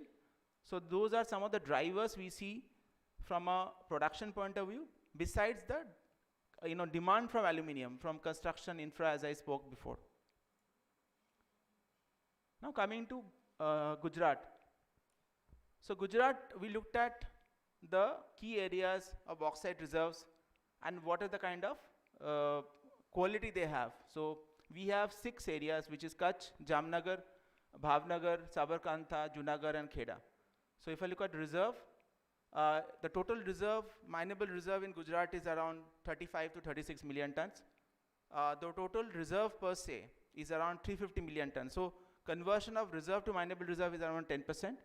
And if you look at some of the bauxite, silica is on a higher side, 6.1%, 6.95% on the if I look at on the eastern side of Gujarat.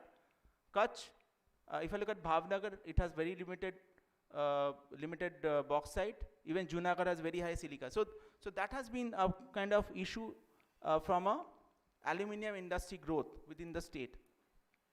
But can that be solved? Yes, of course. A lot of plants have, desiccation, I would say, facilities, so we can reduce the silica content. That is, for example, Vedanta today, they are importing some of the bauxite of high silica, they are converting into, they are beneficiating into lower silica. So those possibilities are there. So as I said, the total reserve to mineable reserve has been 10% till date in the state, which means there is a potential to do better exploration, the potential to do, allocate more leases so that the mining and production happens within the state. And very importantly, we look at the numbers.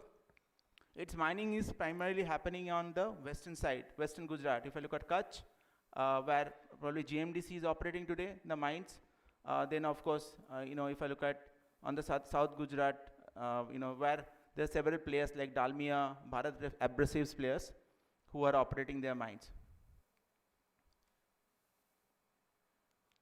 So what can be the potential to enhance revenue?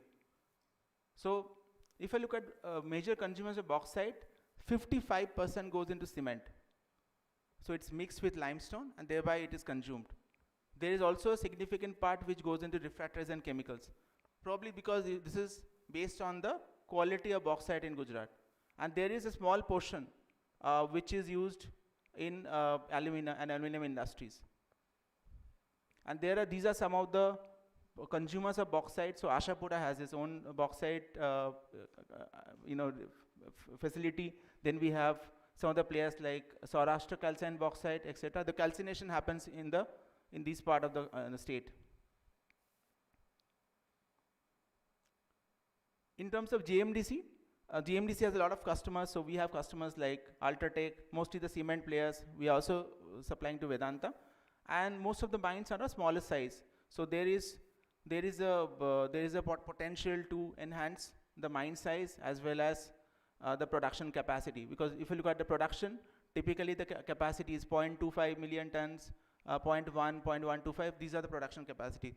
The challenge with lower size mines is the quality of bauxite that comes, and this is specifically, I have worked in the Jharkhand in the bauxite mining, so there similar kind of challenges are there. Smaller deposits, quality cannot be ascertained, and so on and so forth. So there is a potential to upscale the mines. And very importantly, we looked at the data. So FY22, we looked at all imports that are happening.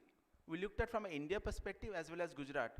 So we see that 50,000 tons of bauxite are getting imported in FY20 only in Gujarat. So there are two ports, Kandla and Mundra. So almost 27,000 tons of bauxite is getting imported and 20,000 tons, and these are all refractories.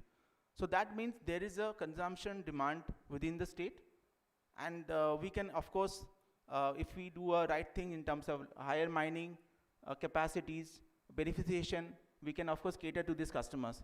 Primarily these are refractories, ceramics, abrasives players who are importing. And the kind of bauxite they're looking at is Guyanese bauxite. They're looking at Chinese rotary kiln calcined bauxite. So these are customers we can target in the first instance to enhance production within the state and revenue. So value addition, what are the major concerns we have to solve? One is high silica. So high silica, what it entails is it impacts the quality of aluminium, because every 0.1% increase in silica content increases consumption of caustic soda by 3.5 kg. So that means higher cost of production. That means quality of aluminium also reduces. Lower alumina, I think lower alumina is not a major concern, because 38 to 45% which we see in Gujarat is pretty common in states like Jharkhand. So even Jharkhand is doing with 40% alumina content, the total available alumina. There is a possibility of beneficiation which can solve this problem. Export duty, this is probably one of the major deterrents which has prevented some of the mining to happen. So this is another issue. And the last is of course resource to reserve conversion. We need to really focus on this, because as I said, the mineable reserve to reserve ratio is 10% and reserve to resource ratio is very low in Gujarat. So what are the opportunities in bauxite revenue enhancement? So one is, we are saying higher mechanization of mines. What will it do is increase productivity. It will, prevention loss in the bauxite quality. The beneficiation to reduce silica and also upgrade the alumina content. So it can actually that can be catering to the alumina players. And we can actually set up downstream industries. So there's a model which Andhra Pradesh tried to do. They had a tie-up, they had a partnership with Andrak Aluminium. Unfortunately, that deal didn't go through because of local issues. They couldn't supply the bauxite. But those kind of models we can follow to set up a alumina refinery as well as aluminium production within the state. And thereby we can use our local bauxite efficiently. And last is of course the detailed exploration of existing and future blocks, converting resources reserve. So that will actually have higher life of mine, because most of the mines we are seeing is smaller sizes, so that could have better mechanization and better production. So these are some of the areas, and of course as a first step we should look at those customers who are importing today bauxite within Gujarat. Can we target them? These are abrasive players, these are chemical players, these are cement players. So we have looked at the list, and this can be very well catered by players like GMDC. So that's all I had to talk about opportunities for bauxite. So summarizing, there is a huge opportunity because the aluminium industry is growing. It will go to double, almost more than double by next 8 to 9 years. There's a requirement of bauxite. Today we are importing almost 3.5 million tons of bauxite annually. Gujarat is also importing bauxite, 50,000 tons. So if I just look at do mathematics, Gujarat is, there is a possibility of supplying to these customers. And then of course, opportunity lies in better quality of beneficiation of the ore. We look at setting up downstream industries and so on and so forth. So that's all I had to talk about from a Gujarat state point of view. Thank you, sir. Thank you, Rajiv sir. Any question? If very big thank you. And now the technical session 2, which was totally अभी अब हम लोग second session के तीनों technical paper का presentation देख चुके हैं. Most valuable data, critical minerals potential in Gujarat related to aluminium, bauxites और लाइमस्टोन. और हम उम्मीद करते हैं कि सभी लोग लाभान्वित होंगे. और हम लोगों ने एक बहुत ही रोजी पिक्चर देखी है गुजरात की ह्यूज पोटेंशियल की.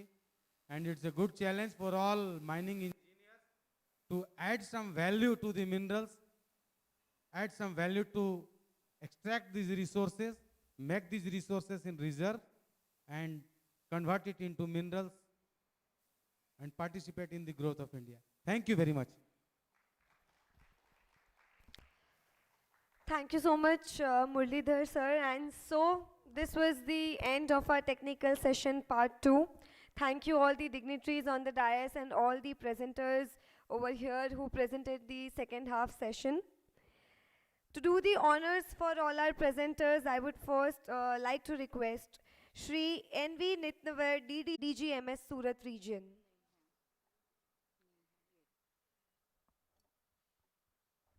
I would request Shri A.K. Srivastava, in charge, GMDC, to please come on the stage to do the honors to felicitate.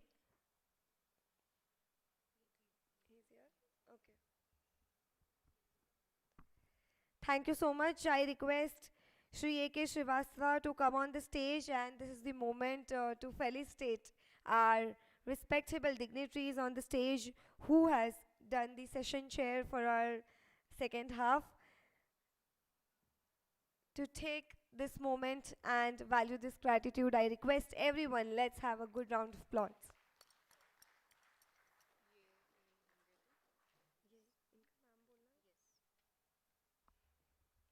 Next, I would request Shri N.N. Mupulwar to come here on the stage. Do we have him on the house? Okay. Moving forward, I request Shri S.D. Jagani to come on the stage, our General Manager, GMDC, to felicitate our dais dignitaries, co-chair for our second part session, R.C. Kachara, former DGM Government of Gujarat, May we have a huge round of applause for our both the dignitaries on dais.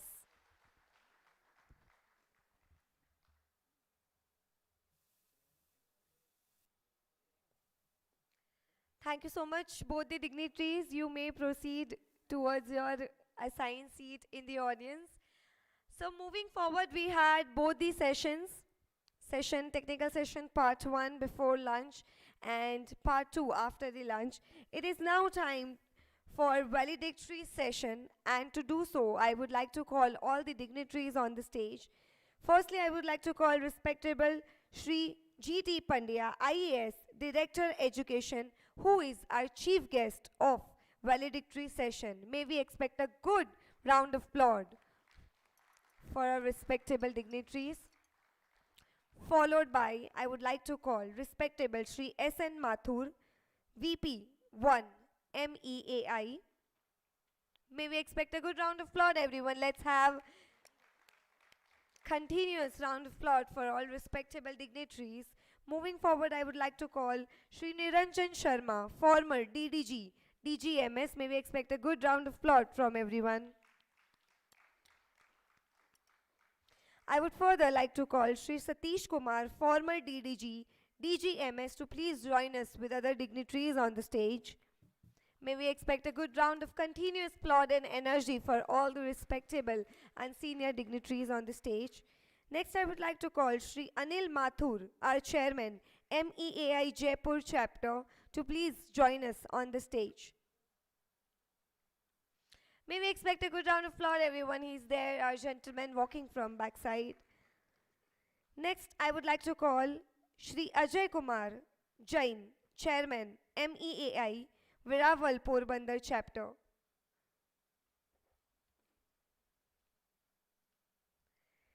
Can we expect respectable Shri Ajay in the house? Do we have him? Oh, okay. My bad.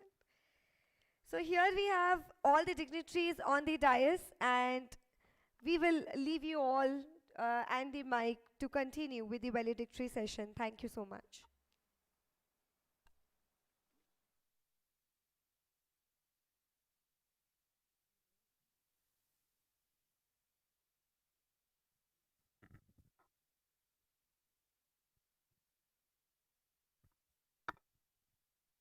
I request Jen to please initiate the comments. Good evening to my chief guest and all present.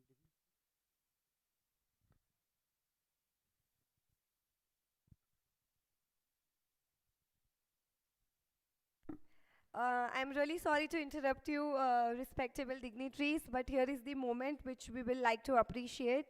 Surprises are always welcomed, and here we have some good news coming up for our secretary at Ahmedabad chapter, MEAI, Ms. Gunjan Pandey.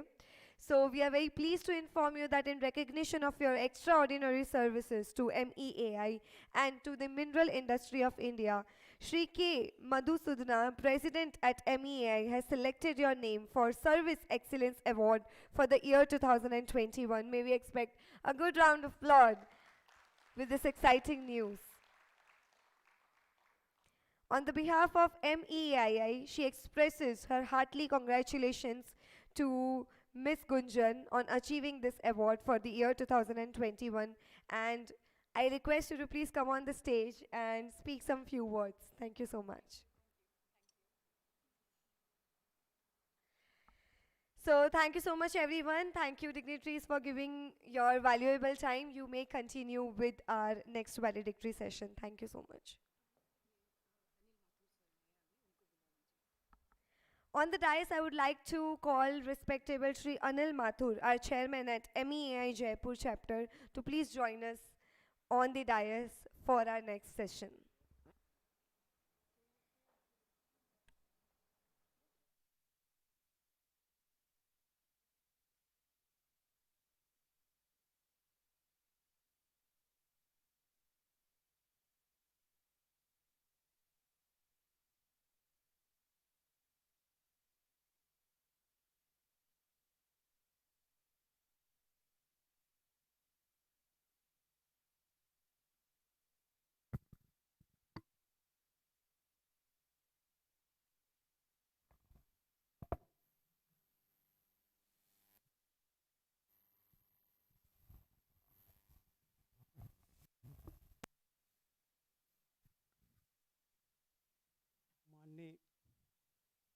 Chief guest Shri DK. Sinha साहब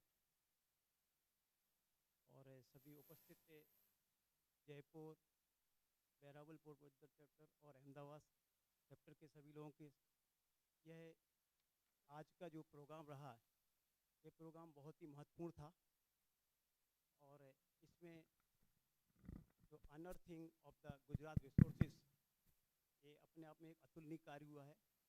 यह एक ऐसी शुरुआत है जो गुजरात के mineral resources को उस पर बेस्ड इंडस्ट्री के लिए एक नया आयाम शुरू हुआ है। मैं आशा करता हूँ कि इस गोष्ठी के अंदर, संगोष्ठी के अंदर जो हम लोगों ने चर्चा की है, यह चर्चा काफ़ी आगे तक हमारे ये 75 में अमृत महोत्सव में अवसर पर इसकी शुरुआत है और ये आगे ले जाएगी। और निश्चित ही हम जो हमारे नरेंद्र मोदी जी का सपना है कि हम 2025 में तो 5 ट्रिलियन ले जाएं, इसमें हमारे गुजरात का और ख़ास तौर से हमारे माइनिंग इंजीनियरिंग एसोसिएशन के थ्रू ये जो कार्यक्रम हुआ है, यह निश्चित ही इसमें योगदान देगा। इसमें महत्वपूर्ण ये है कि 2 बातें सामने उभर के आई हैं। एक तो हम फ्री कार्बन कंजप्शन के ऊपर जो देखा जाए REE के ऊपर वर्क कर रहे हैं। यह रियली देखा जाए तो रेयर अर्थ एलिमेंट्स का यहाँ इनकॉर्पोरेशन जो इसके काफ़ी स्कोप हैं, यह हमें सिन्हा साहब के द्वारा और स्ट्रेटेजिक मिनरल पे जो हमारी चर्चा हमारे लोगों ने की, यह निश्चित ही जो यहाँ के बेसमेंट डिपॉजिट्स हैं, अम्बाडूंगर, कार्बोनेट्स, ऑफ कोर्स कार्बोनेट्स में ये दुर्बलता है और निश्चित ही हमारे लिए ये सौभाग्य की बात होगी कि अभी हम चौथे नंबर पूरे विश्व में 6% के साथ में अभी हमारे पास में REE के रिसोर्सेज हैं। निश्चित इसको हम जो हमारे AMD का सपना है कि इसको 30% तक हम ले जाएं और इसको यूज करें और फ्री कार्बन का एक हम देखा जाए तो योगदान दें, यह ज़रूर होगा।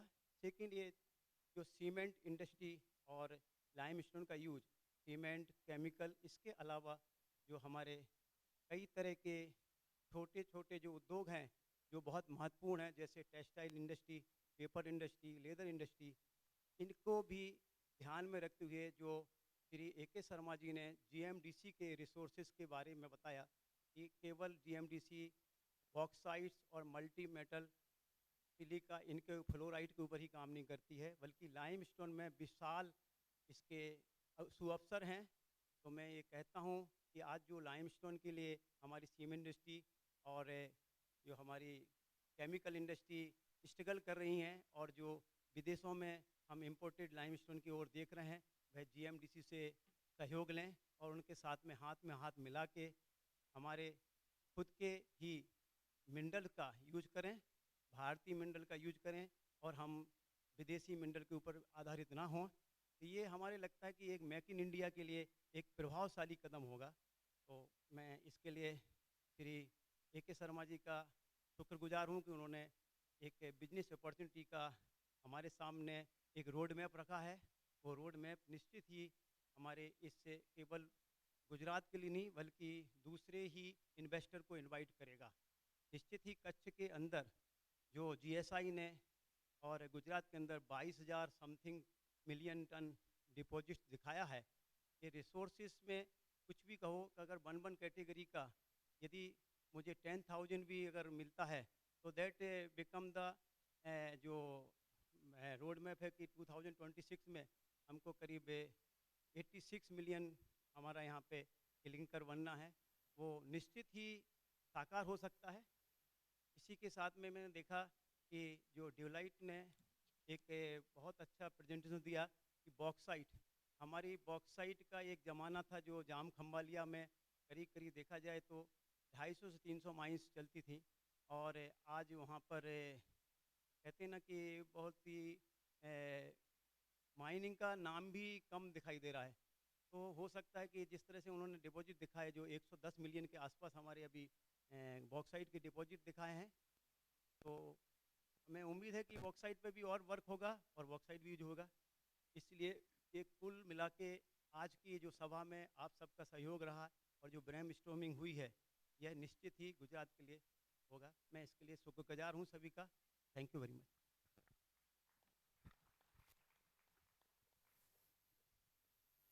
Good evening, respected D.K.Sinha sir, chairman of the seminar, Rupal Singh sir, MD GMDC and CGM, R. Subramaniam sir, S.D. Vora sir, H.K. Joshi sir, and mining engineering association, जब से मैं जानता हूँ तब से माइनिंग इंजीनियर एसोसिएशन के साथ associate रहे एस.एन. माथुर सर।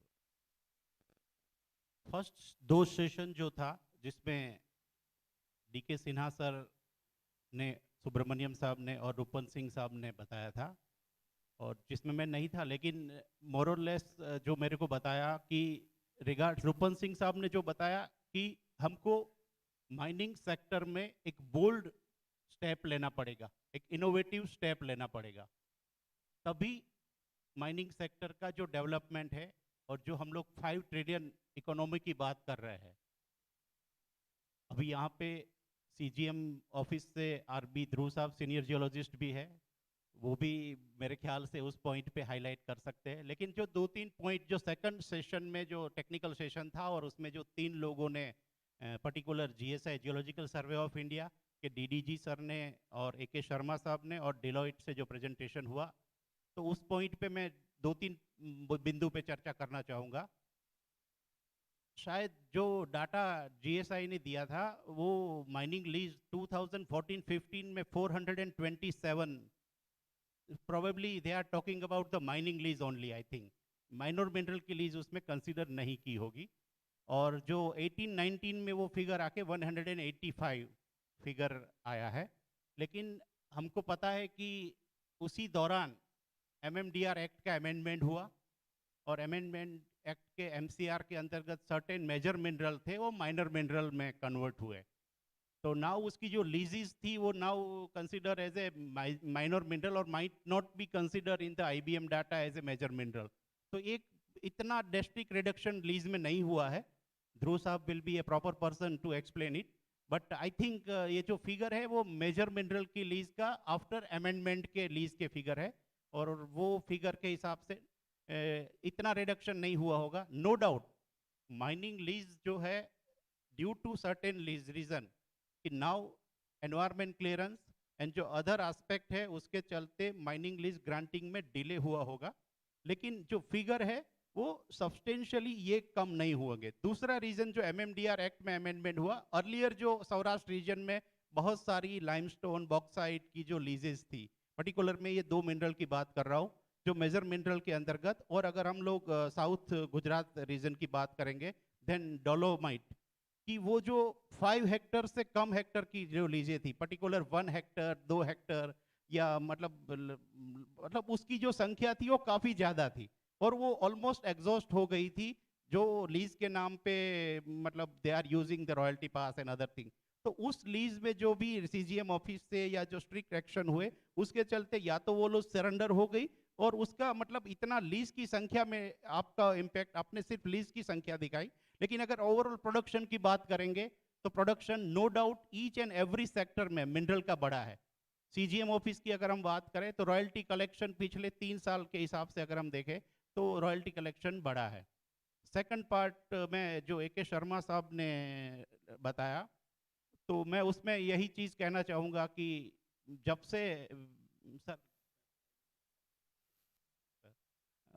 पर्टिकुलर हम लोग जो सीमेंट इंडस्ट्रीज़ की बात कर रहे हैं, तो हमारी जो भी सीमेंट इंडस्ट्रीज़ है ऑलमोस्ट बहुत पुरानी है, और जो सौराष्ट्र रीजन में जितनी भी cement, either we can talk about Ambuja, UltraTech and other, मान लो Gujarat city cement, now it is known from some other name. उसके बाद जो अगर आप पिछले 20 साल का अगर डाटा लेते हैं या 15 ईयर का डाटा लेते हैं, तो इस हिसाब की, इस प्रोडक्शन कैपेसिटी की कोई सीमेंट कंपनी गुजरात में आई है तो एक आप कच्छ में सांगी सीमेंट की बात कर सकते हैं, ठीक है।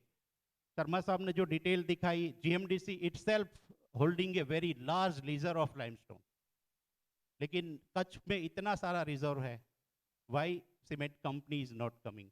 ये हमारे सबके लिए एक सोचने की बात है. शर्मा साहब is presently looking after the cement sector as adviser to GMDC.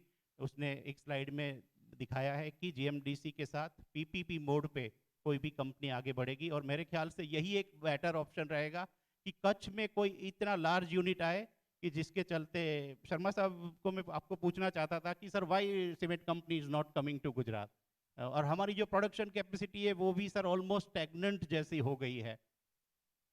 तो उसके लिए अगर आप हमको गवर्नमेंट की ओर से भी कोई सोचना होगा, we will definitely think over it sir. And sir, last part is the Deloitte. Deloitte is also working with us in the education department, and on behalf of the education department, the Deloitte person are framing the new education policy. So recently they have joined with GMDC. So I also best wishes to the team GMDC and Deloitte so they can do something better for the mineral exploitation of Gujarat.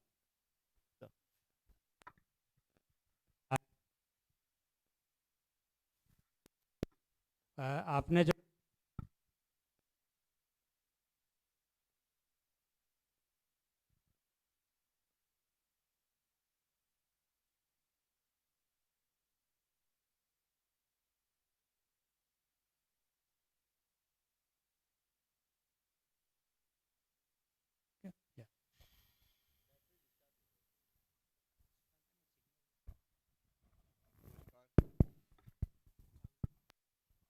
तकनीकी रूप से सुबह से अब तक presentations हुए हैं, paper भी पढ़े गए हैं, चर्चाएं भी हुई हैं.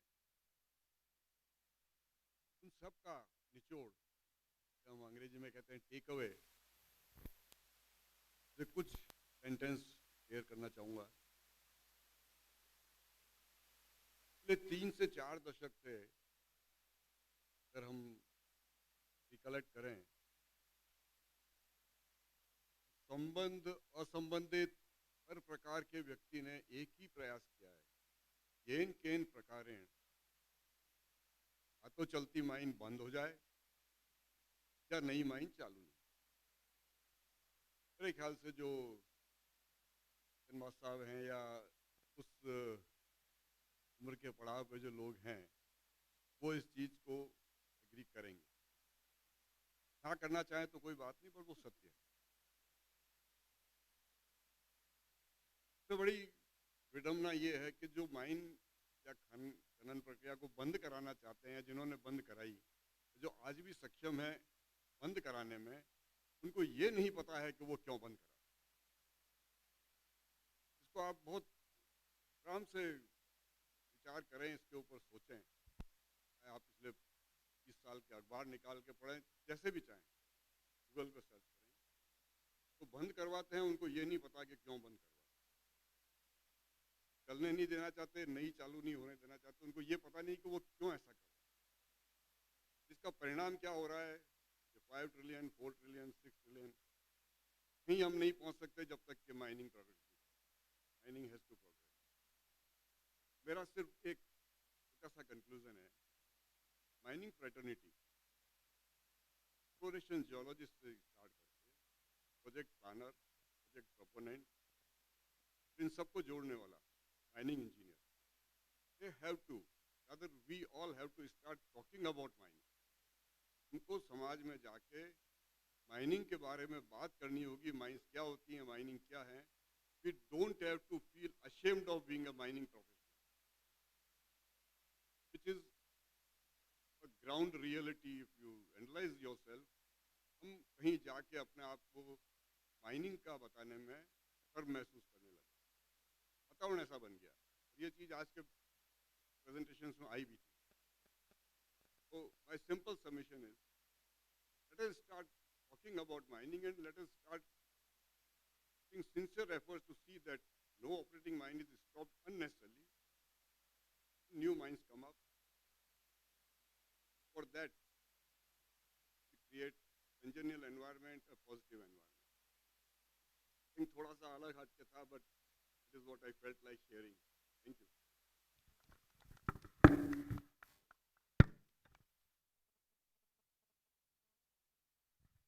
नमस्कार। सबसे पहले तो मैं एमईए अहमदाबाद चैप्टर को सिल्वर जुबली मनाने के लिए बहुत बहुत बधाई देता हूं और धन्यवाद करता हूं उन्होंने मुझे यहां अटेंड करने का सुअवसर प्रदान किया। जो भी पेपर आज टेक्निकल पेपर जो भी हुए वो सभी बहुत अच्छे थे। बहुत सारे ऐसे थे जो मेरे लिए भी इंफॉर्मेटिव थे, जैसे कि जीएमडीसी का लाइमस्टोन एटॉमिक मिनरल्स के संभावना है गुजरात में, जबकि कभी हम लोग पढ़ते थे तो कभी सुनते नहीं थे कि इस एरिया में ऐसे मिनरल भी है। रेयर अर्थ से मतलब ही हम लोग सिर्फ केरला तमिलनाडु वही से जानते थे, वही देखने जाते थे। दूसरी बात जो माथुर साहब ने बोली वो एक काफ़ी हद तक सच्चाई है।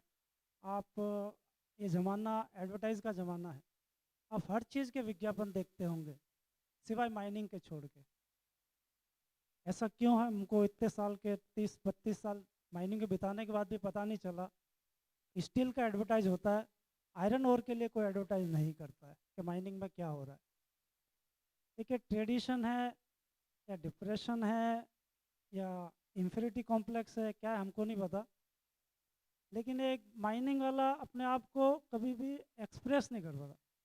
अब कोविड का टाइम का बात कीजिए, डॉक्टर्स का बहुत बात होता है, सबका बात होता है, लेकिन इसका कोई बात नहीं करता कि इलेक्ट्रिसिटी अगर नहीं होता, कोविड में सब बंद था, माइनिंग बंद हो जाता, इलेक्ट्रिसिटी बंद हो जाता, तो कोई क्या कुछ कर सकता था क्या?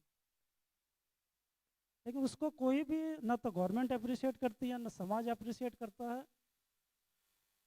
तो mining industry has to come up and show up, yes we are minor.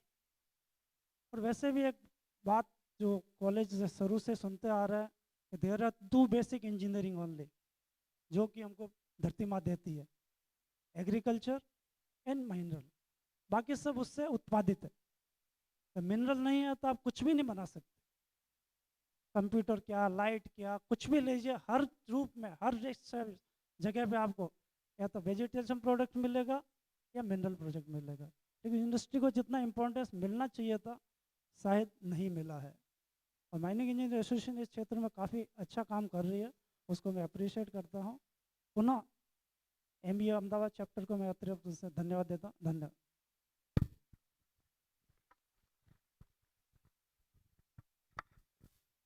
Good evening. Mining engineers association of India Ahmedabad chapter के सिल्वर जुबली सेलिब्रेशन पे आयोजित इस सेमिनार पर सबसे पहले मुझे आमंत्रित करने के लिए मैं आयोजकों का धन्यवाद देता हूं।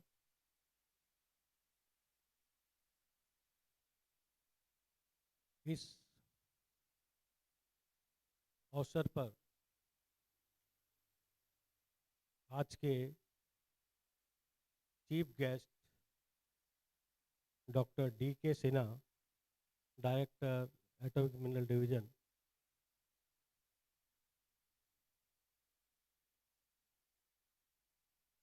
Farmer director general of mine safety mister R. Subramaniam,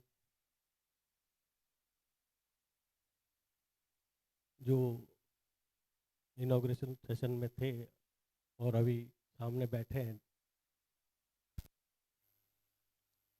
मंच पर बैठे डिग्निटरीज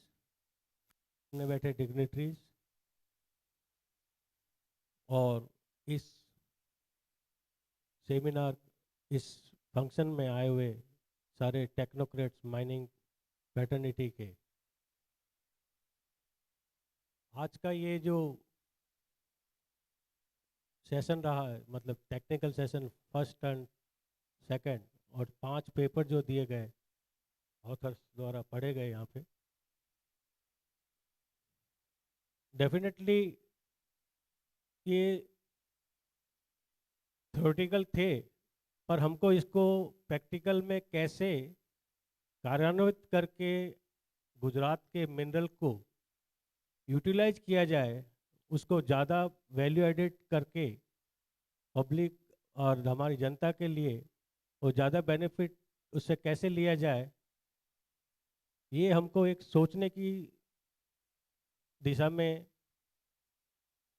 ले जाने के लिए एक अच्छा कदम है। मैं ये सोचता हूँ कि जब तक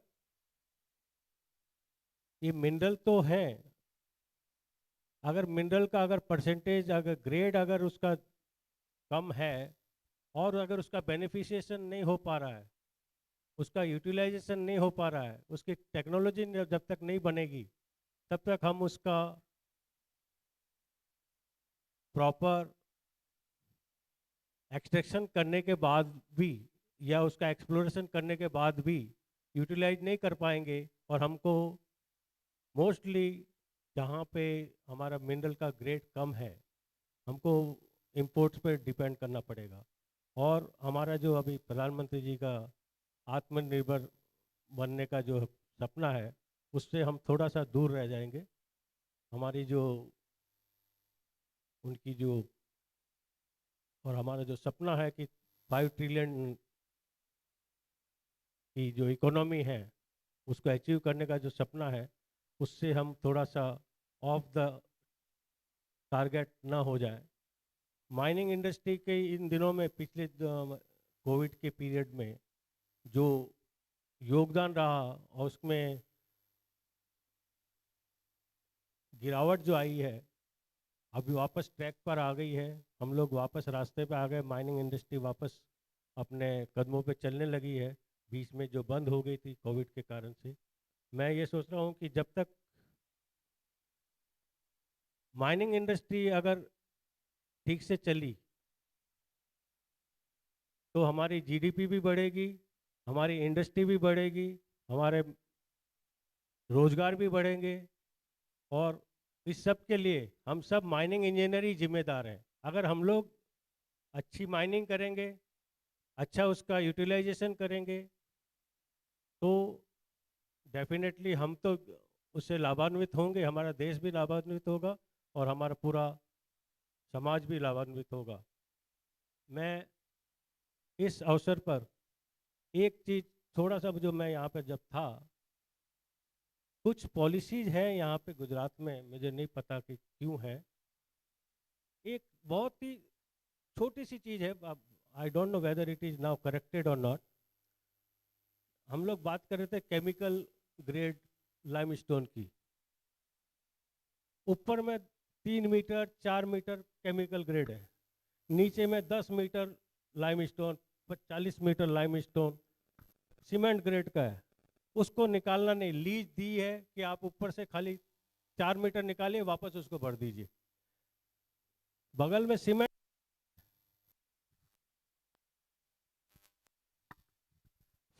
हेलो, बगल में सीमेंट फैक्ट्री है, they are encourage to import. या तो वो इंपोर्ट करेंगे या फिर उस एरिया में इलीगल माइनिंग एक्टिविटी करेंगे। मतलब ये एक फैलेसी टाइप की मुझे नजर आई कि ऊपर में 3 मीटर का लाइमस्टोन ले लिया केमिकल ग्रेड, बाद में छोड़ दिया।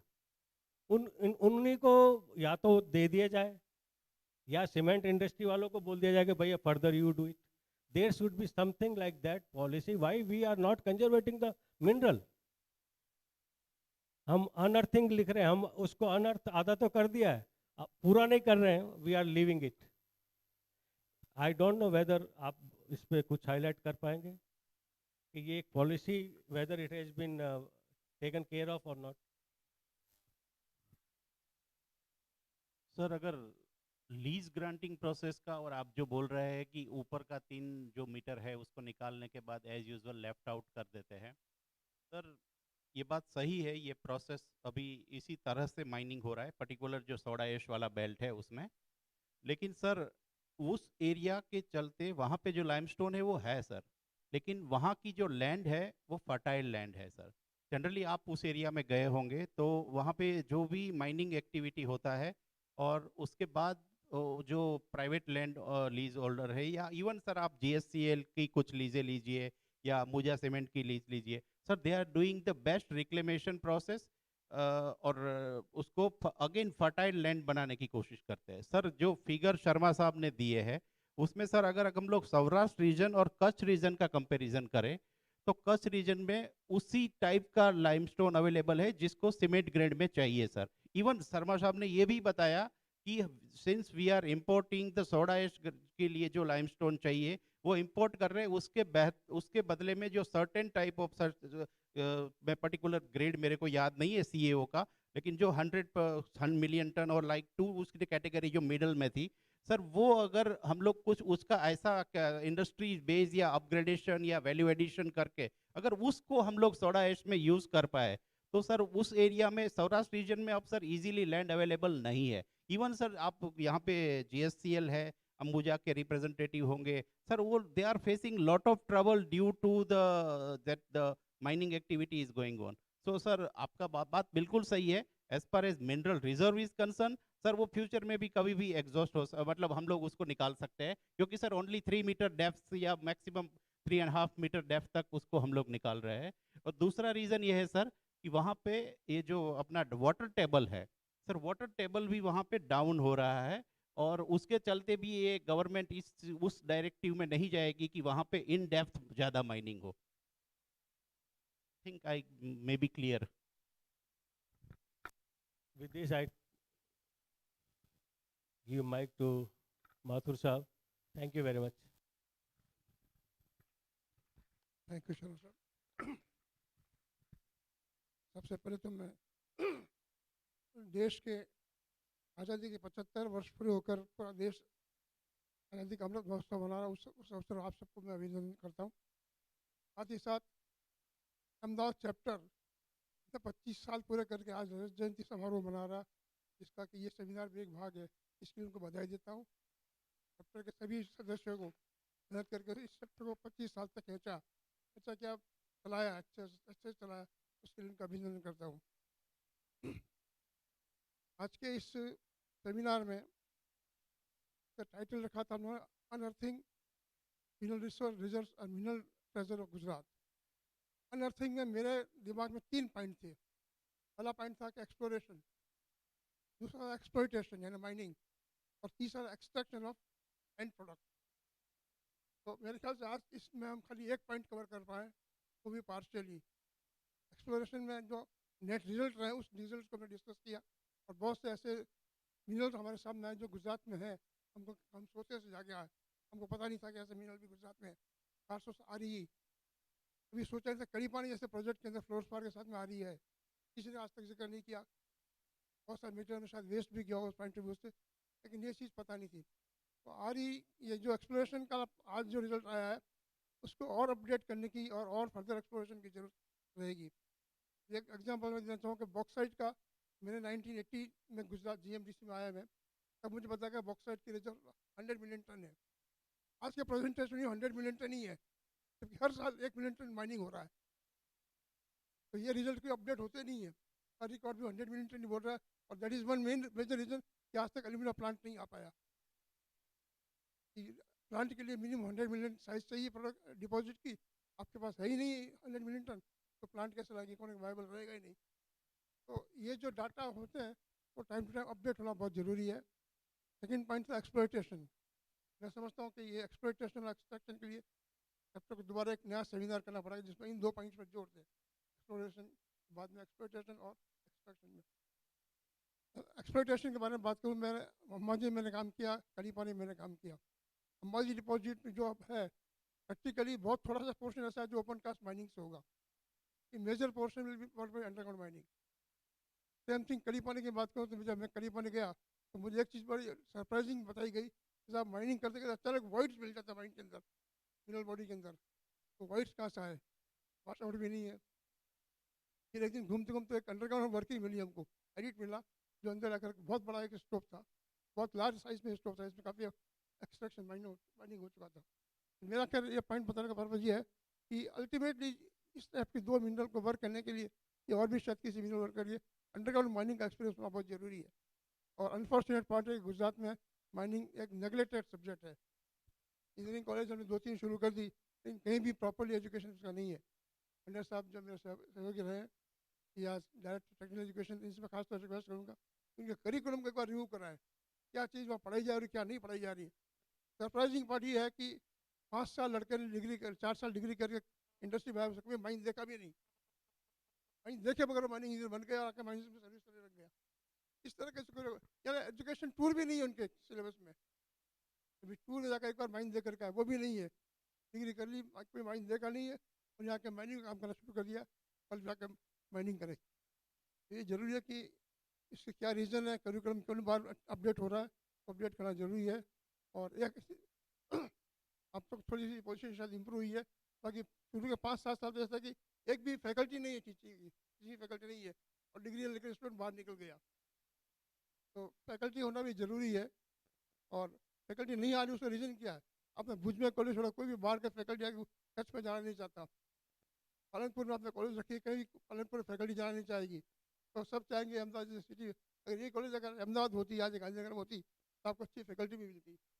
ये जो 2-3 पॉइंट है टेक्निकल एजुकेशन डिपार्टमेंट पॉइंट को सोचे और उसको बराबर एट पार लाने की कोशिश करें।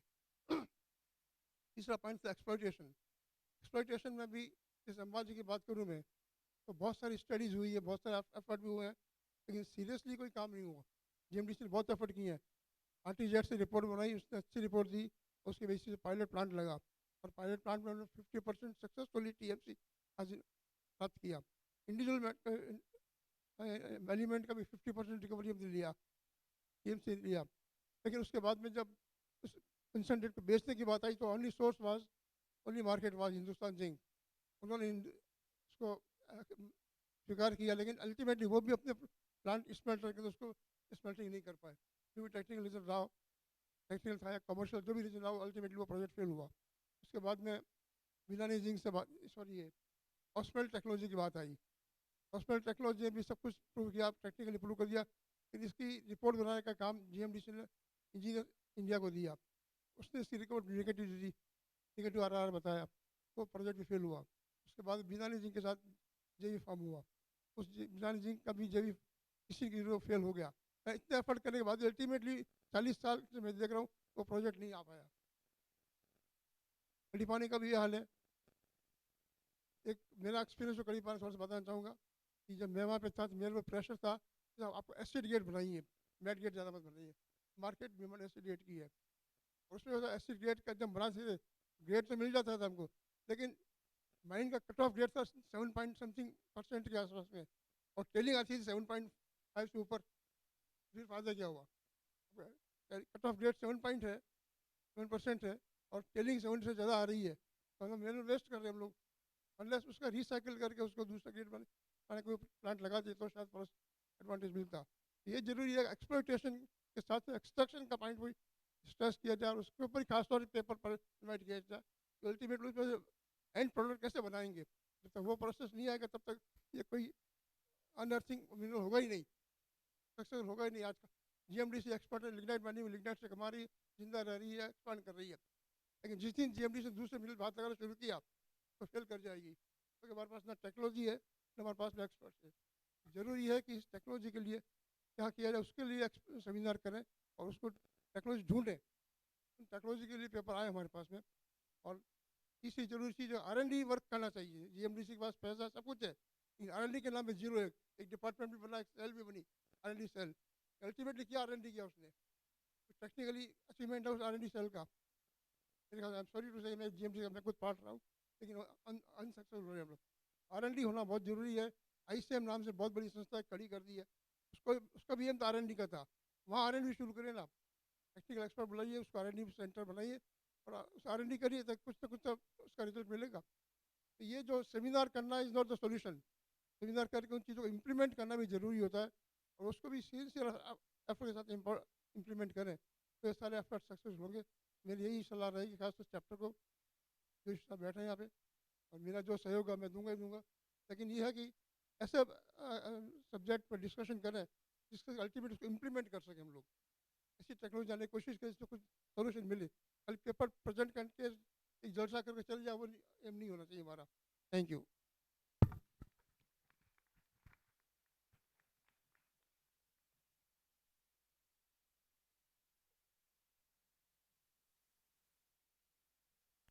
Thank you so much, all the gentlemen on the dais. So finally, we are almost towards the end segment of our sessions. And before we end that, let us take this moment of gratitude for all the respectable dignitaries we have in the house. Right now, on the dais, we have our chief guest, Shri G.T. Pandya, IAS Director, and I would request Shri A.K. Garg, our council member at MEI, to come here, join us on the stage and felicitate Shri G.T. Pandya. Can we expect a good round of applause from everyone?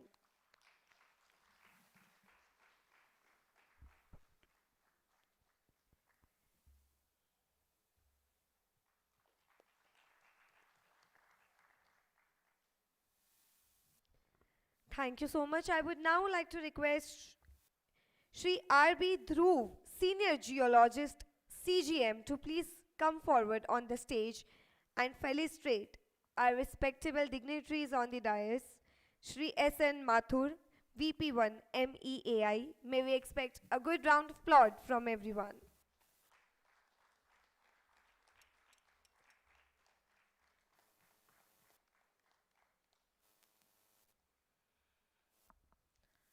I would now request Ms. Mona Lisa Chakra, Director at GSI, to come on the stage and felicitate respectable Shri Niranjan Sharma, former DDG, DGMS. May we expect a good round of applause, everyone, for both the dignitaries on the stage.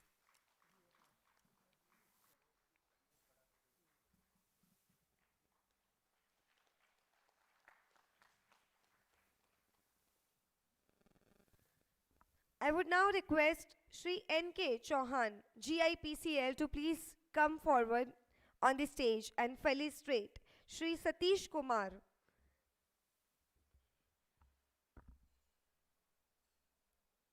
Ladies and gentlemen, let's make this moment a good round of applause.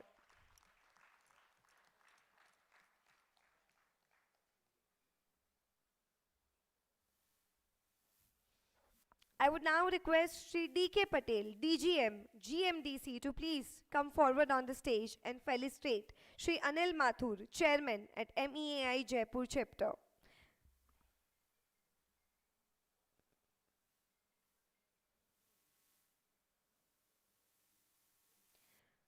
Ladies and gentlemen, let's make a good round of applause for both the dignitaries on the stage.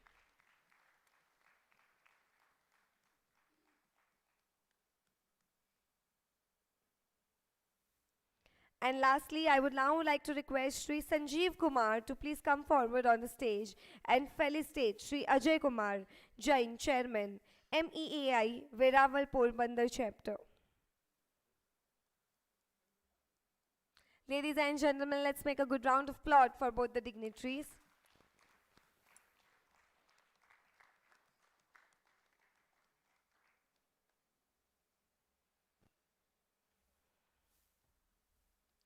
So here we are with all the dignitaries and all the presenters and all the members of the mining fraternity. And we are very grateful that you all showed your presence here. We have missed those who couldn't show their presence. So now we are almost at the end segment. It is now time that let us take some pride for our nation.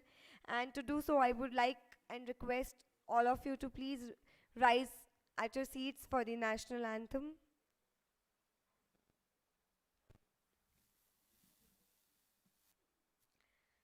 Thank you so much. Can we have our national anthem on the sound speaker?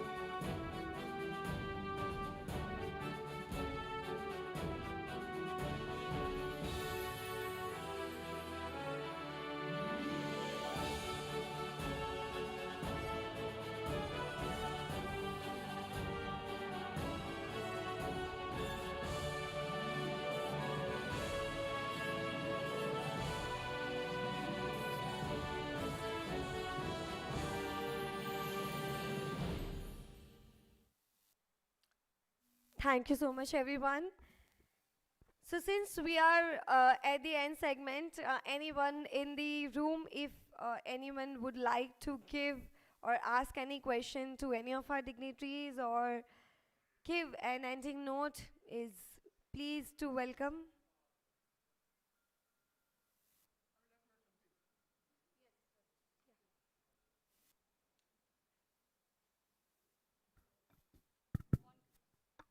Expectation की एक paper पे होगा. मैंने अपने पुराने 2 colleague employees को बुलाया था और अनफॉर्चुनेटली उनके लिए कोई प्रेजेंटेशन कर नहीं पाए, और आप मुझे 10 मिनट का टाइम दें, उनसे मैं रिक्वेस्ट करूँ अपना 5 मिनट अपनी ओपिनियन दे दूँगा. एक्चुअली शेयर कर लें और 10 मिनट्स. विशेष आप मंजूर है? रोहित और पंचोली, रोहित साहब कहाँ है?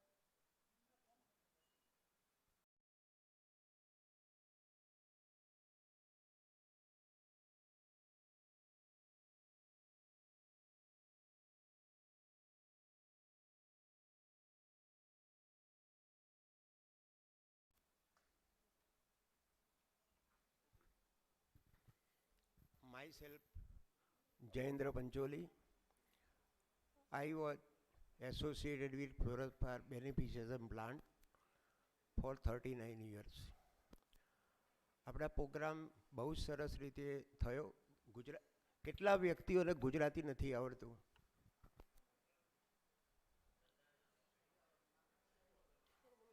બીજો પ્રશ્ન, કેટલાઓને હિન્દી નથી આવડતું? બધાને આવડે છે, બરાબર? માઇનર્સ એસોસિએશનનો પ્રોગ્રામ છે, ઓકે. તો એની અંદર જેને અંતઃકરણની લાગણી હોય ને, માઇનર્સ સિવાયના એવા કેટલા વ્યક્તિ આવ્યા છે મને કહો? I think geologist and from the ore dressing field એ લોકો આવ્યા ને, એ આ પ્રોગ્રામની એક વિશેષતા કહેવાય. કારણ કે એ લોકો માઇનર્સ નથી, એમાં હું આવી ગયો. હવે જે મને બોલવાની જે તક આપી માથુર સાહેબે, એ માટે એમનો ખૂબ ખૂબ આભાર. મને ત્યારથી અંતરકરણથી આમ થોડું આમ વલોવાતું હતું કે ગુજરાત મિનરલ ડેવલપમેન્ટ કોર્પોરેશનના જે પાયાના વ્યક્તિઓ, એટલે 2 વ્યક્તિ, એક CK શાહ સાહેબ, first general manager of GMDC, entire GMDC, no, only one general manager was there. અને જેને પાયો નાખ્યો ને એવા BK આંટિયા સાહેબ. હું 1970માં જ્યારે અમારા લોકો, આટલું બધું તમને એટલા માટે કહું છું કે તમને થોડી હિસ્ટ્રી ખબર પડે, ઘણા બધા નવા છે. તો જ્યારે 1970માં ઇન્ટરવ્યૂ થયું ત્યારે તમને બધાને એક જણાવતા મને આનંદ થાય કે અમને નાસ્તાની પ્લેટમાં કાજુના દ્રાક્ષ આપવામાં આવ્યા હતા. નટરાજ ટોકીઝના ઉપર આપણી ઓફિસ હતી, અને અમે જ્યારે ઇન્ટરવ્યૂ આપવા જઈએ ત્યારે અમને CK શાહ સાહેબ પોતે બેઠા હોય, આંટિયા સાહેબ બેઠા હોય, ત્યારે બધું ઇન્ટરવ્યૂ પતી જાય ને એટલે આપણને પૂછે કે તમને જંગલમાં ગમશે, ત્યાં થિયેટર નથી. આ પાયાનો પ્રશ્ન હતો. અને અમે એ વખતે જોઈન થયા. આજના જમાનામાં ઘણા બધા યંગ બેસે છે. અમે અમારી પત્નીઓનો આભાર માનીએ છીએ કે એમને છૂટાછેડા ન લીધા અમારી સાથે. હવે આપણે એક પાયાના પ્રશ્ન ઉપર જઈએ છીએ. આ બધું ખાલી વાતો કરી નાખી, તમને મને લાગ્યું હતું કે થોડા ઘણા માણસો ચોખા ખાય છે, કારણ કે હજુ ચાને વાર છે. તો મારે એમ કહેવું પડે કે GMDC લિગ્નાઇટ સિવાયના કોઈ ક્ષેત્રમાં કેમ આગળ આવતી નથી? આ એક પાયાનો પ્રશ્ન છે. આ સાહેબ બોલ્યા ને એટલે મને બોલવાનું મન થયું. બહુ જ અગત્યનો પ્રશ્ન છે કે ગુજરાત મિનરલ ડેવલપમેન્ટ કોર્પોરેશન, જો કે અત્યારે GMDCનો છે નહીં, GMICનો જાણો છે, પણ મને કહેવાની જરૂર લાગે છે કે GMDC પાસે 2 વસ્તુનો અભાવ છે. એક, GMDC પાસે HR ડિવિઝન નથી, અને બીજું GMDCની પાસે R&D ડિપાર્ટમેન્ટ નથી. SB વોરા સાહેબ જનરલ મેનેજર R&D હતા, પણ એમને GMDCએ યુટિલાઇઝ કર્યા પાવર પ્રોજેક્ટમાં. તમે વિચાર કરો, જીએમડીસી પાસે કોમ્પિટન્ટ માણસો તો છે જ, પણ મેનેજમેન્ટે એમને યોગ્ય જગ્યાએ યુટિલાઇઝ ના કર્યા. જો એસબી વોરા સાહેબ ફ્લોરસપાર પ્રોજેક્ટ સાથે હોત તો અત્યારે પિક્ચર છે ને કંઈક જુદું હોત. બીજી એક અગત્યની વાત કે આપણે, આ તો હું ગુજરાત સરકારના હિતમાં વાત કરું છું, કે પડીપાણી પ્રોજેક્ટ નવો બની રહ્યો છે, બરાબર છે. તો મારું એક બેસ્ટ સજેશન એવું છે, મેં એ વખતે બી એમડી સાહેબોને કીધેલું જ હતું કે માઇનિંગ એ જુદી વસ્તુ છે અને જીઓલોજી જુદી વસ્તુ છે. તો જીઓલોજીસ્ટ જે સારામાં સારો જીઓલોજીસ્ટ હેડ ઓફિસમાં પેપર વર્ક નહીં કરાવવાનું, પણ એમના ફ્લોરસપાર પ્રોજેક્ટ ઉપર પ્લાન્ટના ઇન્ચાર્જ જોડે બીજો જીઓલોજીનો બી વ્યક્તિ હોવો જોઈએ. કારણ કે તમને બધાને ખબર નથી, કારણ કે અત્યારે જીએમડીસીનો પ્રોજેક્ટ નખાઈ રહ્યા છે તો એનું પેપર પહેલાં સબમિટ થવું જોઈએ, એઝ પર માય ઓપિનિયન. તો તમને કહેતા ખાલી હું તમને પોઈન્ટ જ આપી દઉં છું. તો ફ્લોરસપારની અંદર 3 કેલ્શિયમ છે, CaCO3, CaF2 અને Ca3PO4 ક્વાઇસ. રાઈટ નાઉ જેટલા જીઓલોજીસ્ટ છે એને ખબર પડી જશે. એ એક પોર્શન છે, કેલ્શિયમ એ કોમન છે અને બીજા બધા જુદા છે. ઓકે, એટલે શું થાય કે તમે કલેક્ટર અને ડિપ્રેઝન વાપરો ને એટલે એની એફિનિટી નિયર હોય, નજીક હોય. એટલે તમે જ્યારે એનું બેનિફિશિએશન કરો ને ત્યારે તમને બહુ જ ધ્યાન આપવું પડે, નહીં તો તમારી રિકવરી ડ્રોપ થઈ જાય. એટલે જ્યારે આપણે નવો પ્લાન્ટ નાખી રહ્યા છીએ ત્યારે ચોક્કસ આપણે એના પર ધ્યાન કેન્દ્રિત કરવું જોઈએ કે સારામાં સારા માઇનિંગ એન્જિનિયર્સ તો આપણી પાસે છે જ સાહેબ, પણ સારામાં સારા જીઓલોજિસ્ટને બી યુટિલાઇઝ કરો. તો જે કેલ્સાઇટ છે ને ઇમ્પોર્ટન્ટ છે. 2 સાહેબોએ એને ડિસ્ક્રાઇબ કર્યું કેલ્સાઇટ વિશે. તો કેલ્સાઇટ એટલો બધો ડેન્જરસ છે કે ફ્લોરસપારનું બેનિફિશિએશન ઇઝીલી થવા દેતો નથી. આ કઈ ઓર પ્લાન્ટને ફીડ કરવી ને એ જીઓલોજિસ્ટ સજેસ્ટ કરી શકે. એટલે બધું બરાબર છે, બધું ઘણું બધું છે. હું એક મારો નંબર આપું છું. મને રિટાયર થઈ 13 વર્ષ થયા. હું બ્રહ્મ સમાજમાં બી એક્ટિવ છું, પણ બ્રહ્મ સમાજની ફાઇલ જોડે કડીપાણીની ફાઇલ બી નીચે હોય છે જ મારી.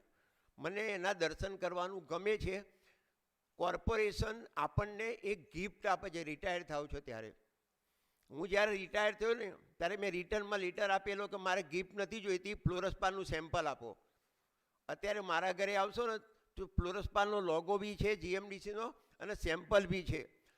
હવે મારું તમને આટલું કહેવાની કેમ જરૂર છે કે મારા ઘરે કોઈ પણ ગેસ્ટ આવશે ને સાહેબ એટલે પહેલાં સેમ્પલ જોશે. રાઈટ નાઉ મારું ઘર જીએમડીસી થકી જ બનેલું છે, એટલે પેલો પૂછશે કે આ શું પડ્યું છે, એટલે હું તરત બોલું કે જીએમડીસીમાં નોકરી કરતો હતો તેનું આ ફ્લોરસપારનું સેમ્પલ છે. એટલે જે કંપનીએ મારો ઉદ્ધાર કર્યો એ કંપનીની આના દ્વારા પબ્લિસિટી બી થાય.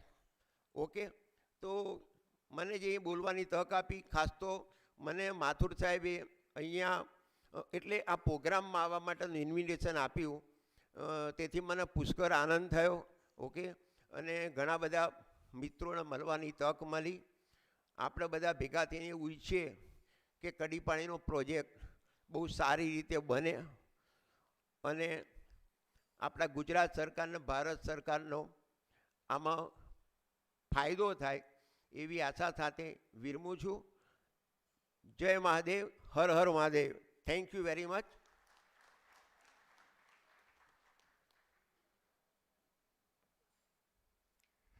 Thank you so much, sir, for coming and delivering your speech. So, ladies and gentlemen, here we come to an end to both of our seminars. It was indeed a valuable time for all of us. Thank you so much, dignitaries, for showing your presence here on dais. You may proceed towards your design seats. And now at the end, I would like to request that everyone together will make some good memories with high tea. So let us disperse for the high tea. Thank you so much for your time. Again, this is Sharon Nagpal signing off for today.